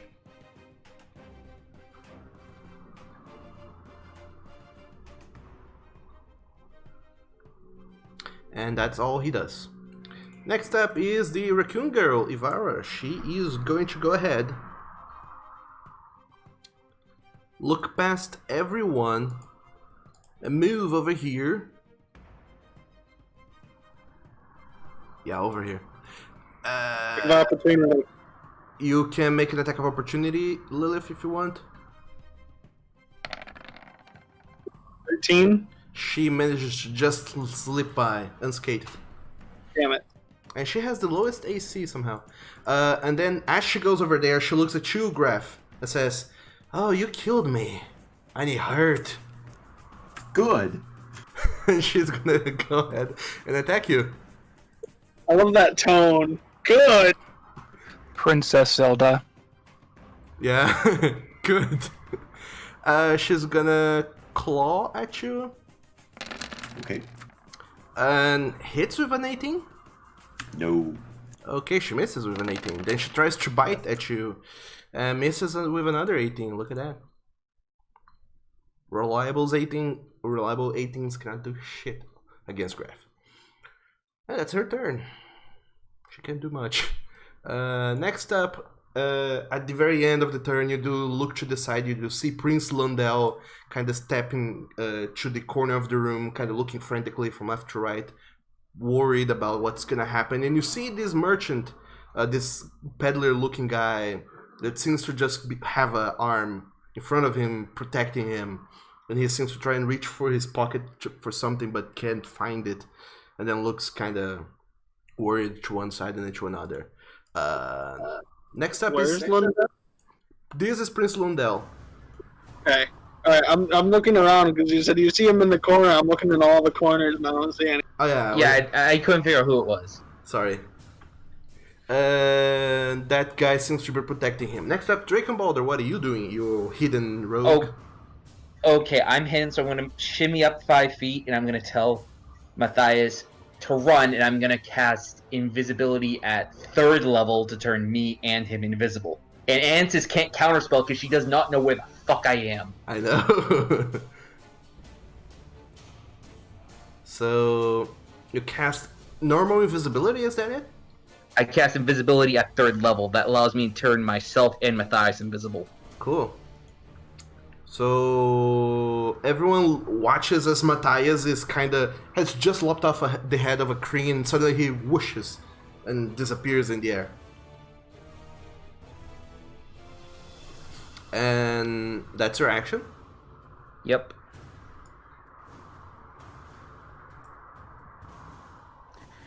And Bone, and yeah, I'm gonna move there as my. Hang on. Oh shit! I forgot to roll initiative for Scont. What the hell am I doing? Yeah, he doesn't get a turn. Sadly, yeah, he doesn't get his first turn. Can I use the rest of my movement to get up there because I have a climbing speed? Speed stats stack. Yeah, they don't stack. The most you can move is your original movement speed. Yeah, I was asking highest. if they're the same, that's all. Well, how far is your speed? My speed is 35. If I do dash, can I get up there? If you make an acrobatics, sure. Okay. Be aware though that this is a jump that you're attempting, and if you fail, they will know where you are.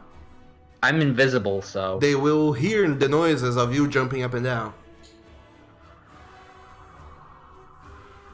You said acrobatics, right? Where you are. If you wanna, they'll hear you, have a general idea. Yeah, I'm just asking. Is this acrobatics? Acrobatics, yes. If you fail, that is. 28. You do not fail. Don't you have reliable talent with that anyway? Yes.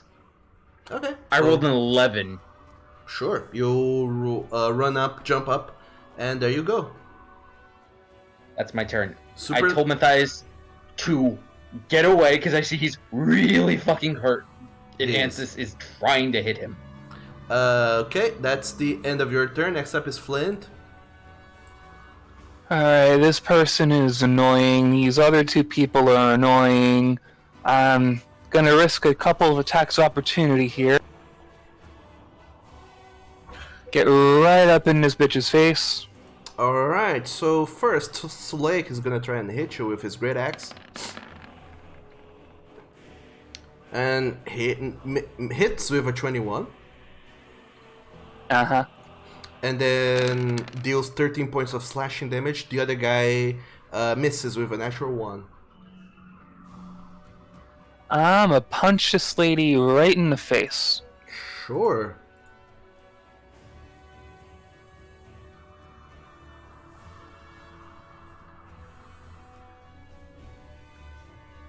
Go for the punches. That hits. I believe it does hit.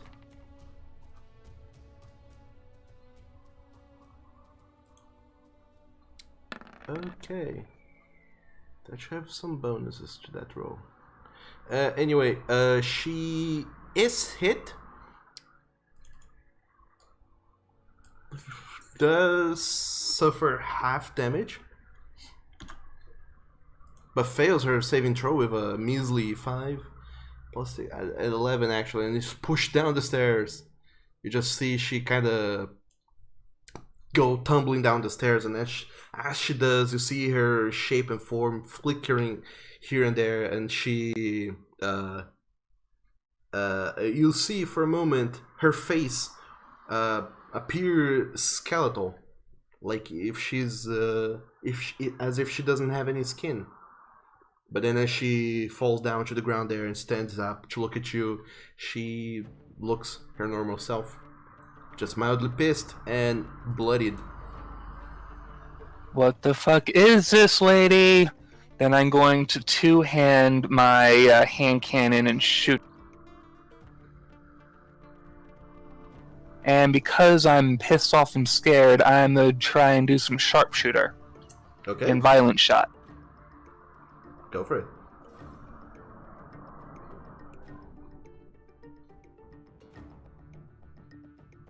What is this music from? It sounds familiar. Divinity. 20 to hit. I believe it's from the first one. It hits. It's from the second.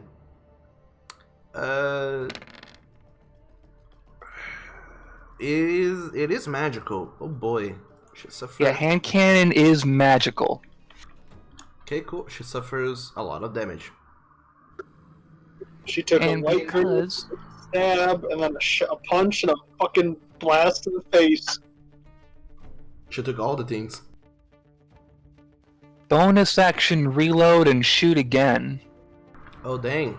Go for it. I'm gonna keep with the violent shots and the sharpshooter. Okay. 3 attacks as a fighter now, don't you? I do. That is a 16. Which misses. She takes the first shot. She kind of wobbles in place, and then you quickly reload and shoot again. But she's no longer in the same place, so she's kind of recoiling from the first shot, and that misses.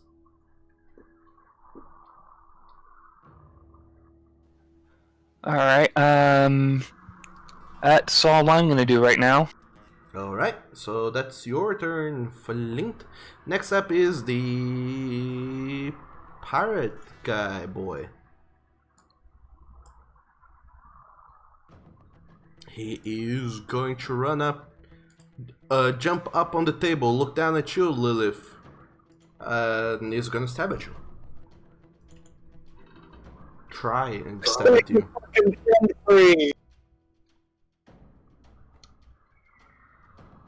Oh yeah, things should have happened that I forgot about. She's gonna stab at you. He is gonna stab at you.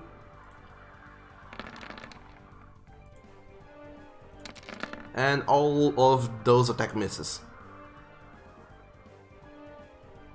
They don't want to hurt me because I know I said they're friend free.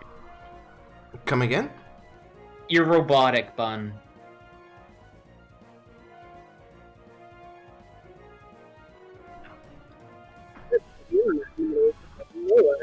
You're away still from the mic now, I think. Yeah, you sound like you're underwater.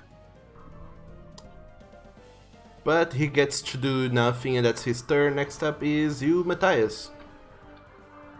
Say, Doug. Yeah. I have remembered where the room where people checked their items and stuff was. Yeah, it was far back. Yeah, by the entrance. By the entrance, where would you say that was? E? All the way like over here by the fountain. Neat. Okay, so I have let's see, I have a range of 35, I think. Yeah. So since I really can't do much since I'm invisible right now, I am going to actually use my action to. Okay, so you're gonna dash away. Yeah, because I'm going to go to that check room. What item are you looking for?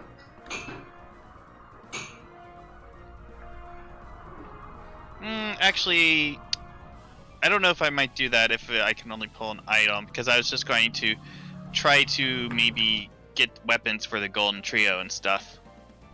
They look to be able to handle themselves well. They're not dealing with like 8 people at the same time like you guys are. Fair enough. Alright, so I am actually just going to then... Let's see... Yeah, I think that'll work. I know he told me to run away, but I'm actually going to... Let's see... Yeah, I'm going to dash and slide underneath the table where Adnis and Washe are. Okay, approaching that the scarecrow. Right, and I'm still invisible and I'm not casting anything. Yeah, sure.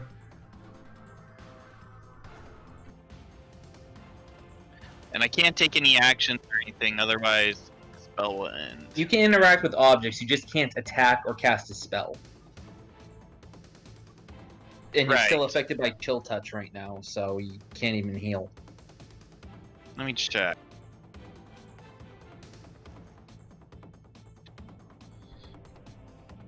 Yeah, but Right. Okay. in any case, if you were to attack anything, you would have advantage because you are hidden.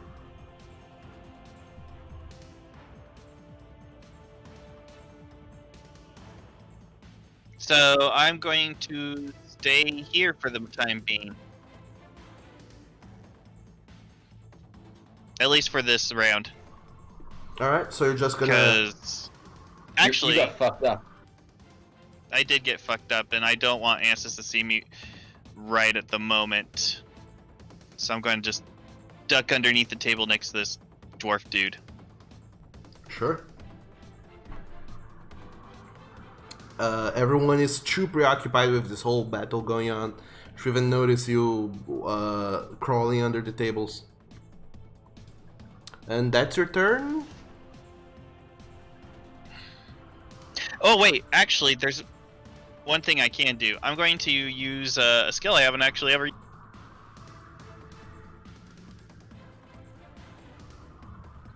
And use Tireless. Sure. So 1d10 plus my Wisdom modifier, and I can use it.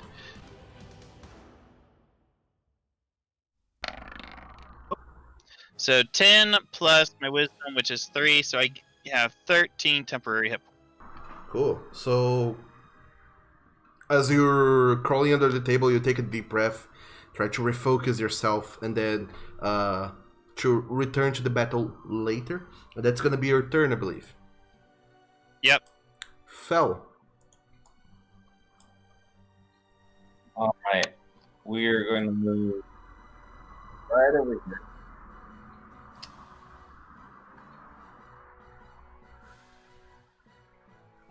May or may not provoke an opportunity, but I don't care. It would from Ivara, but I don't know that she can even try and hit you. Sanctuary. I know. Yeah, she cannot. She tries, but she fails. Alright, and I am going to punch this lady. Okay. They try to attack Lilith. Lilith. So... Pirate. Yep. The pirate that tried to attack Lilith. So you run up to him and punches.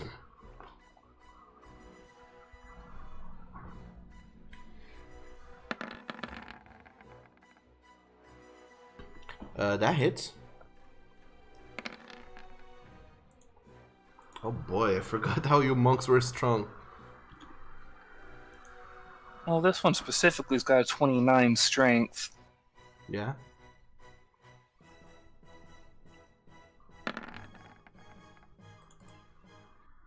And that also hits. Oh boy. For more damage. Oh yeah, his monk attacks are D10s now, aren't they? They are. Yeah. I will use Flurry of Blow. Sure. Go for it.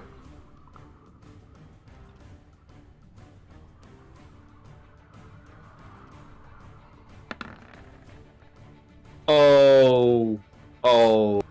Dope. Roll for damage on that one. So that's 20 points of damage, which is plenty. He is bloodied. And the last part of the Flurry of Blows will be on this Knoll. Alright. Sure. So you look back to him and punch him in the face as well. Ooh. So close to that 20. But that hits. That was really close.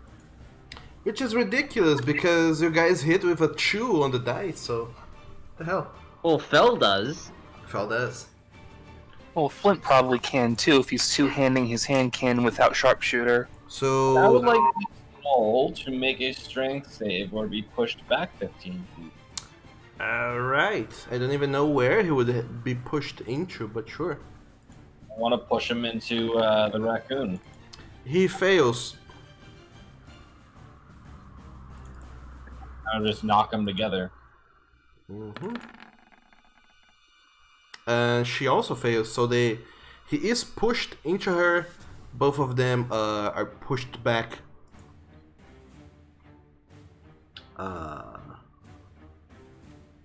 Yeah, they are both pushed into there.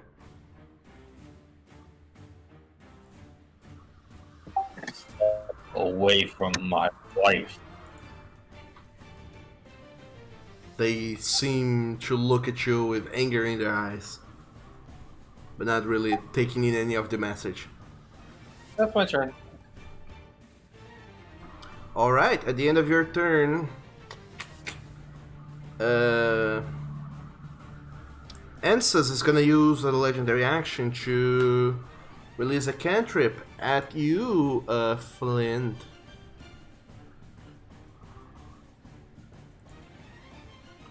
So that's gonna be a lovely 26 to hit. Yeah, I don't even have elemental absorption field at the ready at the moment, so... You suffer 18 points of necrotic damage. That wouldn't even worked on that. That would have been a just in case it was something elemental, but oh well.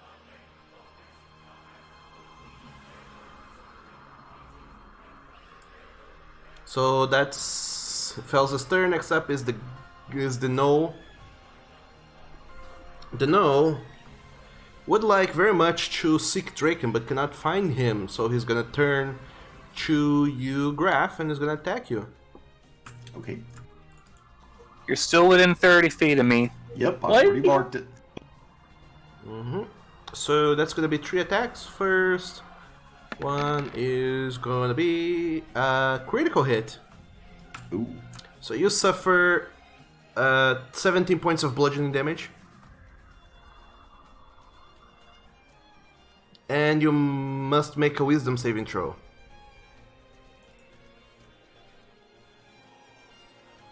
Did that make it? No, that fails. Then I would like to re-roll that. Sure. You are lucky boy. 15 also does not make it, unfortunately. Oh, well. Had to try it. Okay, roll a d6 for me, please.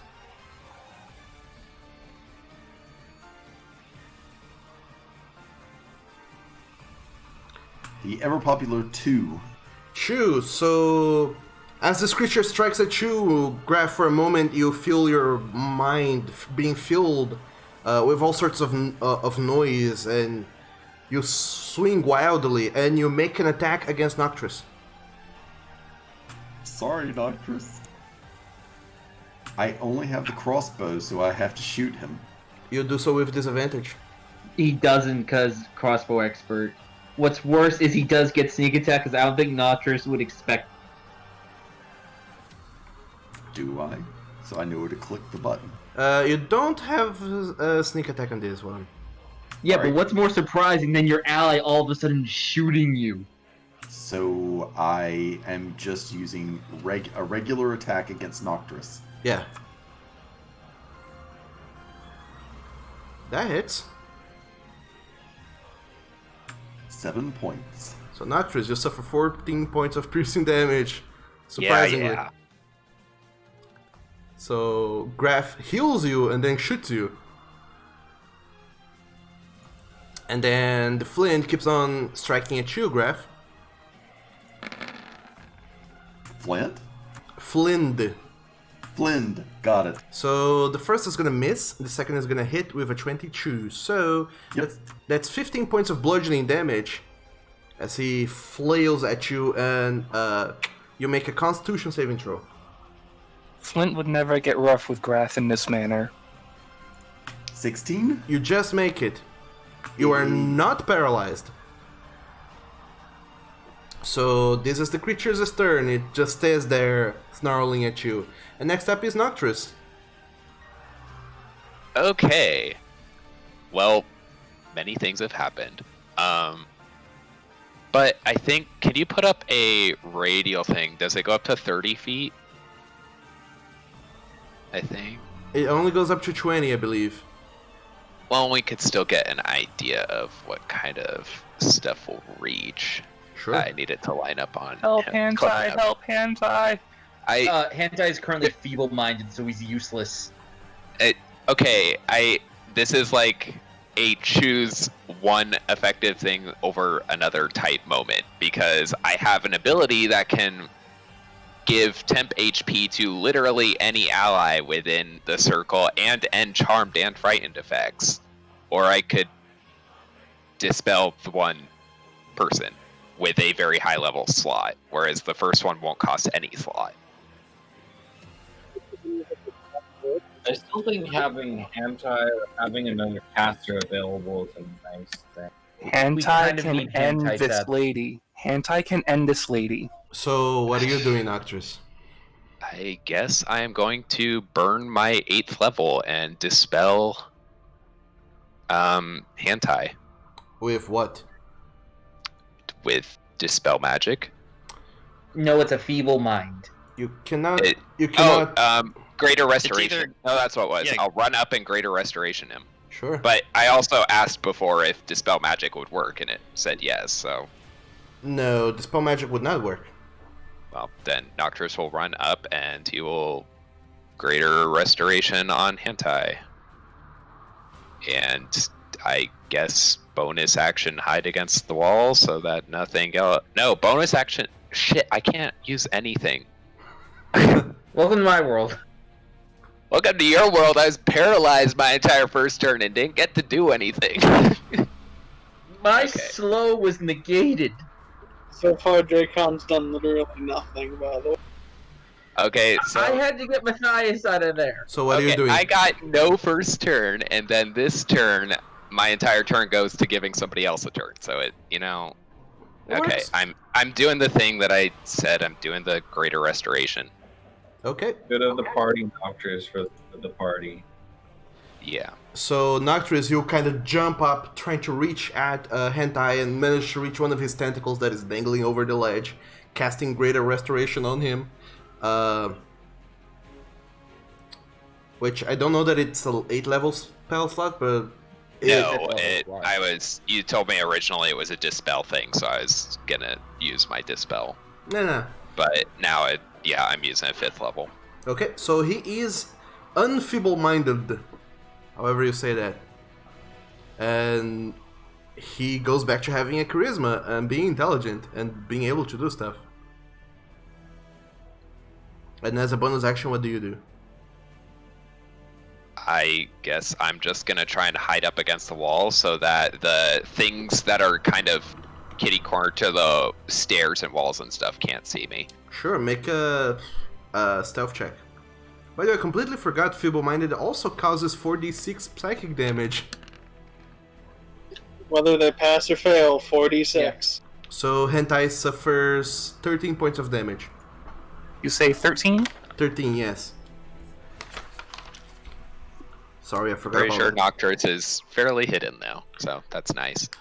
Apparently, you kind of slinking to the front of the staircases and might be well hidden as it happens. Who knows? So at the end of your turn, actress, Ansys is gonna go ahead and use her last legendary action to strike at Flint with another cantrip. She is actually this time around gonna use another one, so I would like you, Flint, to make a wisdom saving throw. Oh, fun.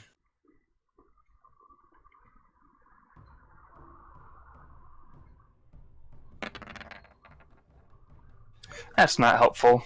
Cool. You That suffer. also looks a little cocked to me. It does. You suffer 26 points of necrotic damage.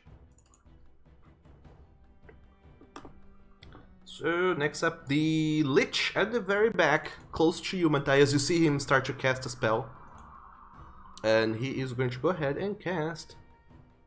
Oh man, so many spells. What's he gonna do?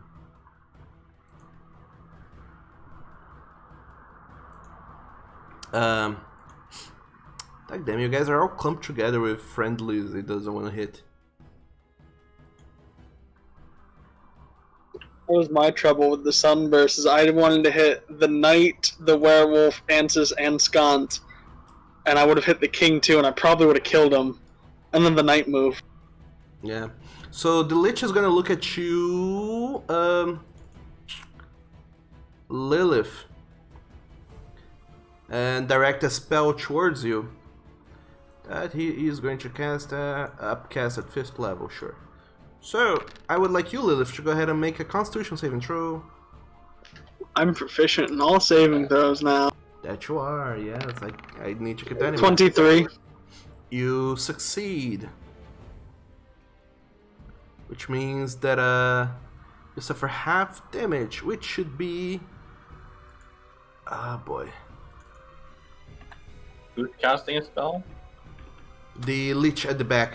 This one guy right here. Lilith, you suffer 17 points of necrotic damage. 17? Yes.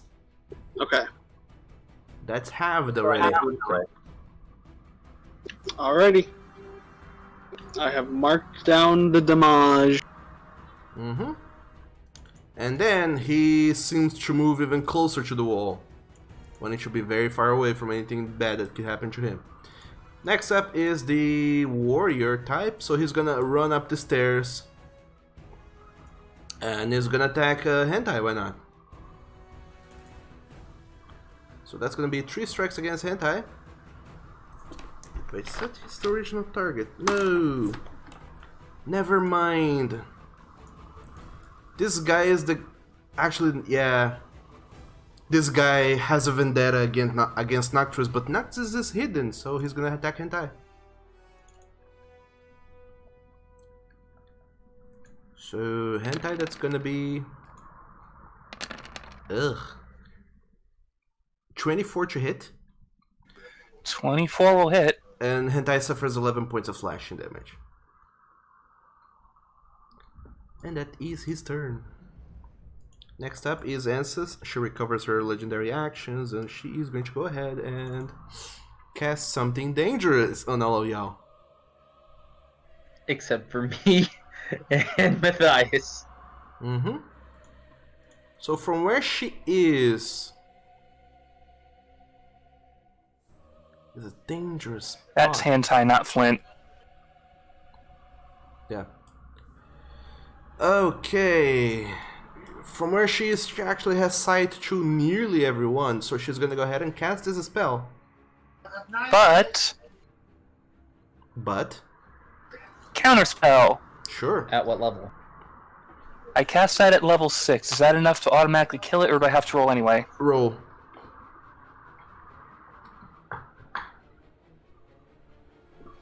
This is a 7th level. Shit. Yay!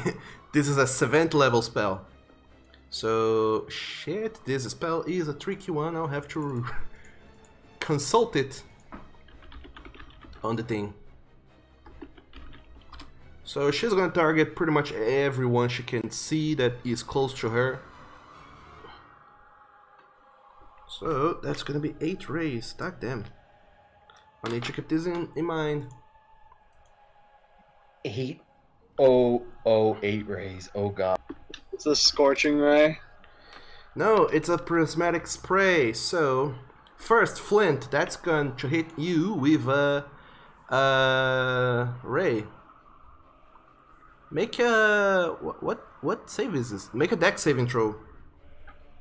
I can help you if you need it. Oh wait, I am good with dexterity saving throw. No, that's hand I'm looking at. Nope, I'm not. How much did you roll? I rolled 21. Okay, you succeed. You take half damage.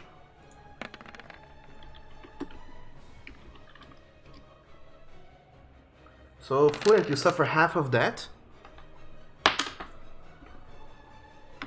That still hurts. It does. Next up at Hentai, I would like Hentai to also go ahead and make a dexterity saving throw.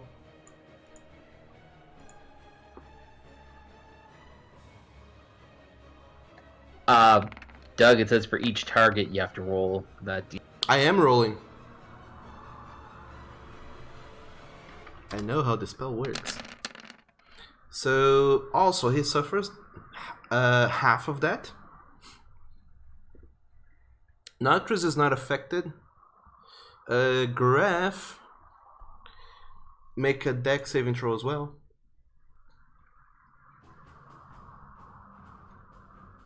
$24. Okay, you make the save, and this one does not cause any sort of damage. So you're good. Okay. Which is really good, because that would have been a bad one. Next up is Fel, so that's going to be a dex saving throw for you, Fel. I'm really rolling a lot of ones in here.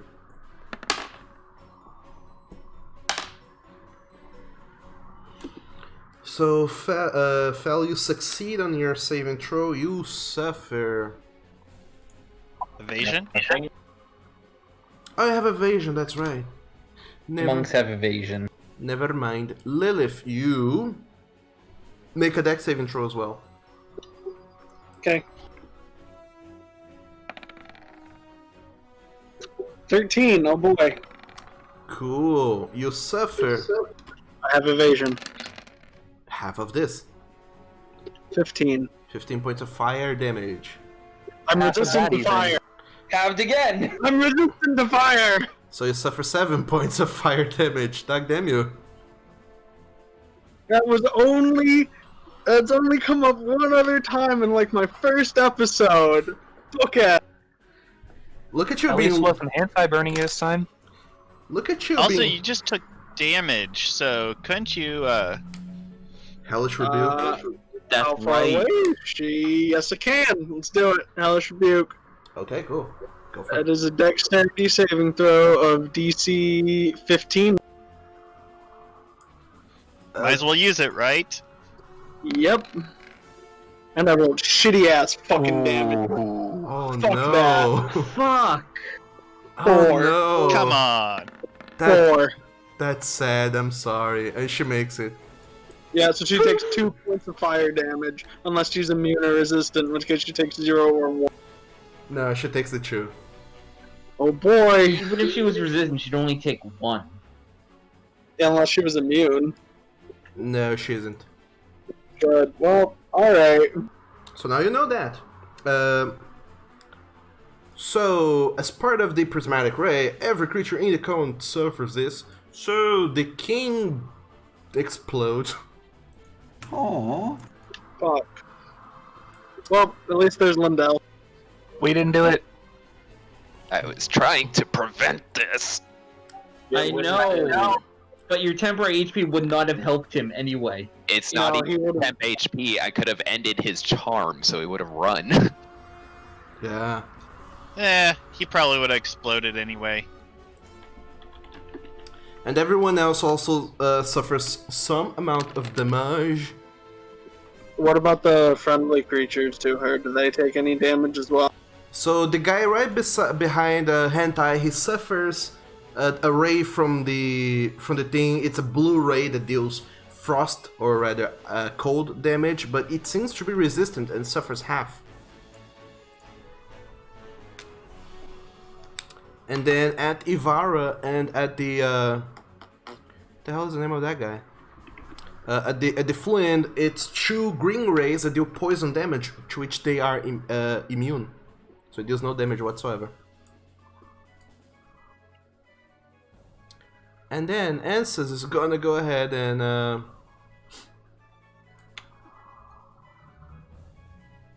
yep, she's gonna take a few steps back and say, "You can take care of them now." And from behind the stairs, Skunt comes out running,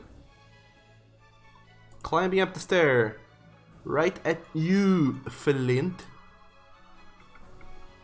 And you see Skunt, and he looks normal.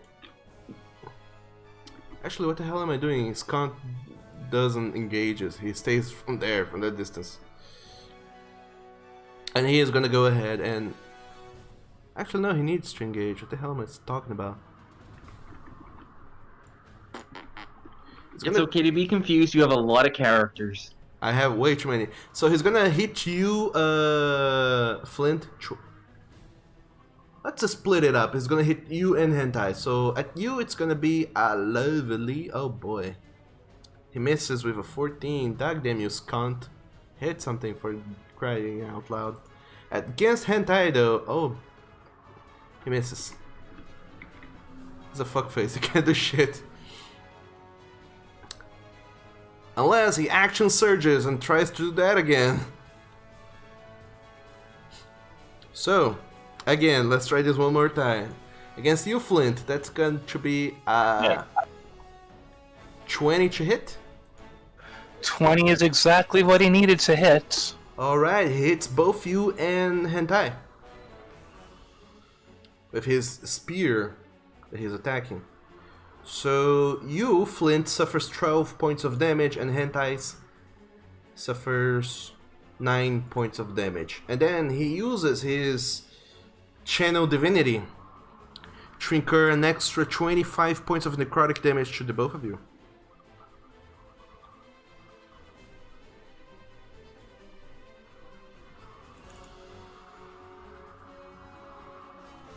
And I would like Flint doing? I would like the both of you, Flint and Hentai, to make a Constitution saving throw because he's trying to stunning strike.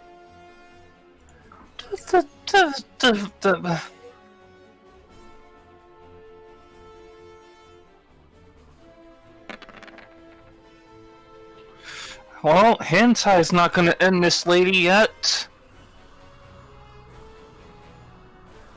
Hentai is stunned.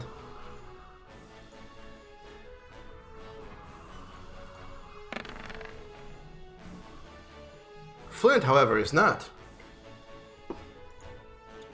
So he's going to go ahead and punch you as a bonus action with his unarmed strike, which hits with a 23,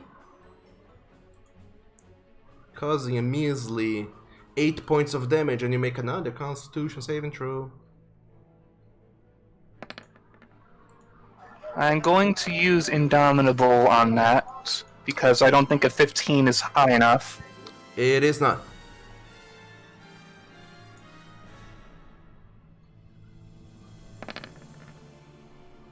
That's much better. That does it. You save. And finally... That's one use of Indomitable down. I think I've got one more. Okay, you look that up, and then Skont just stands in front of you holding up a spear, and he looks pristine because he didn't take damage yet. Next up is Hentai. Wasn't he in the? Yeah, you've got 3 uses of Yeah, didn't he get blown up? Oh no, he passed his save, didn't he? Hentai is stunned. Yep. So he has no turn. Lilith. Aight. Lilith is going to move exactly in this pattern, so she's going to jump onto the table, around Fel, off the table, and rush to Ansys. I will take an attack of opportunity from Pirate Person, but I don't... Oh, look, they finally hit with a 21. Yeah, that hits just barely. You suffer 6 points of piercing damage. And as I'm walking up, I'm just going to say loud enough so Skont and Ansys can hear me, I broke your boss, I broke your cult, I broke you, I broke your god, and I will do it again. And I'm going to start punching. Sure, go for it. Rage-induced punches. I love Lilith it. is pissed. 18. Just hits. Stunning strike. Alright, she suffers full damage because it's magic. But Yep, that shouldn't be radiant damage. Whoops. Yeah, Roll20 fucked up some things. I had to fix my attacks for some stuff. yep, she is not resistant to that. But as you try to stun strike her, she also seems to have something about her physicality. She has no key, which to disrupt, so she's immune to stunning strike. Doug, I hate you. I'm sorry. I'm so mad about it too. Alright.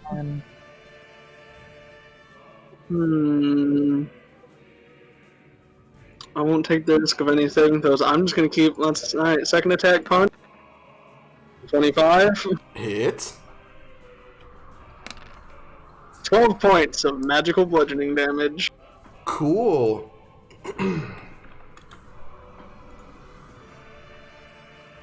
Key point, flurry of blows, punch again. Mm-hmm. 26. Hit. 5 points of damage, second punch. 20. Hits. For another 10 points of damage. Oh boy. Lilith is pissed and wailing the ever-loving shit out of this bitch. I noticed. Ansa's at this point being pelted by left and right by your punches. She, on one of the punches, she kind of reels to the side, and when she looks back, you can see that her half-elf visage has completely faded, and she is a talking skull, pretty much, with glowing red eyes. And she looks at you and says, "Oh, this could have gone so much easier if you just stood down and died." So is that your turn? Same to you. You can knock her prone or knock her back. I cannot, I'm not an open hand monk. That's an open hand monk thing. Oh, yeah. Mine. That is my turn. Cool. Ansas did not use any of her legendary actions yet, so she's gonna use one right now, at the end of your turn. To go ahead and move away. She gets to move her full speed without incurring attacks of opportunity. Damn it. So she moves up the stair over here with her 30 feet of movement. And next up is Graf.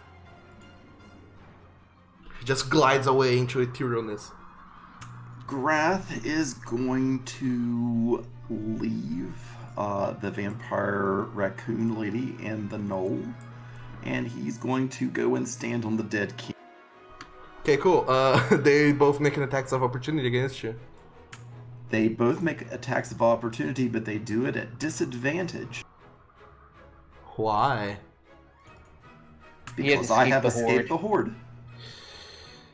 Okay, cool. We took different ones. We did. And this boy hits you with a 21, I believe. No, he misses. Just misses. He misses. Lucky you, he was gonna paralyze you. I imagined. So, Ivara, she's gonna try and attack at you with her loveliest bites with disadvantage. So she's never gonna hit. Yep, that's a natural one. So, what are you doing, Graf? I am healing Flint. Cool. Much appreciated. I have 18 points left. Well, have 17 because I rolled frickin' 1.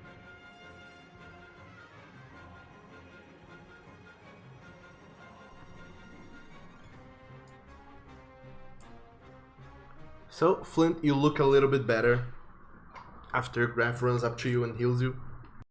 So as bonus actions, can I give him a potion as well? Giving someone a potion is an action. Yeah. Action, very good. Actually, because potions are weird, I will say that you can hand one to him as a bonus action, and Flint can use his reaction to drink it. Alright.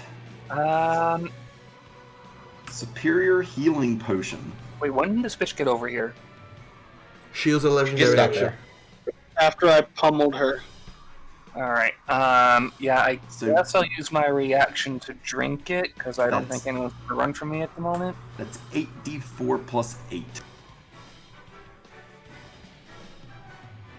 Okay, so that's the end of Graf's turn. He drinks the potion.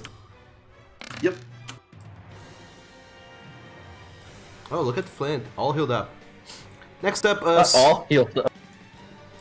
Suleic, he's going to look across the room and see Fel, and he's gonna go towards you, snarling all the time. And he doesn't look gigantic anymore. You imagine this is what he used to look before the ritual and such. Round 2. So Suleic is going to move up to you, Fel, and attack 3 times. Oh, please, roll something decent. Come on. He misses everything. Yep. As he tries to strike at you, Fel, you just dodge every single X swipe, and he misses. With a 15, 15, and a 14. Look at that. So, next up is Ivara. She would like to keep hitting Graffoot, but he moves away. So she is gonna run behind Fel, who is now currently being piled on, and is gonna try and attack you, Fel. I mean, she can chase Graf. She could, but she won't. So Fel, that's gonna hit you with a lovely 22 for 9 points of slashing damage. Okay. And the other attack misses with a 19. Because I have a ridiculously high AC somehow.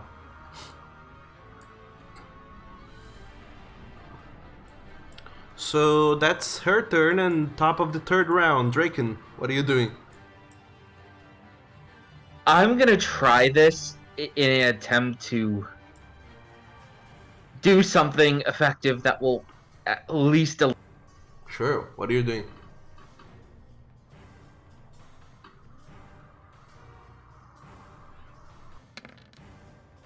I'm trying to display Phantasmal Force. Against who or what? Ansys, and she makes a disadvantage since she can't see me. Is that so? Yes, it's a trickster thing. How weird. Okay, she makes an intelligence saving throw. She's not proficient with that. Oh. Look at fucking that. She fails. Okay, I want to make her think that Summerlad has come down with divine fury to kill her. Alright, so... Only she sees this visage, right? Yes, only she can see it. Let me see if I can bring it up in... Okay, so as you pick up from the railing and cast Phantasmal Force against Ansys, she looks up, almost shuddering as if something big and spectacular had happened, and she looks up and says, You, how did you... No, stop, no, don't, ah! And she puts both her hands across her face and yells a broad, blood-curdling scream loudly that echoes throughout the whole place as she suffers 4 points of psychic damage, whereas she only had 2, so she is down. Yes! Doing that way. And I did the best way possible! Pretty much. Someone killed her. I missed it because my internet sucks. So what the fuck was it? I cast Phantasmal Force and made her think Summerlad came down from the heavens to kill her. And he fucking killed her. So the last thing she saw was her adopted son killing her. It must have been agonizing for her as she falls down, clumping down, and Drake and Flint and Graf and Hentai, all of you just see as Ansys falls to the ground. Her complete visage just fades away, and she is pretty much just a walking skeleton of sorts. And this skeleton now starts shuddering violently on the ground, shaking severely. And as it does, it starts crumbling into dust, and this dust immediately catches fire on this spot on the stairs. And after it's done catching fire, it vanishes, leaving no trace behind, except for a somewhat dark essence on the area, some void energy, if you would call it that. And Flint, you with your knowledge of that you just recently acquired about traveling, This feels extra planar. Okay, I don't know if she's outright dead. So, Flint, what are you doing? Oh, bonus action, hide. Okay, sure. Roll another stealth check. So I'm going to assume that all the bad guys left over are still trying to kill us. They are. They're leaderless, but they are. Okay, yeah, you're always gonna be a 26 no matter what you roll anyway, so you hide. So, Flint, what are you doing? I'm going to tell Clarkin that Onel will be a better man than this guy will ever be, and I'm going to dangerously punch him in the face. Cool, go for it.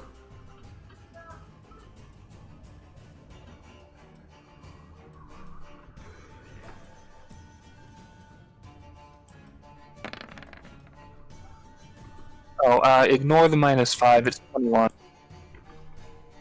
Okay, so... that hits.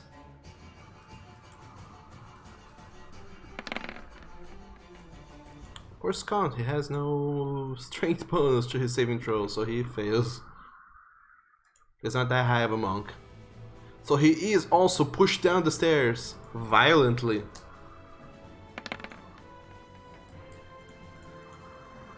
After he suffers that much bludgeoning damage from you pushing him. Actually, no, he doesn't take damage from the stair because he has a slow fall. I'm gonna use my second attack to reload the hand cannon, then I'm going to shoot him with said hand cannon. With disadvantage because there's an enemy right beside you. Oh yeah, I forgot about that. Oh well. So be it. I'm going to disadvantage shoot him. Okay. Turn on sharpshooter and violent shot again. Okay, against Count, right? Yes. Sure.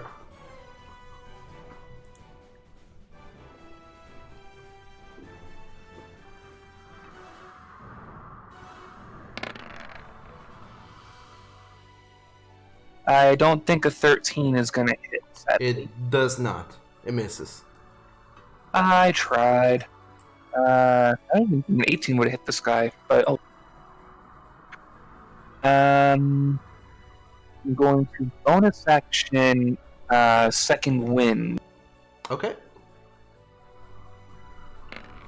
So you heal up some? Oh. At least Ouch. that one is plus 15 because of my fighter level. Yep. Ugh. Ouch. Ouch. I'm so sorry, dude. And that's your turn unless you want to move somewhere. I'm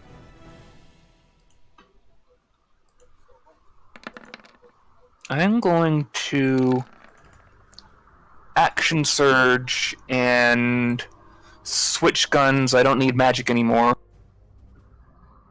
Mm-hmm. Get my revolver going and turn off sharpshooter and violent shot for this one.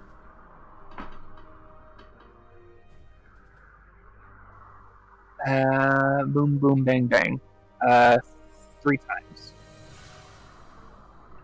Okay.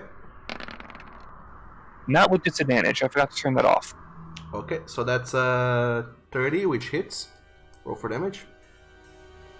I'm gonna roll my other 2 attacks first, just to be Sure. Hit. And that also hits. And now my revolver is empty for right now.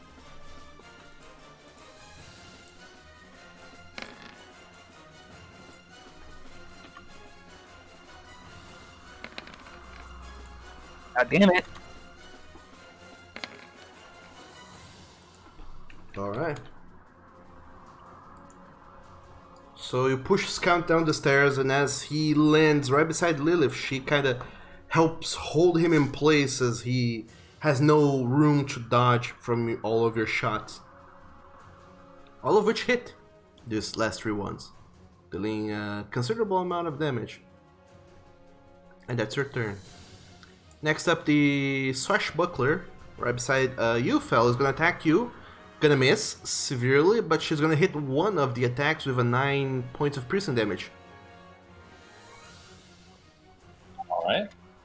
And that's his turn, actually. Keep forgetting it's I think I might need to retcon something. I totally forgot I'm standing next to this guy, so I really should have had disadvantage on all of that. You should have, yeah. Yeah, so with that natural one, my revolver would have just jammed. Sure. Can't even use the bonus action to fix it right now. So I guess I have to switch back to the other thing, reload it using another attack, and fire at him again, disadvantage. So yeah, that's my retcon. Only the one shot then. Only the one shot because I have to fix the gun. Sure.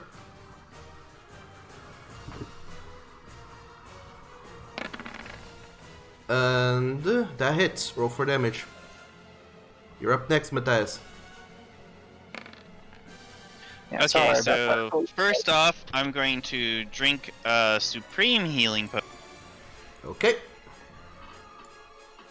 10d4 plus 20. Mm-hmm. Whoops, hang on. That's wrong.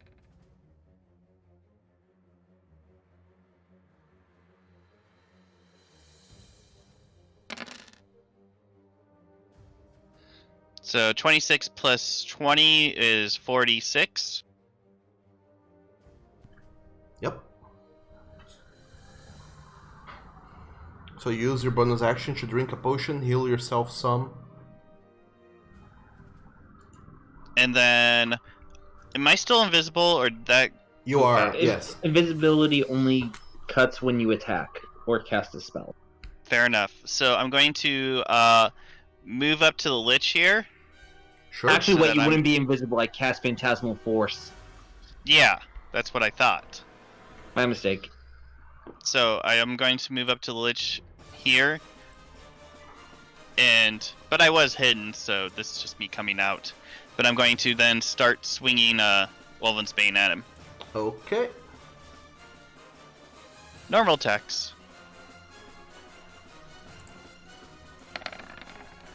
26. Which hits. Very hard. Alright, and rolling for damage here. Has the Lich been hit before? Yes, he has. Oh, so you get Colossus Slayer too. Yep. I'm going to put that on the next one I just already rolled. So that's 12. 17.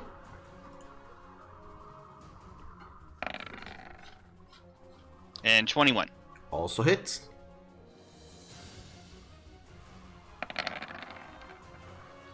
And that would be 16, 24. 24, yeah. The Lich is bleeding. Well, as bleedy as Liches can get. I thought you only applied Hunter's Mark once. No, you can apply Hunter's Mark. all the Colossus time. Slayer is the only thing I apply once. Okay, alright.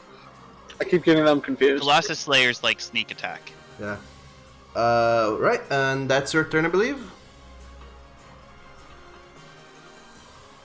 Yeah, that would be my turn. Okay. So, Fel. You see yourself quickly getting piled by a lot of creatures. Alright. Going to take a nice deep breath. And I'm going to use Wholeness of Body.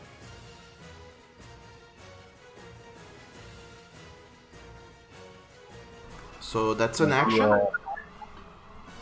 It is going to regain 51 hit points to me. Okay.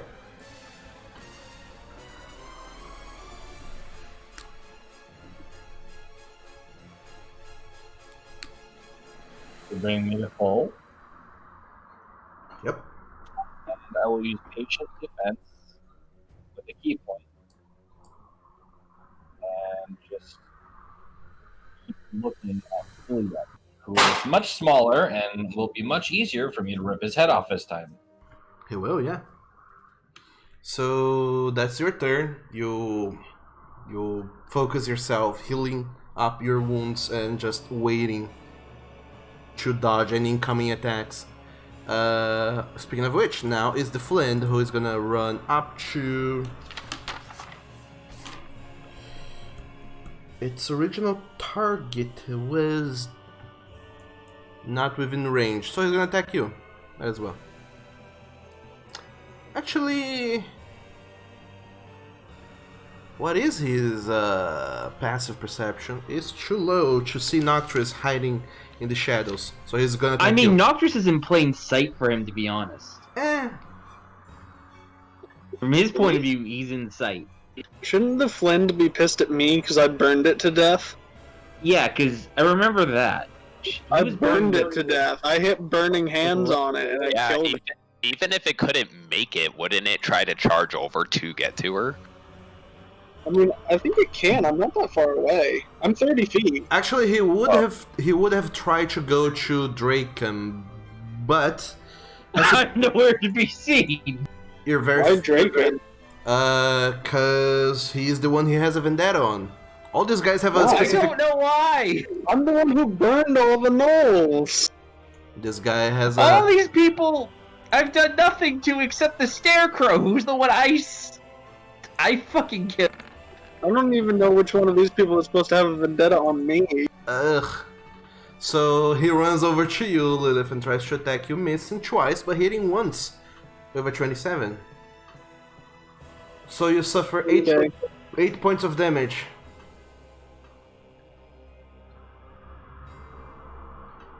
And you make a wisdom saving throw, Lilith. Oh, I'm good at those. I bet. You're trying to beat a 16. Damn it! Alright. One short. Wow! One short. I'm 12! Roll a d6 for me, Lilith.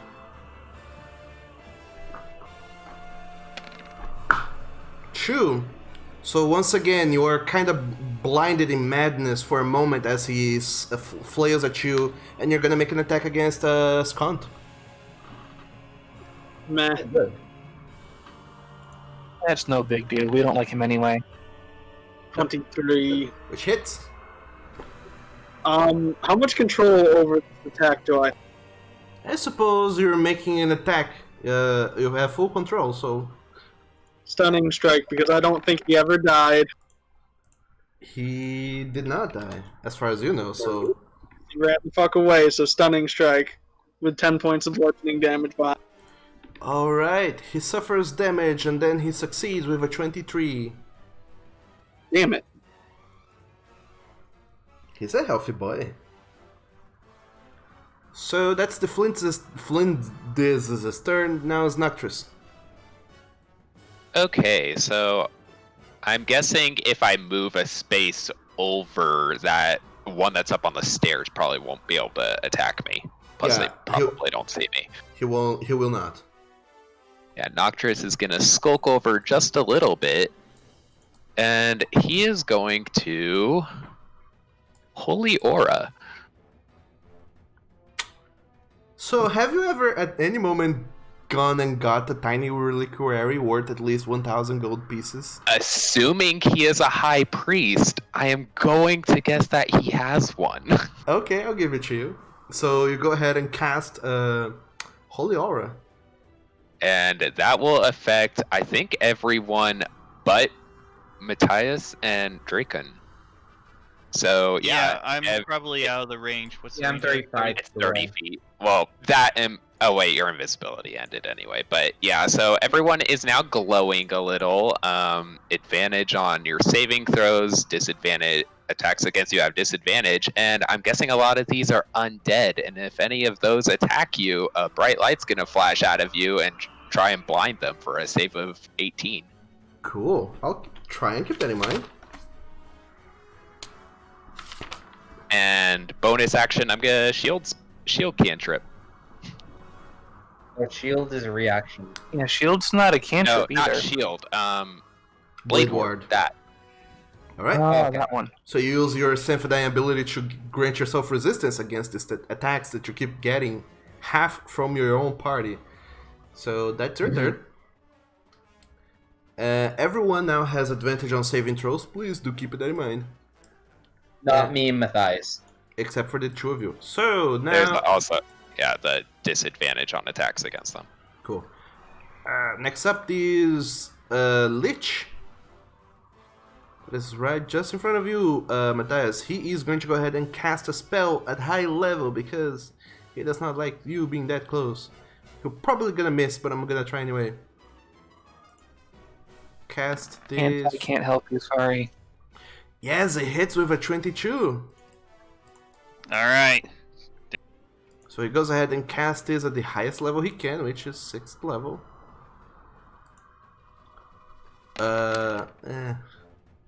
What shit damage? God damn it. Actually not that bad. But anyway, you suffer 28 points of necrotic damage. 28. Yep, 28.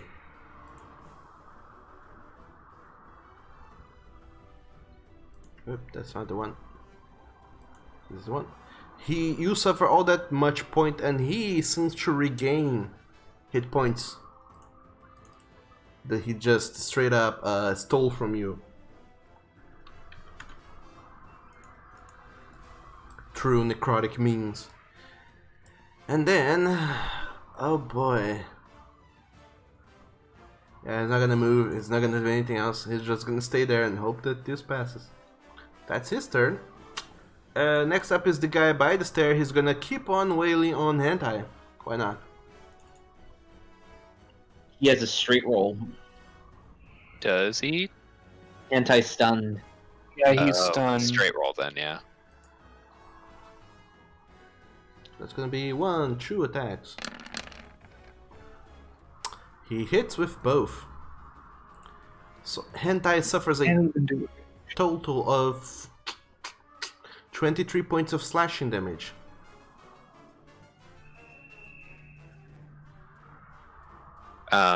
Is it undead? Oh yes, it is. It makes a con save of 18. It makes 2 con saves. Oh yeah. It makes If it yeah. makes the first one, then yay.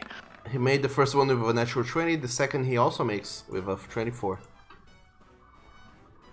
So that's his turn. Next up is Skant, who looks back and sees you, Lilith. And looks back at the full crew upstairs and is like, I'm gonna punch you. So, Lilith, against you, that's gonna be a lot of attacks. Skant is gonna try and spear at you. First, why does this happen to him? Why is he being so shitty today?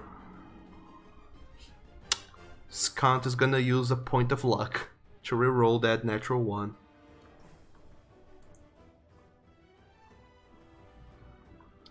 And misses with a 17, I believe. Yeah, that's a miss. And then he tries again to hit you, and this time he hits you with a 21. Wow, look at him rolling shit damage. So Lilith, you suffer 7 points of piercing damage. And then you make a Constitution saving throw, because it's gonna try and stunning strike you. 25. Holy shit, that makes it. And then he's gonna flurry of blows and attack you twice.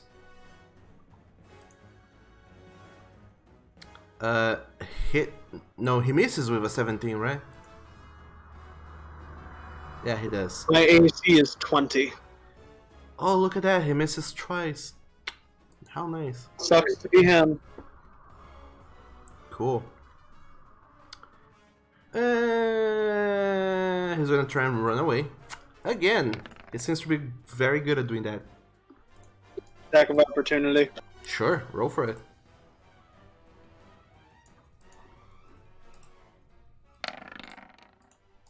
$26. Hit. Key-point stunning strike. Sure. 12 points of damage.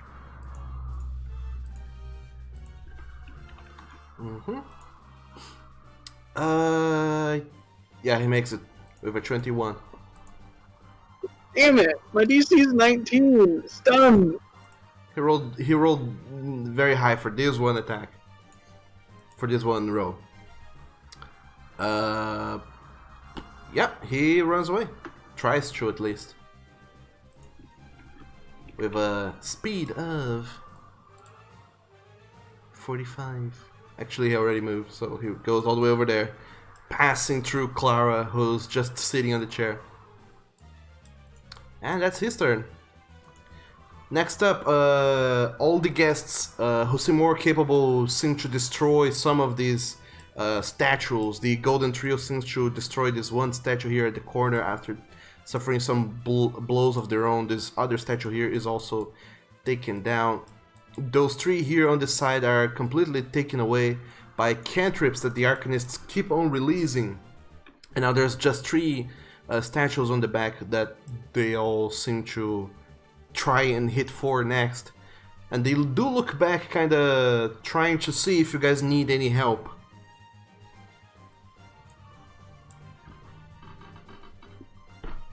Or if they should focus on the statues.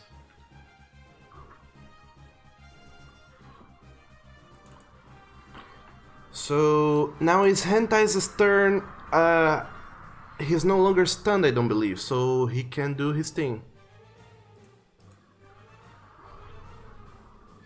Okay. So this Clarkin asshole is getting away. So Hentai be pissed. Gonna try and do a thing. Alright, what thing? Oh shit! Look at you with your necromantic stuff. Yeah. Ooh, Someone's here to kill someone. he fails. Rolls a 15. Sure, now he fails his Constitution saves. He did. But he's lucky. He's kind of used a lot of his luck. Yeah. Nah, he's not gonna use his remaining lucky points. So that is 61 points of damage. Yep. How is he looking? He's bloodied, I forgot to tell that. He's bloodied. Now he's bloodied. After this big punch.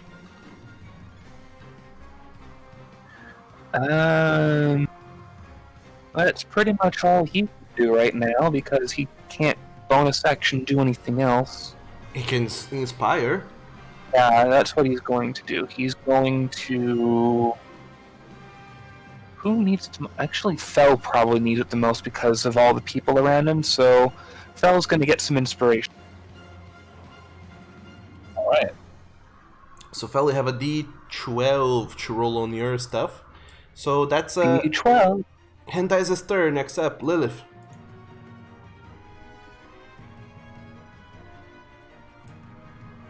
Alright, first step. Key point, step of the wind for disengage. The friend cannot get an attack of opportunity. Run over to the raccoon, say, hey Scott, I'm gonna kill your girlfriend, and then punch her. Actually, that was, how much of my movement? I was here. 40 feet, I got more. We're gonna... Sure. Just to make sure. Really gonna piss his cunt off. That's the point. So 26. when it's Fel's turn, he's going to have +2 plus a D12. Yeah. That And hits. remember, you have an advantage Do I have advantage? because of Noctis's spell. No, they have disadvantage against her. Oh, You don't have got advantage it. against them. Got it. Yeah, I've advantage on saves. Ah, Yep. that's it. So Yeah. that hits. Roll for damage. I get sneak attack because engaged with an ally. True. 15 points of magical bludgeoning. Sure. And second attack. I'm not going to bother trying to stun because Doug. That's a 23. Hits. No sneak attack for 9 points of magical bludgeoning. Mm-hmm. And that's your turn. That is my turn. Cool. So next up is Graf. Grath takes his heavy crossbow and takes aim on Scott Clark. Oh boy, you really don't want him to run away. The only living one. Yup. We gave him one chance, and he came back. Cool. Okay. Everybody gets one, and he used it. 19? Sure, that hits. He's gonna try and deflect missiles. Roll damage. Yep. He gets Colossus Slayer, though. Yep. He does. And that's his reaction. Yeah, that is his reaction indeed. That's he reduces it by 14. He still suffers damage, so that's how much? That'd be 9 points. Yes, 9 points. Thank you. You're welcome. Second attack, Scott Clarkin. Oh boy. And he doesn't have a reaction anymore. He does not. 25. Which hits. 14 points. Alright, he's looking very rough. Third attack. Do you have a third attack? You don't have a third attack here, Graf. Why? This would be my bonus action. The My extra crossbow. The crossbow thing only works with a hand crossbow. Really? Yes. I says I ignores all the reloading capability. Yeah, you ignore reloading, but you only have 2 attacks. Okay, then as a bonus action, I shall cast Healing Spirit directly on top of Hand Tie. Okay, he has been needing it. He has, and I'm going to cast it at 3rd level, which means that it's going to give 2d6. Sure. So Hentai starts being healed, or will be, on his next turn. And is that your turn, Graf? That is it. Alright. So Soleik and Ivara are gonna keep attacking you, Fel. Wait, they have disadvantage on that. Fuck. It doesn't, want to. And if you're undead, Not only disadvantage, but they're like They're themselves undead. dodging, and also they have to run a Constitution throw for each attack. If they hit. Mm-hmm. You are right, that they do. This was intended for Fel. Do they have to make con saves? They, Oh, yeah. They do. So... Yeah, they're smart enough to know that that shit's going on, so he is gonna try and run, Soleik.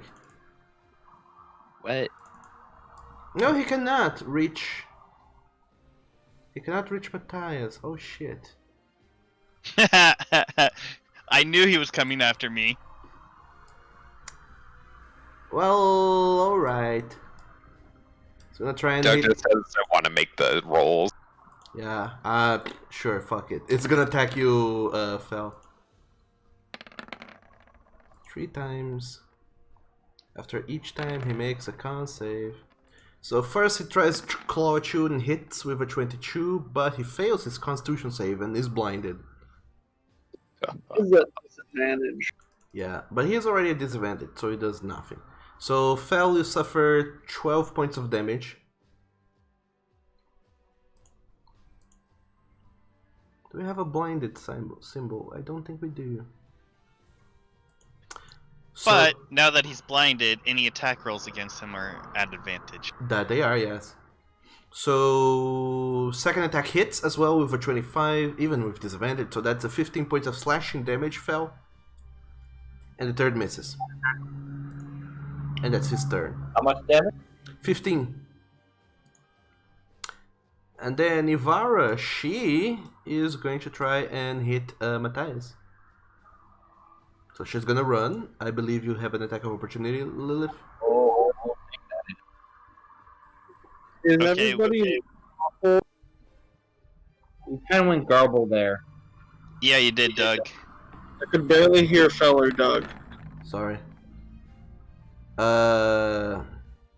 Okay, so Fel, you attack her, that hits. Lil, if you have an attack of opportunity, that hits as well. So roll for damage, the two of you.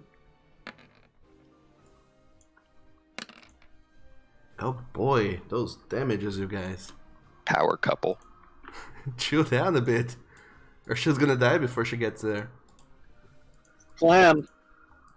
So she's blooded, but she's gonna go and try and attack Matthias without disadvantage. So that's gonna be that's too many dice. So 22 hits you, Matthias. Yep. You suffer 7 points of slashing damage.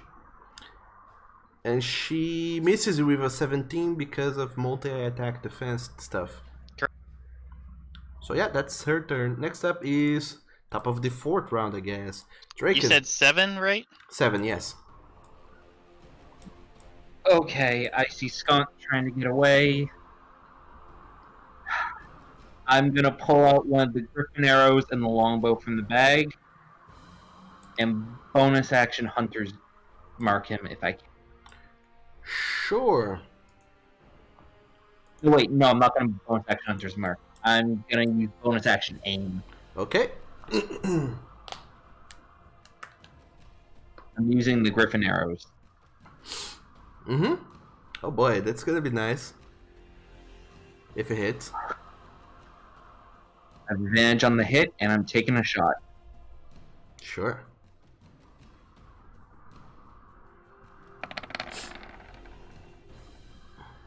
Oh! Yes! So close to being an 8. I was afraid it wasn't gonna turn. Wow.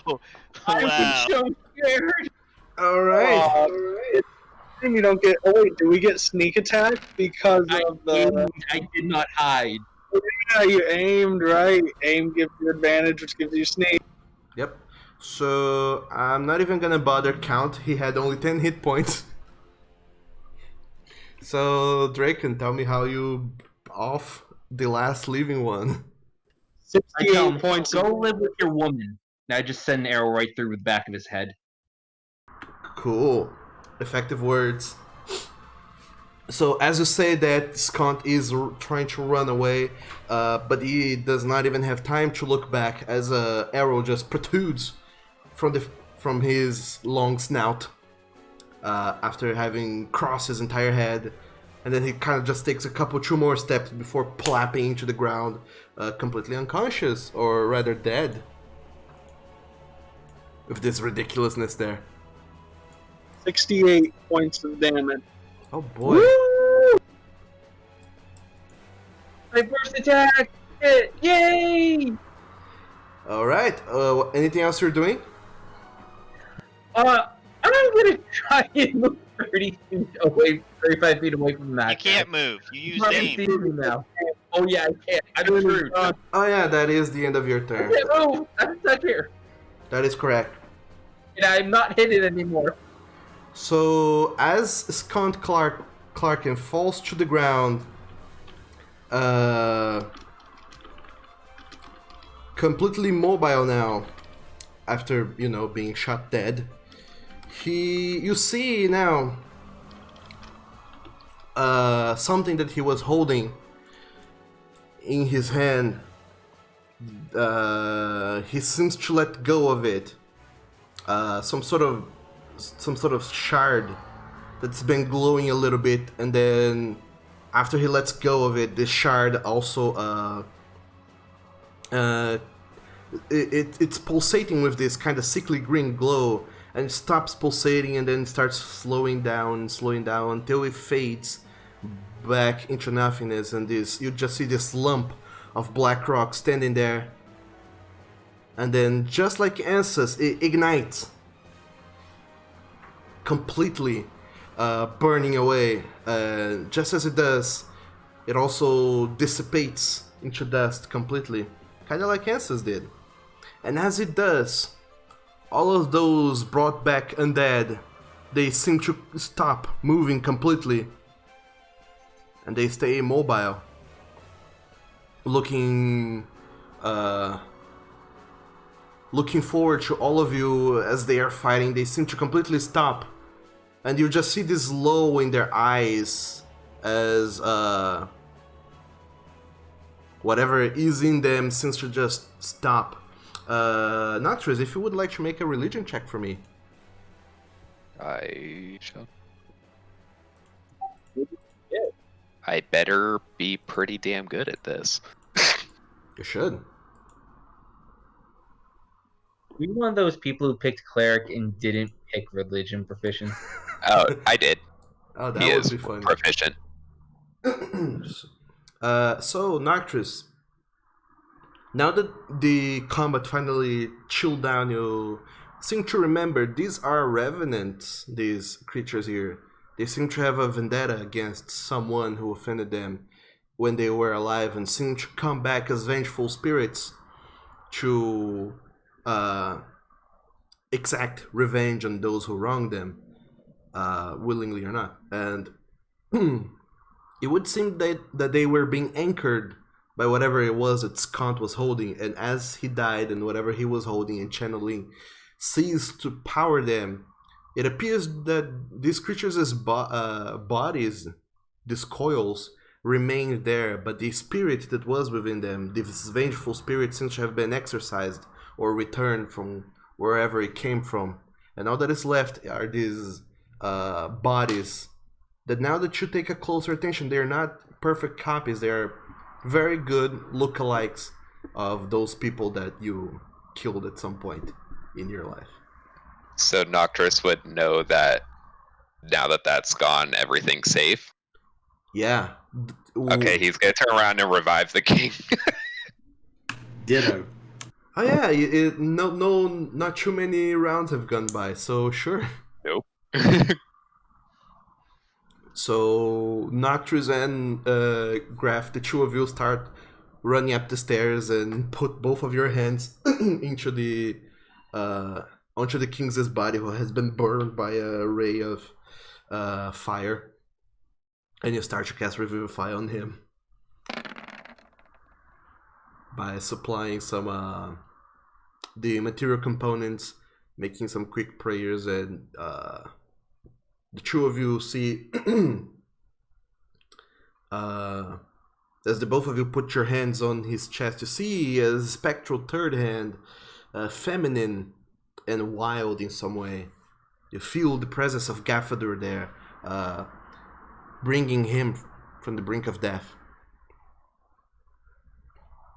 And as he returns to life, the king, with a raspy breath and still with burnt marks over his face to the side here and there, all of you look up, look around to make sure that everyone is fine, and surprisingly enough, everyone is mostly fine. Some of you hurt badly, but most of you are pretty fine. The guests now, who just seem to be looking around with their weapons drawn, trying to see if anything else looks hostile, but everything seems to have returned to normal. And as they look around, they're like, what happened?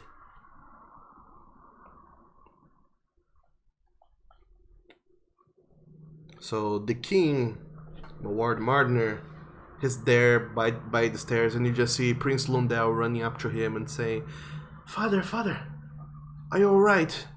Is everything well? What happened? We wave him a couple of times through the healing spirit. Sure. We just like baby shake him in front of the healing spirit. Sure, that It's works. like those games where you spin people around for like Well, a pinata. you said the little healing spirit. You know, it's a little fairy floating around to Pretty much. touch him and give him. Surprise! I'm just gonna look through Scont's body and see if he has the lenses. Sure. So, you do manage to heal the king's whole 9 hit points. Oh, man, they got a low CR. So he is fully healed now. And looking over Sconce's body, you do find, Draken, the lenses of divination. I'm gonna walk up to Washe and hand them to her and say, "No one deserves to see the future ever." Washe, at this point, she is very kind of frazzled and surprised and unsure of what just transpired in this 30 seconds. But she takes the stone and nods and looks around. It's a lens, as I tell her. Put that back in the tomb. All right, I will do that. Okay, thank you. And all the other Arcanists now, they all look a little bit frazzled as well after shooting magical spells left and right, and they also start thanking you guys. The guests in the back of the room are going completely nuts, and you just hear Clara, who's right beside Scott's dead body, just screaming and going like, "Oh my goodness, what's going on? This guy was just alive and then he was running and then he got shot in the back of the head, but those statues, he came to life. What's going on? Please tell me, sister." My stunning striker. Oh no. I'm gonna cast Tasha City's Laughter on her, actually. No. Don't abuse the woman. I'm not She's gonna like just stun her. I'm just gonna like tap her shoulder and try to stun her. I'm not gonna like want to do any damage. I've got to touch. We need to laugh this off. So you do the kind of Vulcan neck pinching thing, and she kind of just seizes up and freezes and go like, when he was running, and she stops. Second. I'm just gonna put her back in her seat and go. Relax, calm down. Quiet. As she calms down, she just stops talking and nods. As soon as she can nod again, she nods, and her sister comes running to her, and Shura is like, "Are you okay? Are you okay?" And then slowly, all of the guests start standing up. Once they see everything is fine, all of them start flocking to the exit to leave this keep. I'm gonna keep punching the standing form of Sulyak just to make myself happy. Sure. You see that this is kind of like a fake. It is a body, right? But there's no soul inside. But it looks eerily like Sulyak before he had turned into whatever it was that he did turn, and you just punch at him, and it feels good for quite a while to have the chance to finally break him down again. And then the king, as he looks around, oh no,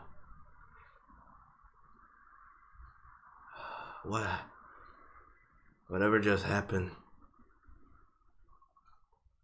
You said Grath was bad guy. No, you are not. None of you are. She did something to me. That evil witch.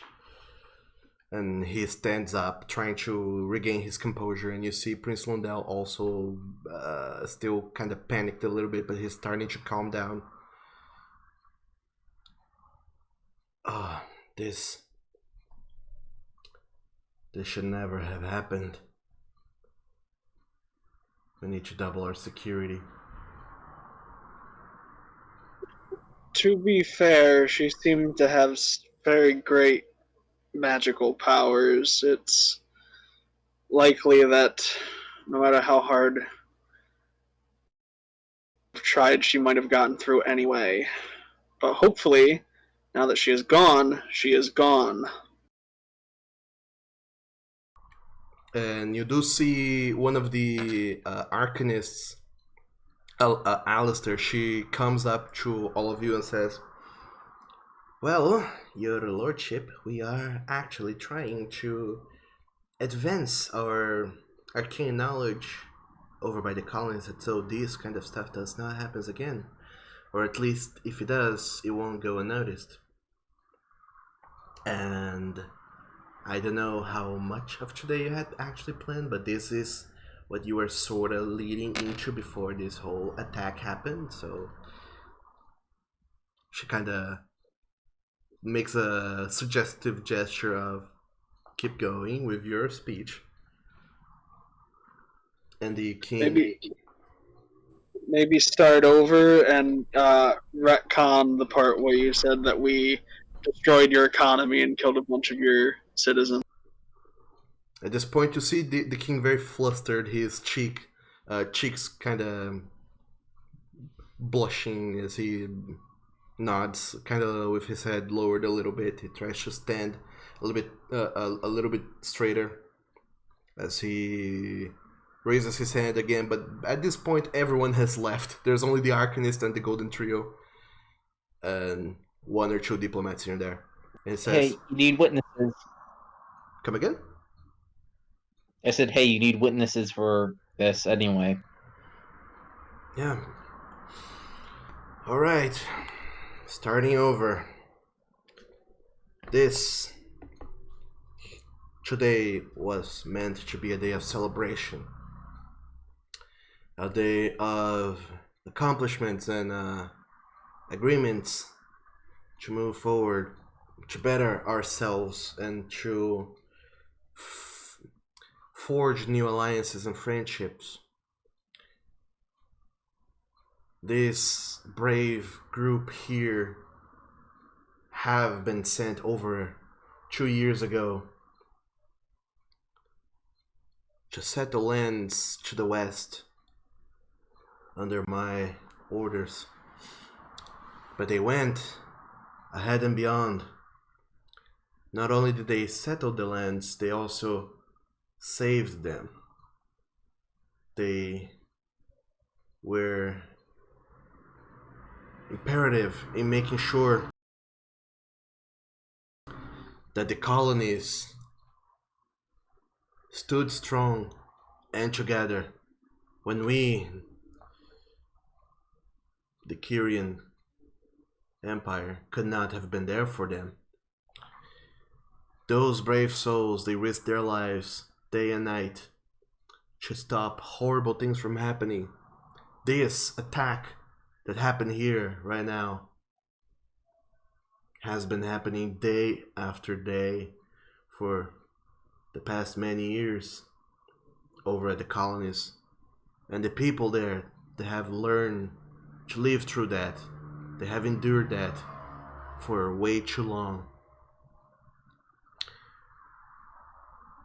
These brave people, they deserve every accolade we have to bestow them. They deserve to be hailed as heroes.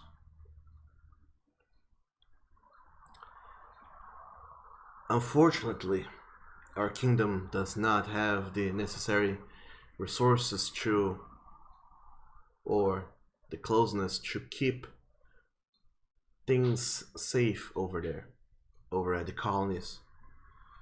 And the colonies would probably be much better and much safer if they had their own centralized government to overlook these sorts of matters. And these brave people, you know, the alliances they forged throughout these years, they have come forward to claim independence from the Kyrian Empire. And it is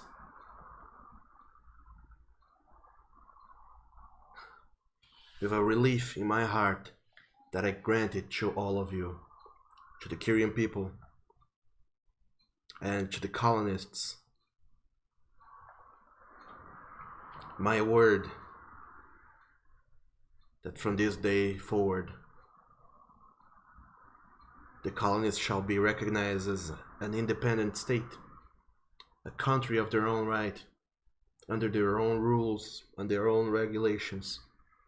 And the alliances between them and us shall remain forever strong and shall never be broken by no one and nothing. Being Squad, you are heroes. your saviors. But first and foremost, you have been settlers.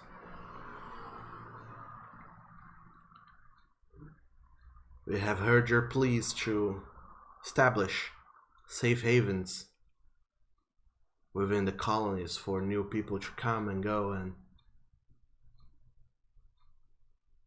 have a second chance at life. We will help you establish these new places, and we will forever be grateful and indebted to you for saving our lives.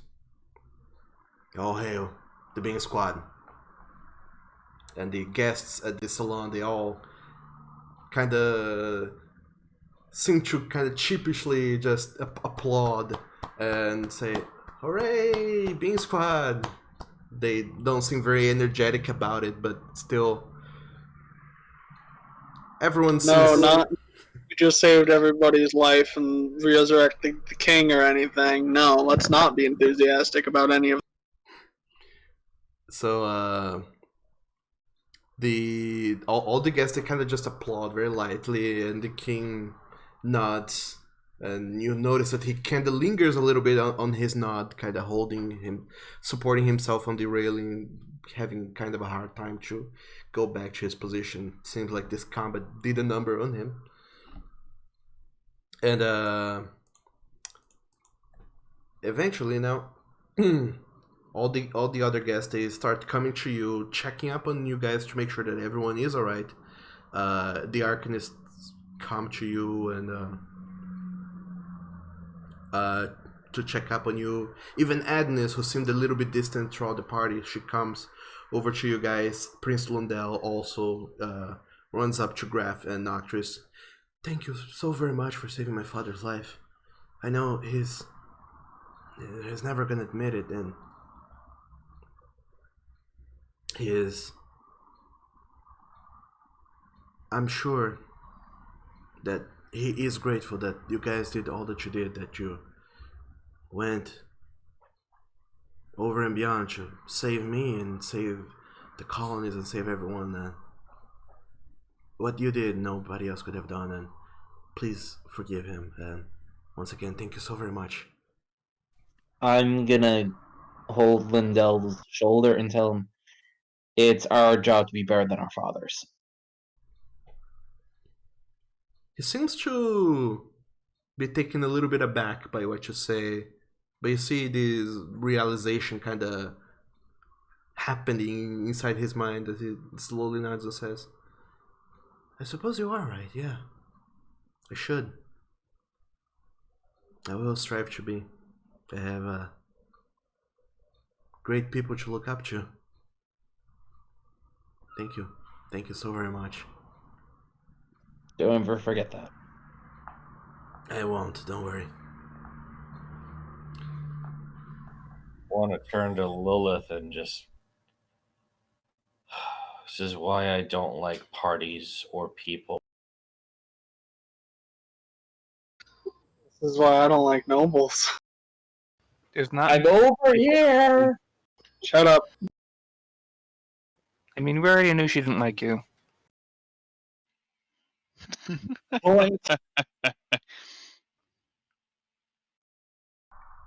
So over the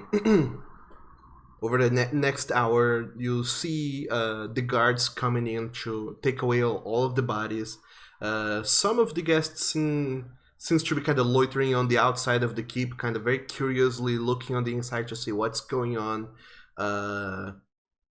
The band, quote unquote, that were these revenants, they have abandoned their instruments and there's no music playing whatsoever, and it's very awkward.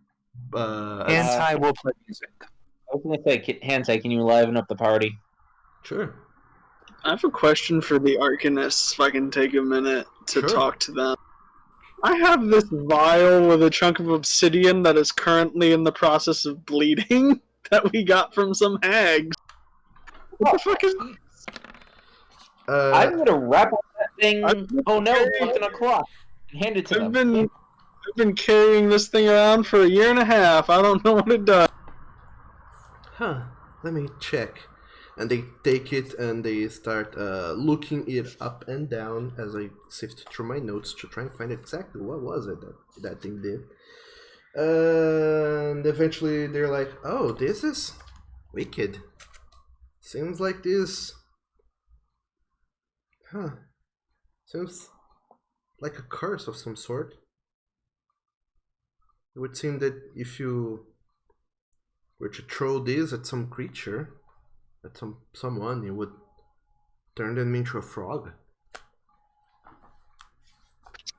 Useful to know. Thank you. How did you come across this anyway?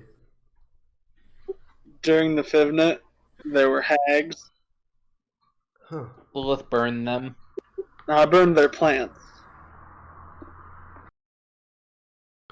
So the Arcanist seems a bit thoughtful about all that you said, but they'll let you go unless you have any other questions. No, that was the last one. Although if I'd known that, I would have thrown it at Ansys. It would have been good. Interesting. Try to turn it into a frog.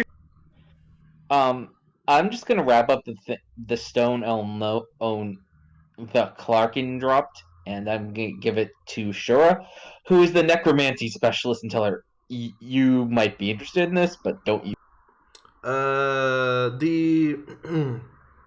The lenses of divination you handed each of them, but the stone that he had actually burned up and turned into dust. Oh, my mistake. Sorry. It's okay. Just like Ansys did, she burned up and turned to dust, and the stone that he was holding also turned to dust. I'm going to recover the arrow from Clarkin's head. Alright. So, eventually, the... on a much more private event later, at a dinner later that night, for whoever bothers to attend, the king explains to you some other things that happened in the meanwhile, that when he was being mind controlled, apparently Ansys, or the witch as he calls her, had talked about how the Bing Squad was gonna pay dearly for meddling with her plans, how she was furious that you killed her minions that were guarding places of power.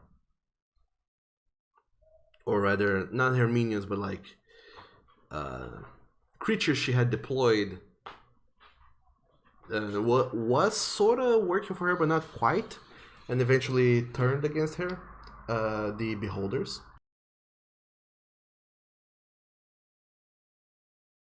The Beholders? What? Thought that was a Sunfordine security system. So did I. Huh.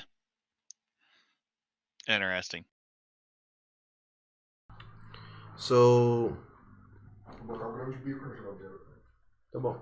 So, Ansys apparently had worked something weird and wicked and extraplanar with them, and at some point seemed like they broke away from her influence. And you imagine that, hey, if the Symphonies were using it as a security system, how old exactly is Ansys?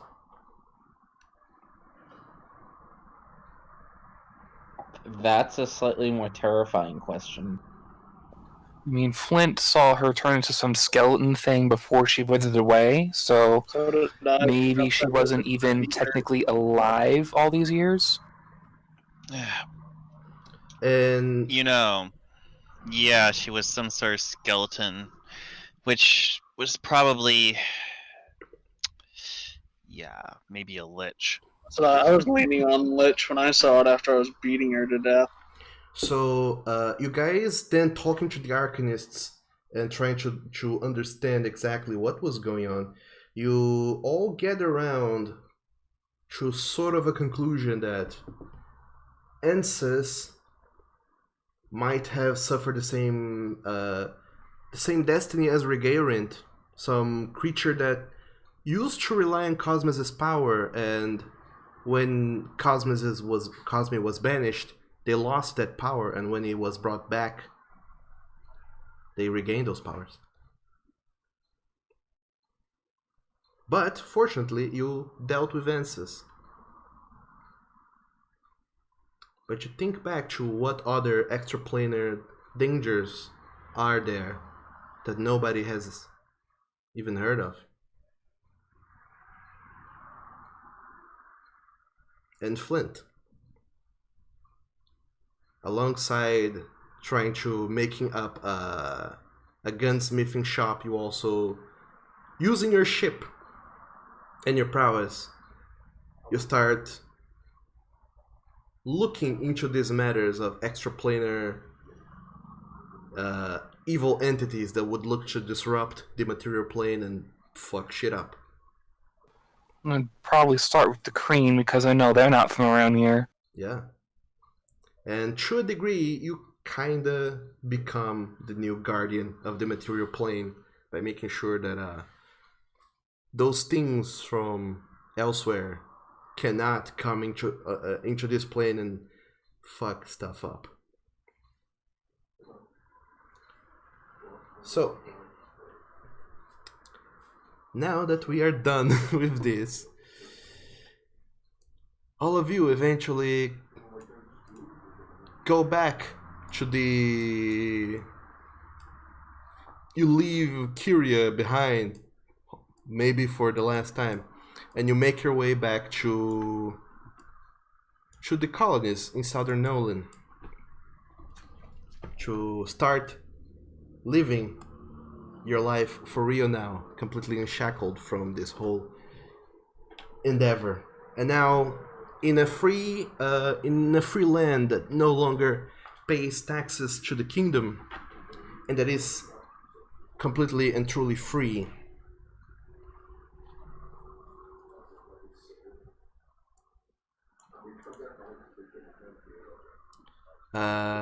Name of the new country, Doug. Name of the new country, Doug. You need to know it. Oh, but I have not thought it up. Do you want us to name it? Beanopolis. No. Fuck me. Actress just says call it Kyria. Wouldn't that be funny? With a C. Yeah, Queeria. So no, No, that's it. Queeria. Queeria. What about Furcadia? No. So Silapea. No. So the Symphidine, they start. They get together into what they are gonna be called in the future, and they call themselves the Kingdom. The Land of the People is the name of the new country, which in their old language is called Tirnan Daoin. Good luck spelling that. Tiernan DeLoin. Kyria 2 Electric Boogaloo. No. Teenan Doing. Yeah. So Grand Pooba de Doink. I don't have a tag for that, but at least we can remove the Kyrian colonies tag from the map, because it's no longer the colonies. So all this area in red, and eventually that little city all the way over here that has no name as of yet, because that's part of the sequel, is gonna be part of Tirnan Daoin. And then we can finally get to the epilogues, if you guys have a few moments extra to indulge. We've gone this long. Yeah. We're finishing it up. Might as well just tell the story. Sure, sorry that I threw a combat at you guys. No, perfectly fine. That was a great combat. Awesome. Did any one of them have a vendetta against Lilith, or were they all against everyone else? Against Lilith, no. It was Skont was actually the one that was mad against you, but I forgot. Yeah, I forgot to give him. Burned him to death. Yeah, the one that was mad at Nocturus, was that the one that he exploded the head of? Yeah, in the church all those years ago. I'm surprised the Scarecrow wasn't mad at me. I'm the one that killed it. I forgot. I didn't bother to go back and check all the videos for each boss death to make sure. But yeah, they were mad at the Bean Squad as a whole to some degree here and there. So everyone was a target, but some more than others. The only difference actually is that if they attacked their Vendetta targets, they get to deal extra 46 damage. Which didn't happen, so lucky you guys. With your new 17th level abilities and such. Yeah, and I couldn't use my 5th level ability because Revenants are apparently immune to stun. They are. Almost killed me. You're welcome for the invisibility. Yeah, it was even after the invisibility that you dropped even further in hit points. But anyway, so finally, after settling things down, Bing Squad. Flint and Graf, the two of you together have already sort of got a pretty good life going on, and like I said, you kind of become guardians for the realms, making sure that no otherworldly threat comes by as part of your bounty hunting job, sort of, Flint. Right? Yeah, but because Graf and I have access to my ship, even though we're going to be hiding that as much as possible, we can do this shtick all over this damn place. Not just Tirnandawin. Yeah, you are guarding the entirety of the realms. Yeah. The material plane as a whole. Yep. The only addendums I'm going to make to the epilogue at this point would be Flint would do two things. He would, one, take Graf back to his home plane every now and then to try and see if they can extend his natural lifespan. After making all sorts of little examinations, so a prodding of needles here and there, once in a while, they examine Graf, and it would seem like him, using all their predictive medicine, he would live up to be 50. Graf now old as Noel. Yep. So that is definitely much better. But we do still have that potion of longevity for just in case, you never know. Oh yeah. That done, knowing we're going to have a good, long, happy life together, we will see about trying to have children. And because this world has weird magic, we would try and do it naturally. Or not naturally, but naturally? Magic naturally. Yeah, magic The naturally. term is supernaturally. So, extra naturally. Okay, so using true polymorph, I believe, is what we have settled on. Yeah, true polymorph, and throughout our lives, Flint and Graf, if Graf is up for it, would take turns being the female in this instance. Sure. Knowing that you're out of danger now, that you have your own home that you can go to and stay, and knowing that there aren't many otherworldly threats that are gonna come and threaten you, you can, just focus on being parents or being pregnant, I suppose, and taking turns, having however many children you decide to have. At least one each, because I know Flint wants to stay male afterwards. So once he has his kid, he would have it dispelled, and if Graf wants it, if Graf has his kid, will also get dispelled. Yep. And then forever onwards, your children, names to be decided, have the longest discussion of who was How? who was birthed and who has hatched, I suppose.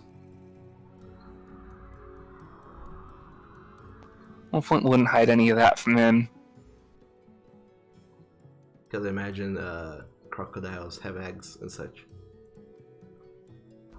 Yeah, probably. I didn't get into specifics with Flint's weird reptilian yet mammalian things. Yeah, lizard folk aren't really explained.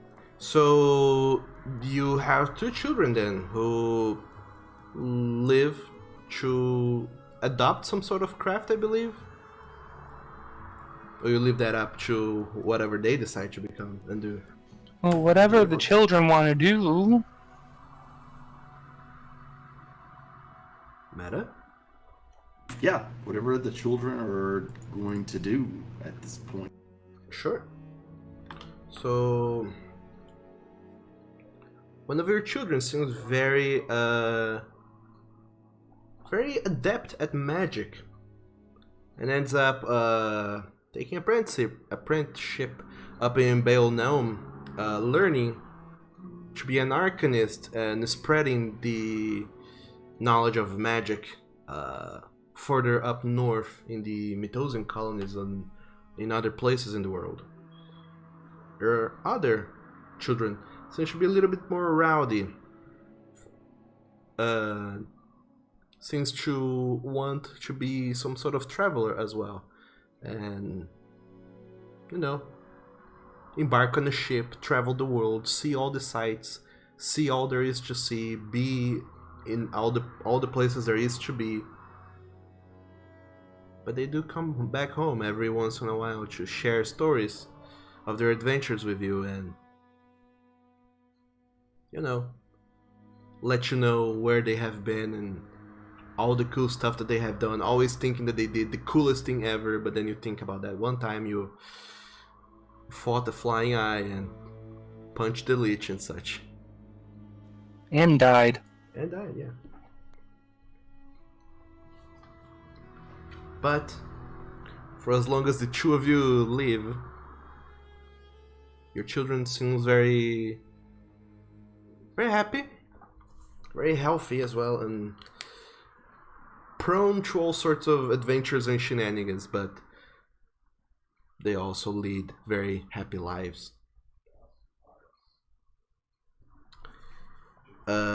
Draken and Matthias also have gone and got into the same sort of deal as well. Yeah, pretty much, except Dracon's is more permanent. Sure. So you, with that whole matter we talked about, the hentai uses the Stone of Chaos to cast a wish after you have been polymorphed to make you permanent. You wouldn't even need to true polymorph you, but anyway, he wishes you to be permanently a female. After which point you Draken assumes another identity, I believe. Only a name change, really. It's only really a name change, to be honest. Yeah, but still. You change your name, and her name is now Draka. And Draka, alongside Matthias, go on to have children as well. And oh, we adopted a few from Dorf that were kind of left behind. Yeah. And then we get busy and have a bunch more. Sure. We're able to field a football team. Oh boy. I mean a baseball team. Fuck. So you adopt some of the children in Dorf that seemed didn't seem very keen on the whole monk lifestyle up in the monastery, but didn't have much where else to go. And you recognize some of you in them, Draka.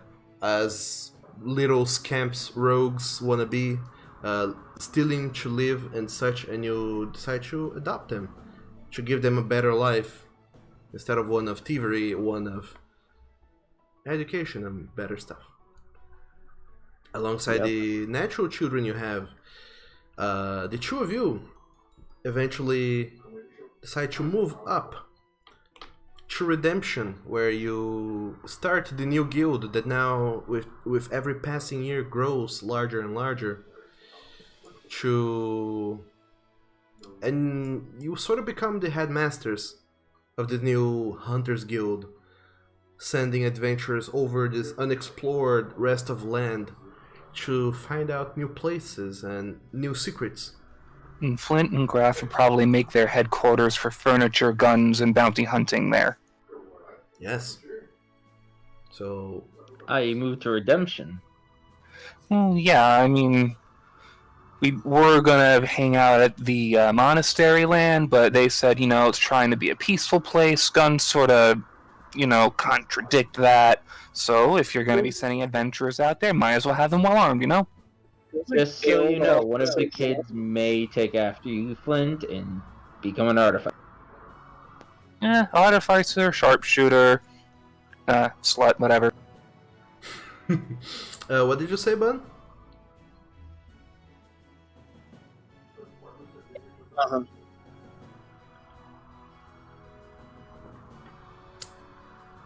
She didn't say anything, I think.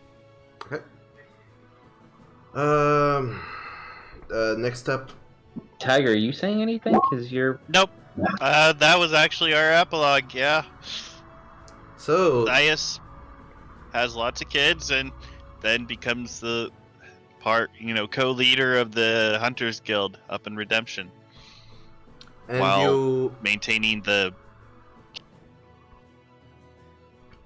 the two of you, Draca and Matthias, live together in Redemption for many decades, serving as headmasters and instructors, even sometimes even going on adventures yourselves. But as the years go by, the two of you decide to retire a little bit to a bit of a more secluded place where you can just relax and enjoy the company of one another, while one of your children takes up the lead of the guild.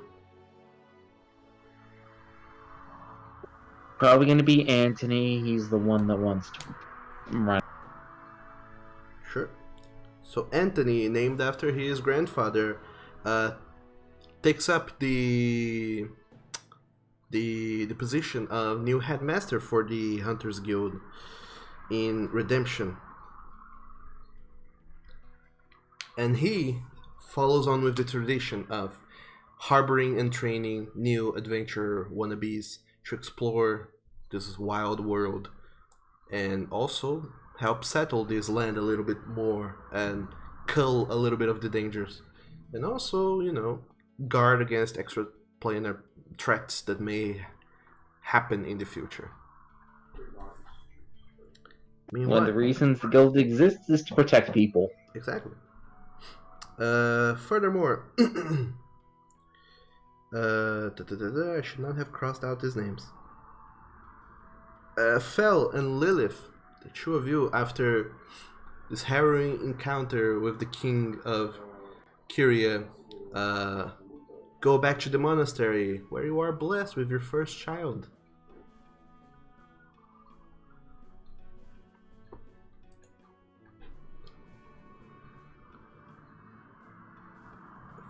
Fel, Lilith.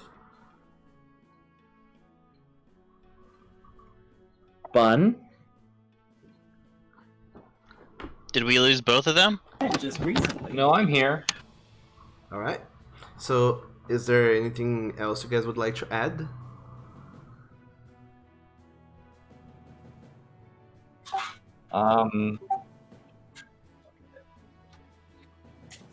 Really, the thing that we would be doing is just settling down and starting a family, but still running the monastery and orphanage.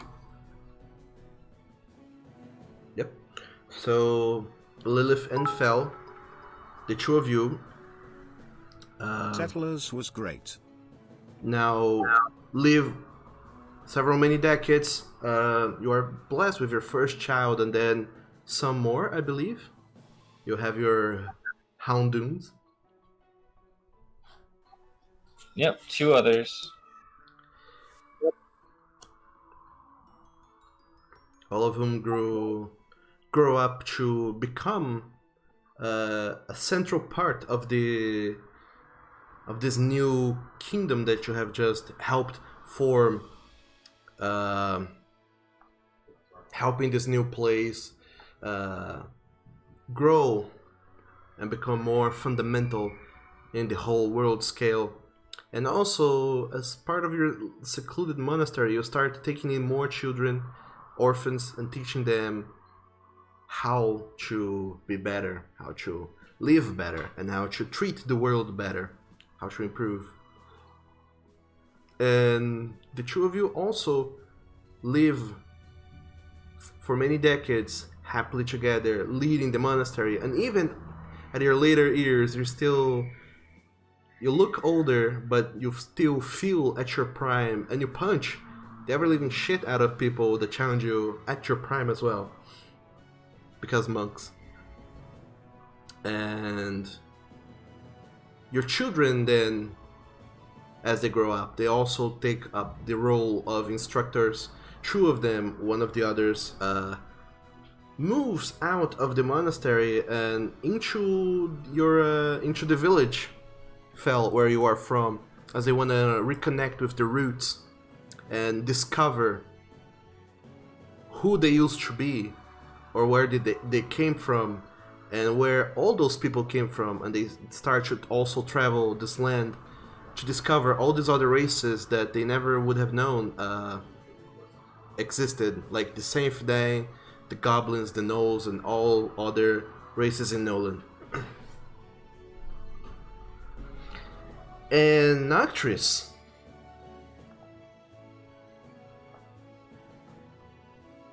for the next several many decades, you are treated as a head priest in this temple in Baelnam, where people flock to, seeking guidance, pilgrimage, and knowledge, and you willingly offer it to people, making sure that everyone has access both to a free place for them to develop their knowledge, but also to exercise their faith. And knowing that you did well by your own fate and the fate of your beloved, who you believe, even, is very proud of you. I honestly don't think I have a whole ton to add to that. Noctris is that's pretty much what he's determined to do. And he does. Dracon had a good idea. Oh please, you would do that. He totally would too. They'd randomly see the priest puking and they'd be like, the hell is with him? Thinking about the aspect of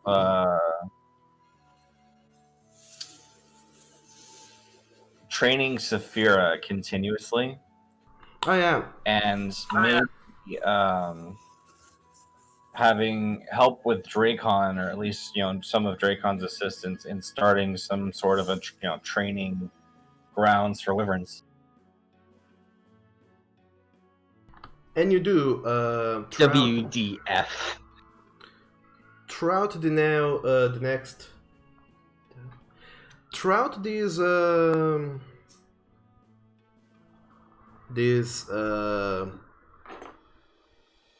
next few many years, you see Saphira growing up and becoming weirdly different when you start going into the wilds and trying to seek other wyverns to train. You notice that Saphira, there's something different with her. She seems more regal and more attuned, her mind to yours to a degree. And Saphira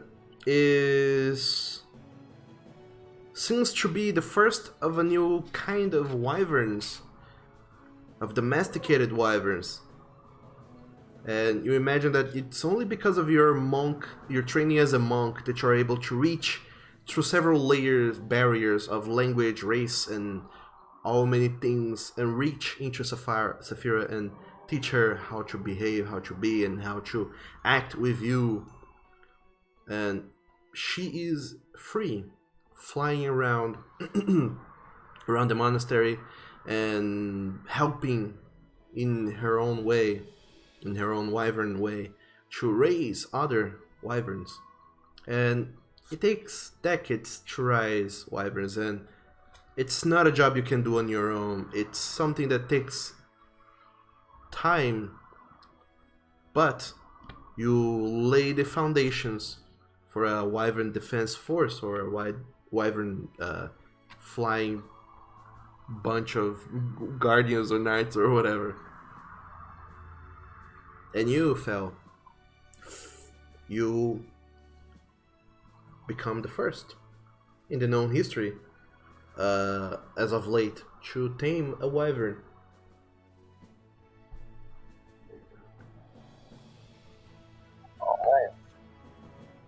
And furthermore, also, within the years, tales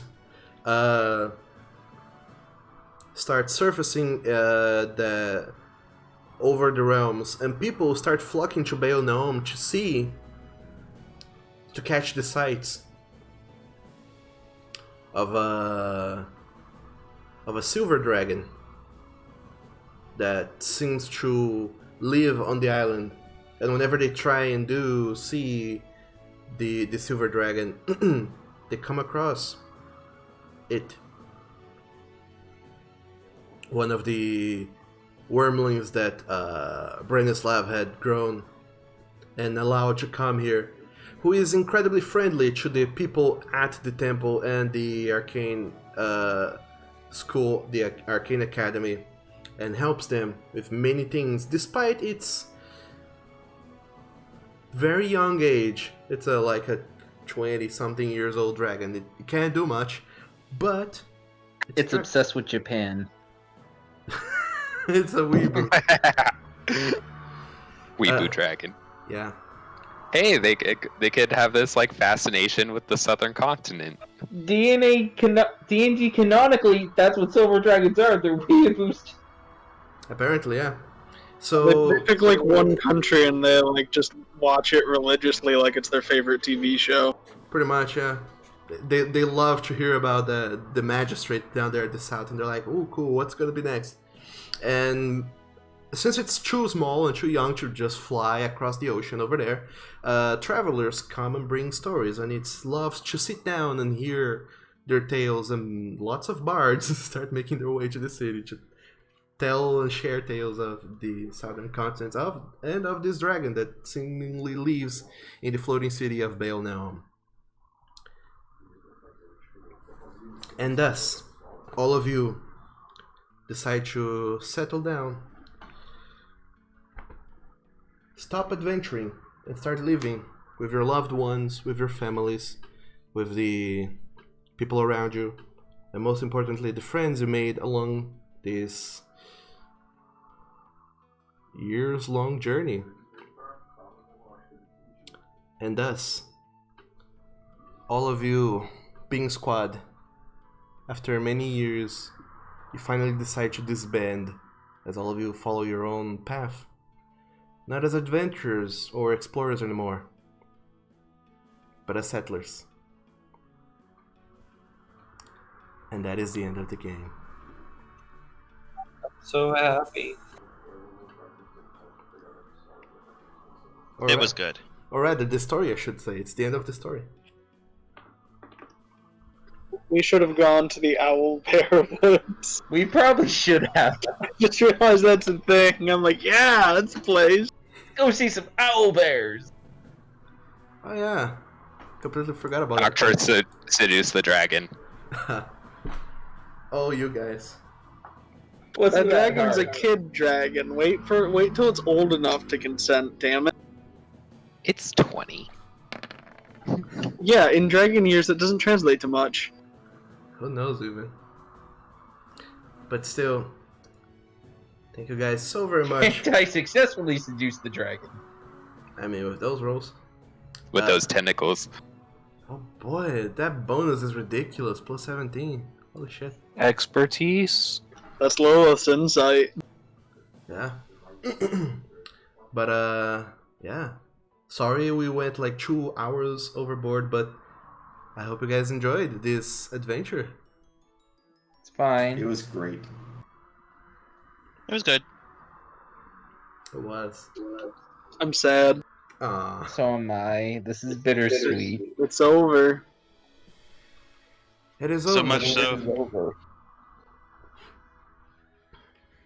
But now that this story is over, we can start a new story with some new faces here and there, and see what hijinks comes out of these new things we will be coming up with. Like, I don't know, maybe we'll end up uprooting another city. Who knows? Yeah. Doug, there can't be a second Chaos God for us to unleash, okay? We've already did it once. I know there won't be, but look, now there's No, but there'll be plenty of aberrations. yeah, now there's a whole extra player adventures the new group can have. Look at that, it's gonna be fun. What was Ansys? Was she something custom? She was a Skull Lord, but I made her into a Skull Lady. Okay. I didn't. So she I have really no idea what was. that is. She really was Liliana Vess. Oh, there is. I the should have. second thing. Here's the thing. I should have recognized that picture the first time I met her. I'm disappointed in myself. I didn't recognize the Leon. It's okay. Because that would have been like extra planar necromancer and been like, Oh. I should have thought of this. Oh, Lilith, I forgot to give you this. Have the deck of many things. Put that in the vault. That's going in the vault. I'm gonna draw from. I never rolled it. Dog damn it. I'm drawing You can from it roll right it now. now. It's gonna I'm mean drawing nothing, from it but we right can now. roll it now for fun. Lilith's gonna be like 45, have her 3 kids, and she's gonna draw a card. Just for kicks. Tell me what to roll, dog. There should be a tarot card on the screen. You can probably just let me do a shuffle. Yep, we all need to draw a card. Oh, are you all gonna draw a card now that there's... Tell me when, We'll Doug. Tell me assume when. we've all had kids by now. Tell me when, Doug. Tell me when to draw. Sure, you guys can draw cards now, I believe. You can see on the bottom. I got my one card. Alright? Ready? Everyone draw their cards if you're doing this. I got my card. Let's do it. What would we have gotten? Ah, boy, let me find the the handout with what it does even. Okay, I have Be it. sure to put that one public, Doug. That deck. I will. So, what Lilith would have gotten? I drew the wheel. The wheel. Oh boy. Tiger, draw. I drew the wheel. All right. So roll any dice. An odd number is bad. An even number is good. I'm just gonna roll the standard d20. Sure. Natural 20. Okay. It doesn't improve the result, but it's good because it's an even number. The wheel, boy, I don't even know what number that is. 10. 10. That's fortune apparently. Who knew? No, this is the wheel X, so it's 10. Huh. Oh yeah, the wheel of fortune. Sorry. Okay, so Lilith, as you pull this card, you feel the forces of luck take hold of you. A coin is tossed. Good luck and bad luck spins in the air for what feels like an eternity before it lands in front of you. You gain the lucky feat. If you already have this feat, you can choose any creature within 120 feet to gain the lucky feat from this card instead. I have the lucky feat now, apparently, as epilogue. Yeah, would have been great to have a while ago. We should have remembered to draw this, but we forgot. Well, like, I was gonna do it after the party, and I knew the party was gonna be a fight, but... How did you Are know? you gonna draw with us? I drew the lovers. Ooh, the levers. Roll a d20. Or, Card number 6. or whatever dice you want to roll. No! No! It's a bad one. Okay, so the lovers, a crossroad is in front of you. The lovers point towards a direction. A path is trodden. Since you draw it reversed, a random creature you personally know becomes the bane of your existence. You cannot use any divination spells or effects to target them. Additionally, when they are within 30 feet of when you are within 30 feet of the creature, you suffer disadvantage on ability checks and saving throws. Whenever you draw a card from this deck, they suffer the opposite effect of the draw card. So if you draw again, they will get the other benefit. Or So a random creature that I know? a random creature, but you don't get to choose. I get to choose. So yeah, I chose someone you personally know. What does it do? Make them the bane of your existence? Pretty much, yeah. Whenever they are close to you, you have disadvantage on stuff. Hope it's not me. No, it's not you. It's probably one of our kids then. No. Is it Flint? It's probably Dracon. Probably, yeah. Probably Draken. So why not? Meta, what delicious card have you drawn? The Magician. Ooh, number 1. Roll your dice. This is some extra content here, you guys. Is that a bad Oh number? no. That is, yeah. I would like to use my lucky feat. Sure, I guess. It's still a bad one. Okay. The Magician. Arcane knowledge fills your mind that is too much to take in all at once, maybe at all. If you draw this card reversed, you roll a d8 to determine a school of magic. Whenever you are affected by a spell from such school, you make the saving throw with disadvantage. Regardless of any effect that would give you advantage, and attack rolls against you have advantage if they are from such magic school. So I don't know. So what is the 2? The 2 would have been a conjuration. So you can't. Well, you can still be affected, but teleporting you around is much more awkward now. Uh-oh. Fortunately, not you that fly around Flint with cared. Flint. This Yeah, is all exactly. non-canon anyway. This is just for fun. Yeah, this is non-canon. Sure. If this is not canon, I'm going. Sure. I mean, unless you want to really give me the lucky feat if Lilith ever shows up in the epilogue, Right. So ever shows up in Conquerors. This is me. so Draken, roll your dice thing Strength. for cooks and googles. Oh, I got goods! Oh no. Strength, upright. Strength courses through you, eldritch in nature, sentient almost, judging whether to give or to take. Since you draw upright, you grow in size as if affected by the enlarge effect of this spell, enlarge or reduce. This effect is permanent, and nothing short of a wish or a redraw of the strength card can reverse this. So Matthias now has Big a Mama. bar of life. You become Big Mama, yes. I am you- Big Mama. it doubles your height, the enlarged spell. So how tall are you? Massive I'm like 12 babies. feet tall. Fucking Christ. Oh So, no, hot dog down a tunnel. pretty much. I Right. know. I'm the bane of your existence. All right, Flint. What card did you draw? Flint's like, I'm down. No, How do I Matthias. reveal it?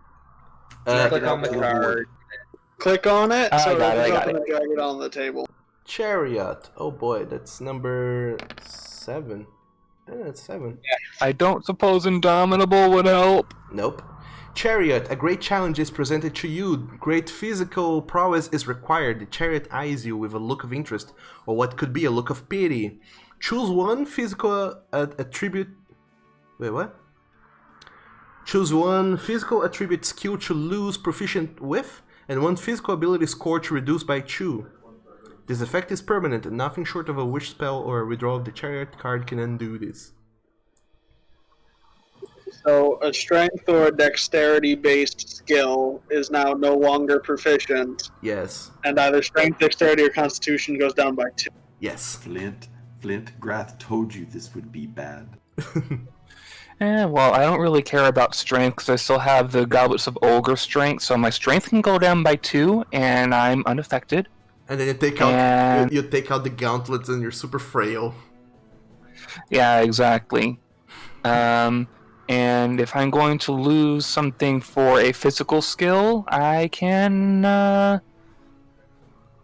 don't really need to be super strong anyway, so I can lose proficiency with athletics. Sure. I'm still going to have +4 to it. Fell or Ryan, you drew 4 cards. I did. Let's see what Briar's is first, so we go all the way around. Oh, sure. So, Briar, what is your card? You can drag it from your name, I believe. At the bottom. Ooh, Devil. Ooh. that's kind of fitting. That's the only bad card in Terra. Roll a dice. Oh no. Any dice. A d20 would be best. Yeah, I'm doing. It's just rolling. Okay. Gives me time to... Wait, what are you doing? Back from the deck. Yeah, he's like, this is non-canon. I'm like, oh, that works. Yeah, we're just drawing from the deck to see what each character would have gotten. Ooh, that's bad. The Devil, a path towards your goal is presented to you. The way is paved with loved ones and acquaintances, for they are mere stepping stones compared to the apex of your destiny. Since you draw this reversed, you always have disadvantage in persuasion and deception skill checks. This effect is permanent. Ouch. That's that would hard. be really bad for Nocturus. Yeah. I'm curious what the positive effect of that is. You gain expertise with the persuasion and deception. Oh, I already had it in deception. That Well, wouldn't have been fun. you gain with both. Fell? Are you gonna draw a card? Alright. Did he? Yeah, but we fell 4 more. Oh yeah, you drew 4 more cards. Why are you doing that? We I'm just bald. want to see what these cards do. No, you're... Guys, you want to draw one? You already saw one of them. You get just a taste. So no more cards for you. Do you want to draw a card as well, Tiger? I can't. I gotta get going, actually. Okay. I love y'all. Take Bye-bye. care. Later, dude. Okay. Take care. Thank you for joining. Goodbye, Tiger. Bye, Tiger. And he poofed. And that was the end of Matthias. And that it was.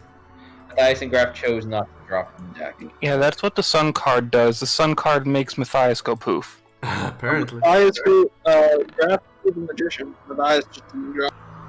Alright. Matthias would have cast Fireball on himself. I will grant to you just this one card because I also have to go because I have to in there. So the Sun card, you drew it reversed. Unfortunately. So the sun, a blazing heat burns within you. The sun bestows its essence upon you, regardless of whether you can wield it or not. Since you drew it reversed, you instantly cast Fireball at 19th level within 15 feet of yourself. You can reduce the level of the casting of this spell by levels equal to your Constitution modifier. After the spell is cast, What level? 19th level. 19th? No, 9. Oh, I thought you said 19th. I thought so too. Yeah, I don't know He's English. Asian? Fucking evasion. Yeah, sorry, I don't know English. But yeah, at 9 level, you can reduce levels by equal to your Constitution modifier if you want, for whatever reason. After the spell is cast and damage is dealt to every creature within the blast radius, you acquire vulnerability to fire damage. This vulnerability is permanent, and nothing short of a wish or a redraw of the Sun card can undo this. Alright, lovely. And that's it. Yeah, that is it. Out with a blaze. So, in theoretically, yeah. Now that you have cast Fireball, Draken, because he's your Bane, he gets the upright effect of Fireball. So Draken, theoretically, would have gained access to the spell Fireball. Constitution is your spell casting ability for this spell.